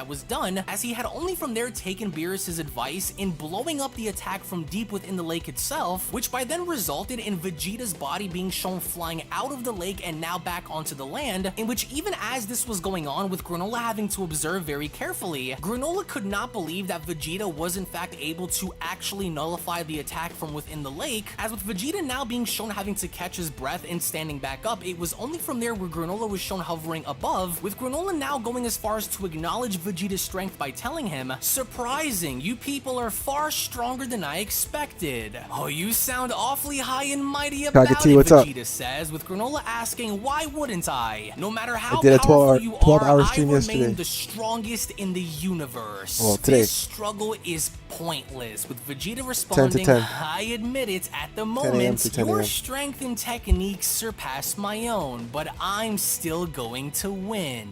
"I don't follow," Granola responds. "Has that overinflated ego left you unable to accept reality? It's almost sad." But that was when Vegeta had gone as far as to add even more insult to injury by telling Granola, "Stop yammering and keep fighting, Mr. Strongest." In which, even as they were when going back to Goku, he was only from there now being shown finally having to wake up in absolute pain, as he had gone as far as to look on down and going as far as to notice a massive wound near his heart, as he proceeded to sit on up by asking, "Where's Granola?" But of course, seconds later, Goku had finally gotten his answer by looking on up and seeing Vegeta fight did. Granola in the sky, Appreciate the, with Goku super not chat, being homie. able to believe the fact that Vegeta was by proxy holding his own better than how Goku did. The fight by no means was an easy one for Vegeta, as it looked as though even though he was doing better than Goku, he was still at the same time being shown losing, as we only from there see how Granola had managed to knock Vegeta down, with Vegeta being shown firing multiple attacks upwards. Granola quickly followed up by using the technique of destruction, aka Hakai, to destroy all of Vegeta's blasts as they were making their way towards him, which even then during that moment had prompted Granola in asking, "You didn't really think that would work, did you?" But then, an even bigger blast had now managed to make his way upwards through the forest, which even then, just like the other blasts, Granola had Kagati, gone to you're snipe the away legend. the attack by You're the destroying it GOAT. with You ease, with donate the Vegeta most, quickly shown having to and I teleport appreciate behind every Granola cent you and give me, thinking homie. that Thank you Granola so much wasn't for the going to 4.99 notice, super but chat. Granola We'll get did, another with one. Granola I will shouting, have another one tomorrow. told you, resisting is pointless." Cheers to you, homie. But even then, to Appreciate the Granola's support. Thank you surprise, so much. Vegeta had quickly managed to leap on up in avoiding Granola's blast, which of course for Granola was not a good thing, because with Granola's own blast now being shown heading towards the old ruins of the Cerulean City, as a means of his recklessness getting in the way, Granola had accidentally then managed to blow up the last remnants of his older city, with Vegeta from there going as far as to point behind him and asking, "You're fine blowing up what's left of your city full of those precious memories?"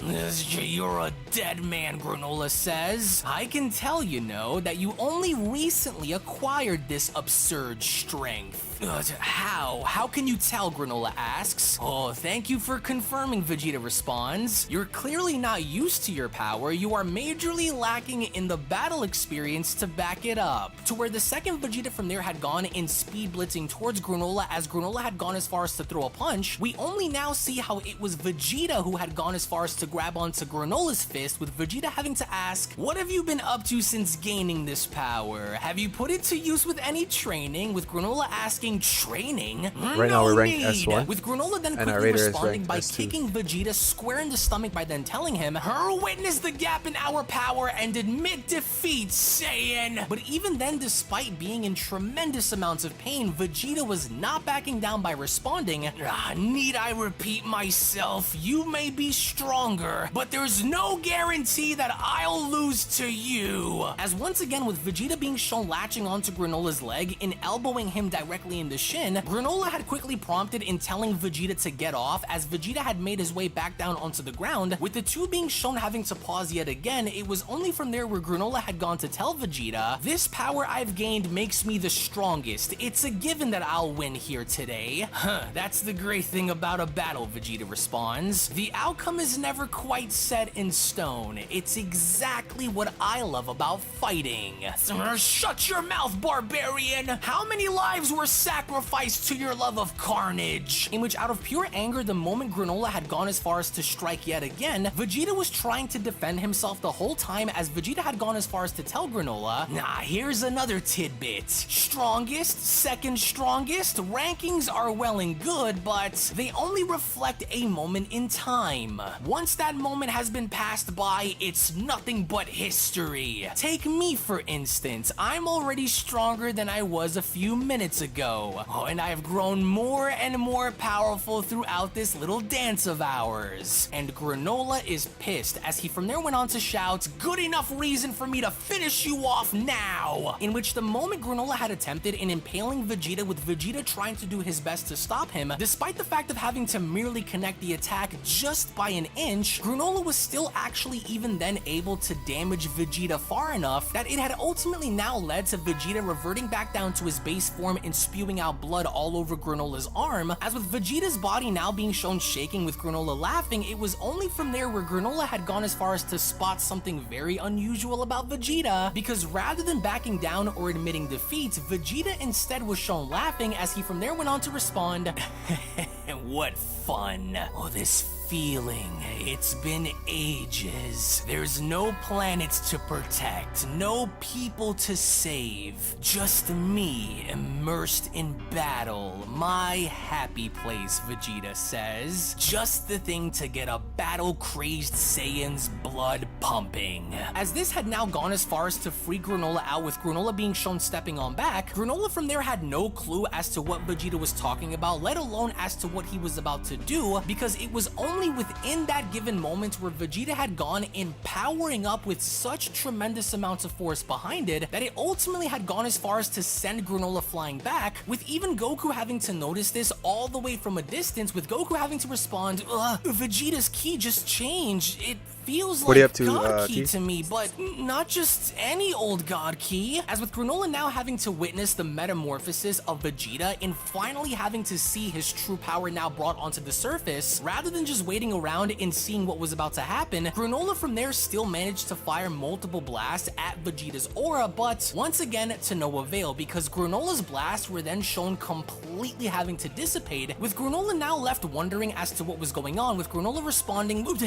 "What now?" As lo and behold, through the fire, we finally then get to see how Vegeta was now slowly but surely beginning to emerge. With Granola now being taken back by this, that was when he went on to ask, "What's happened to you?" As it was only then, for the first time ever, where we then finally got to witness Hakaishin powered, or better known as Ultra Ego Vegeta, now being shown finally debuting against Granola, as Vegeta from there had gone as far as to calm down by responding, "A god of destruction taught me that power derived solely from instinct is unbounded." As it was only from that point, with Vegeta then being shown smiling, where Dragon Ball Super manga chapter number 74 then comes to a close. Now, this was without question a much better depicted battle than the battle we've seen go down with Granola and Goku, only because Vegeta is now demonstrating as to what he can do by also being shown hanging in there with the original Granola, whereas, essentially enough, with Goku being shown dropping his guard, he was actually put down by the original relatively easily, and to only see by the end Vegeta achieve a Hakaishin-like transformation courtesy of his training with Beerus was without question one of the most hyped and talked about moments within the Dragon Ball fandom, as we only from that point now enter Dragon Ball Super manga chapter number 75, with Granola now beginning to put Vegeta's newly found powers into question by asking, "Your power is unbounded? What does that even mean?" But before Vegeta could even answer, Vegeta instead now had decided to power up in such an intense way that the sheer aura that Vegeta was now beginning to emanate was now beginning to blind Granola until the second Granola had gone as far as to extend his arms in making sure that he was able to see. He was only then, surprisingly enough, to his own shock, then met by the sight of Vegeta, who was now standing in front of him, in which the very second Vegeta from there had gone as far as to grab onto Granola's scarf. With an eerily enough demented look on his face, it was only then where Vegeta had gone as far as to tell him, "Your head's gotten too big. It's time to take you down a peg. Get ready for a dose of my tough love." And Vegeta had meant every bit of that, because not only did Vegeta from there go as far as to yank Granola forward and headbutting him, but it was only right after doing that where Vegeta had gone as far as to now throw Granola on the floor, in which the only other way Granola was able to get out of this was to roll and leap on up out of the way. But to his own shock, once again, Vegeta was actually now fast enough in meeting Granola in the sky, as he was only from there shown having to double axe handle Granola back down onto the ground, in which once again, as Granola had attempted in trying to get leverage by landing on his feet and creating distance, Vegeta had only from that point on had gone as far as to now appear in front of him again, and once again now being shown kicking Granola up in the sky, with Granola being shown visibly frustrated, as he had only from there taken the liberty in aiming his arm down onto the ground and sniping Vegeta. To Granola's sudden surprise, he from there had noticed that Vegeta was no longer within the Cerulean Forest, but now instead had once again now appeared from behind him, as Vegeta once again had taken the liberty in kneeing Granola back down on the ground. There essentially had seemed as though there was nothing that Granola could do during this point in time to gain leverage over Vegeta, to where even despite having to be knocked back within the Cerulean Forest, Granola had from there immediately still tried to attack anyway, with Vegeta not even caring on whether or not Granola was going to make contact or not. We only from that point get to see how finally Granola was in fact actually able to successfully land the blow. However, it's not as though anything even mattered to begin with, because Vegeta had welcomed this, as Vegeta went on to respond, "The thing is, the hotter my battle soul burns, the stronger I grow." In which only then, as Vegeta was then shown grabbing onto Granola's skull, and from there being shown having to fall back down himself and throwing Granola back within the Cerulean City, it was only as Granola's body was shown crashing through the landscape and inevitably having to hit one of the buildings, where Vegeta had once again popped up out of nowhere and kicking Granola so hard in the stomach that it almost appeared as though this entire fight was about to be over, courtesy of Ultra Ego Vegeta putting Granola down for good. But of course, Granola had proven to be durable enough in surviving all of this, as Granola from there went on to comment, "It's like he's an entirely different person. He gets stronger by taking damage? And what's a god of destruction? There are these beings called gods of destruction," Vegeta went on to chime in. "Our universe has one, and he's the one who taught me about this power," with Granola falling back and asking, "So this god granted you this power?" "Did I say that?" Vegeta asks. "No, this power is my own. Our battle has awakened it for the first time. This innate power within me." "You mean I drew out this strength of yours?" Granola asks. "Yes, precisely. I'm grateful, really." But Granola seemed as though he was really getting sick and tired of dealing with Vegeta's antics, as Granola went on to respond, "Enough nonsense! You stronger than me? That's impossible!" To where the moment we then see how Granola had now gone as far as to fire a blast directly at Vegeta, rather than having to avoid the blast or even combat it, Vegeta instead stood perfectly still and clenching down on his fists, as surprisingly enough, Vegeta instead had now taken the blast head on, with Granola not believing as to what he was seeing. It was only through the smoke, with Vegeta laughing, where Vegeta then went on to comment, "Good, good, nothing revs me up more." Which this itself was from there challenged, as Granola was then shown firing multiple energy blasts at Vegeta's body. The fight itself had now appeared to be so barbaric and so brutal in its nature that you can literally see it upon both Granola and Vegeta's faces, as it was only from out of nowhere through the smoke where Vegeta was then shown having to dash on out in his attempts of attacking Granola, but Granola had quickly acted in defending himself by creating a barrier around him, in which upon initial contact it seemingly looked as though Vegeta was unable to break it, which fortunately for Granola had now gone as far as to save him, with Vegeta falling back. That was when Granola went on to ask, "Why don't you dodge? So this isn't like your ally's power that makes your body avoid danger? Oh, you speak of Kakarot's Ultra Instinct? Don't you dare compare his pathetic technique to my own," he says. "Kakarot's body may have a mind of of its own, but I am all ego. In fact, go ahead and call this Ultra Ego. Ego, you say, Granola asks, as Vegeta had once again proceeded to dash directly towards him. Vegeta wasted little time in from there being shown drop-kicking Granola's barrier and finally being able to not only break past it, but he was also from there being shown strong enough in kicking Granola so hard in the face that once again Granola's body was sent flying all throughout the ruined Cerulean City. And interestingly enough, in the distance with Monaito having to oversee this, that was when Monaito went on to comment, "Oh, I thought so, Granola's caught in some kind of fight, but against who? Could it be Frieza?" As back with Granola, as Vegeta was then shown approaching him, that was when Granola went on to shout, "You aren't even Frieza! There's no way I'll lose to some third-rate Saiyan grunt!" I have no idea what tales you've heard, Vegeta says, but our home planet Vegeta wasn't wiped out by some enormous meteor strike, with Granola asking, "What?" "It was all Frieza's doing," Vegeta says. "He destroyed planet Vegeta himself." The Saiyan tribe is yet another pushed to the brink of extinction by Frieza. Is that true? Granola asks. "Granola, that contradicts what you were told," Oatmeal responds. "It doesn't matter. Even if you are telling the truth, it's no reason to call off my revenge," Granola shouts. "Against all of you Saiyans!" As the minute Granola was then shown striking Vegeta in the forehead, it was only from there as he was shown bleeding where Vegeta had gone as far as to smile in responding, "Believe what you want, but I speak the truth, and don't think for a second that I want your pity." To where right then and there, as Vegeta was shown, everyone's waiting for this to be animated. Granola had once again used his scarf in wrapping it around I one hope of the they buildings make it a lot and better in the swinging anime. himself around and maintaining his balance, with Granola really not having an idea Yeah, as to what elaborate, he was show going him, to do a next. little bit It more was training only with from there Beerus. where Oatmeal went on to tell him, "It appears that the Saiyans were the victims as well." "So what?" Granola says. "That doesn't change the fact that the Saiyans killed my people." And yet, does it not seem as though these two are aware of that? Oatmeal says. "Enough, Oatmeal!" As it did in fact seem as though Granola had finally had enough of Oatmeal, so upon having to remove the strap from his head and throwing it out into the forest, it was only from there where Granola went on to say to himself, "Now that I'm the strongest, I don't need your support anymore." In which, as Granola had then once again made his way towards Vegeta, that was when Vegeta went on to respond, "Oh, is that red eye the mark of your people? You claimed I'm not used to my power," Granola says. "I did," Vegeta responds. "You haven't seen enough battle in your time," with Granola telling him, "Then I'll have to make up for that lack of experience now against you." "What?" Vegeta says.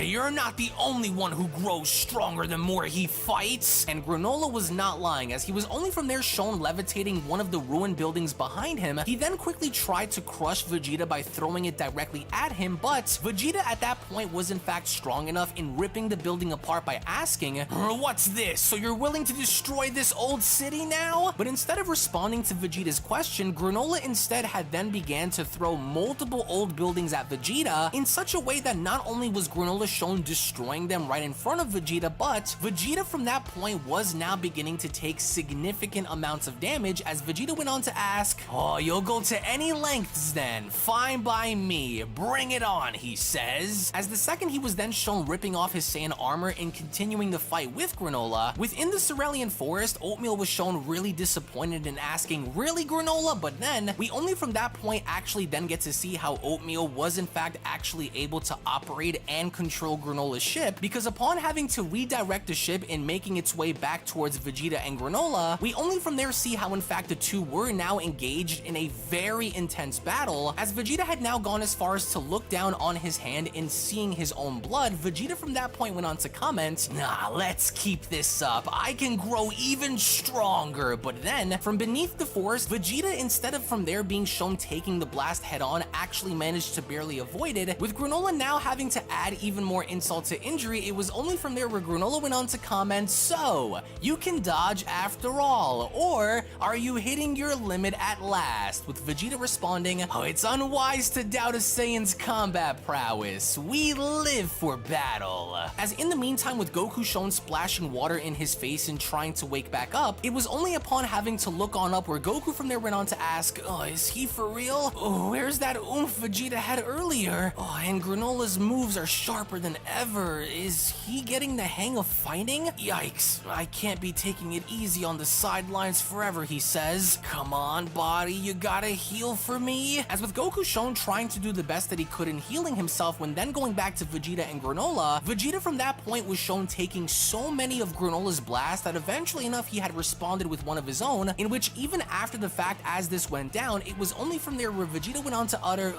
tenacious worm, vision blurring, I've taken too much damage, in which surprisingly enough from behind the smoke, Granola was then shown finally having to emerge, but only this time Granola had now seemingly looked as though he was preparing for a big attack and firing that at Vegeta. With Vegeta not finding this entertaining in the slightest, that was when Vegeta went on to respond, curse him, still standing and ready to fight, I'll have to end this now. To where within that moment, as Vegeta was shown powering up with such tremendous amounts of rage behind it, we only from there then see how he managed to form a massive Hakai ball up in the air. With Granola not budging in the slightest, Vegeta from there went on to tell him, this will destroy anything it touches. Want to protect your precious planet? Then you'd better stop this yourself. But once again, Granola had no words for Vegeta as Vegeta went on to continue, oh, you're a brave guys, found a match? one. Then this will Just be started in 2 your minutes. doom. As the minute Vegeta was then shown firing the ball down at Granola, it was only from there where Granola was shown having to patiently wait for it until, to the surprise of Vegeta, we then see how Granola had now managed to activate his left Cerulean Eye, with Vegeta left baffled in the fact that Granola was actually able to do this. So, as a means of responding to Vegeta's massive attack, Granola from there was shown firing one of his own, as upon the moment of contact, we only from there see how a gigantic explosion had gone as far as to rock the entire planet in such a way that everyone now was beginning to feel it. Oil, Goku, Monaito, and even Oatmeal, who was piloting the ship, in which as the smoke and dust finally began to settle on down, in seeing as to how Vegeta was now on the ground, it was only from there where Vegeta had gone as far as to sit back up by responding, damn it, how did he? But through the smoke on the other side, Granola was only from there shown emerging as Granola went on to tell him, I have to thank you, Saiyan. I don't know You're nothing about Super responsible Saiyan for 5 Goku. drawing this power out of mine.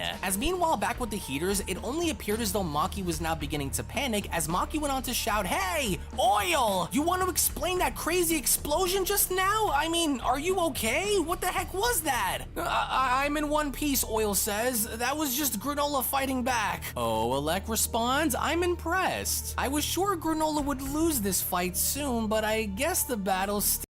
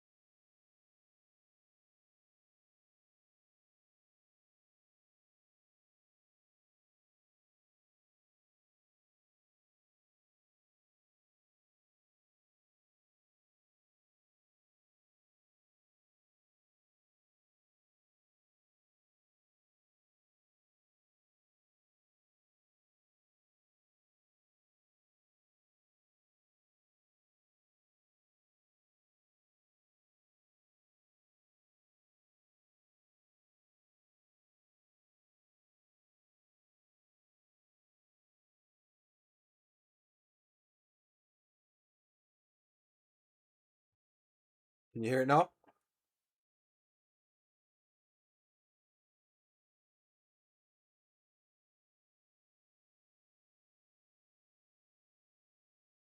You guys hear it now?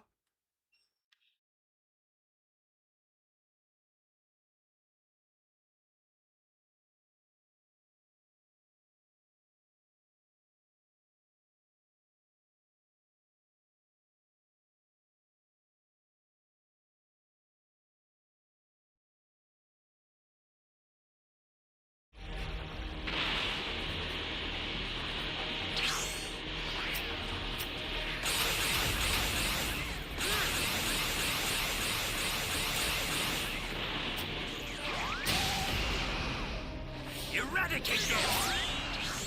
Flying Nimbus! Now!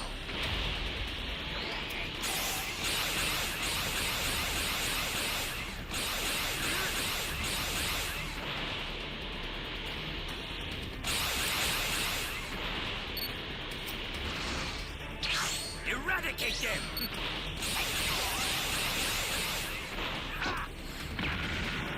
Bro, why can't I hit this fucking girl? You know what? You win, bro. I'm not even gonna waste my time. You win.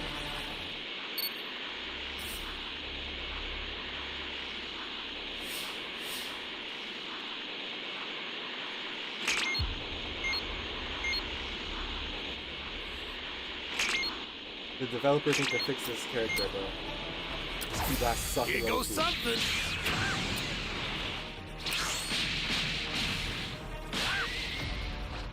Here goes! Yeah! Take this!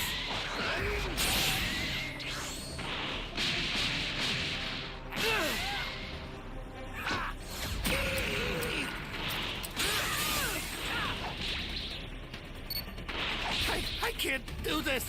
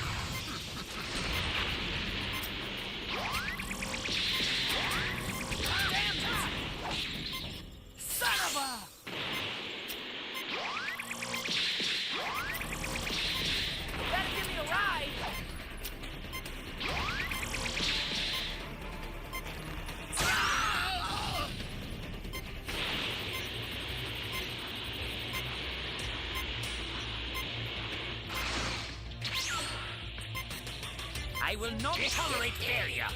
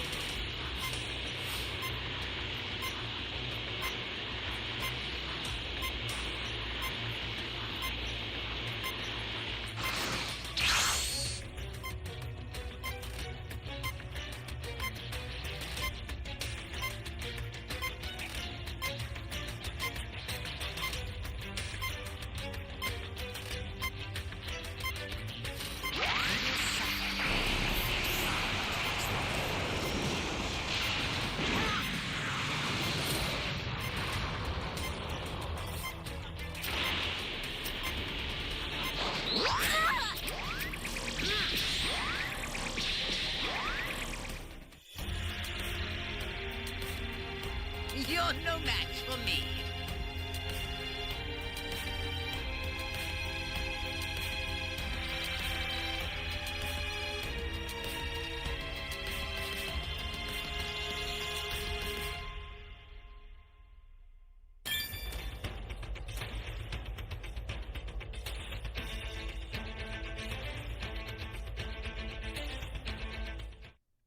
Alright guys, I'm gonna end the stream now.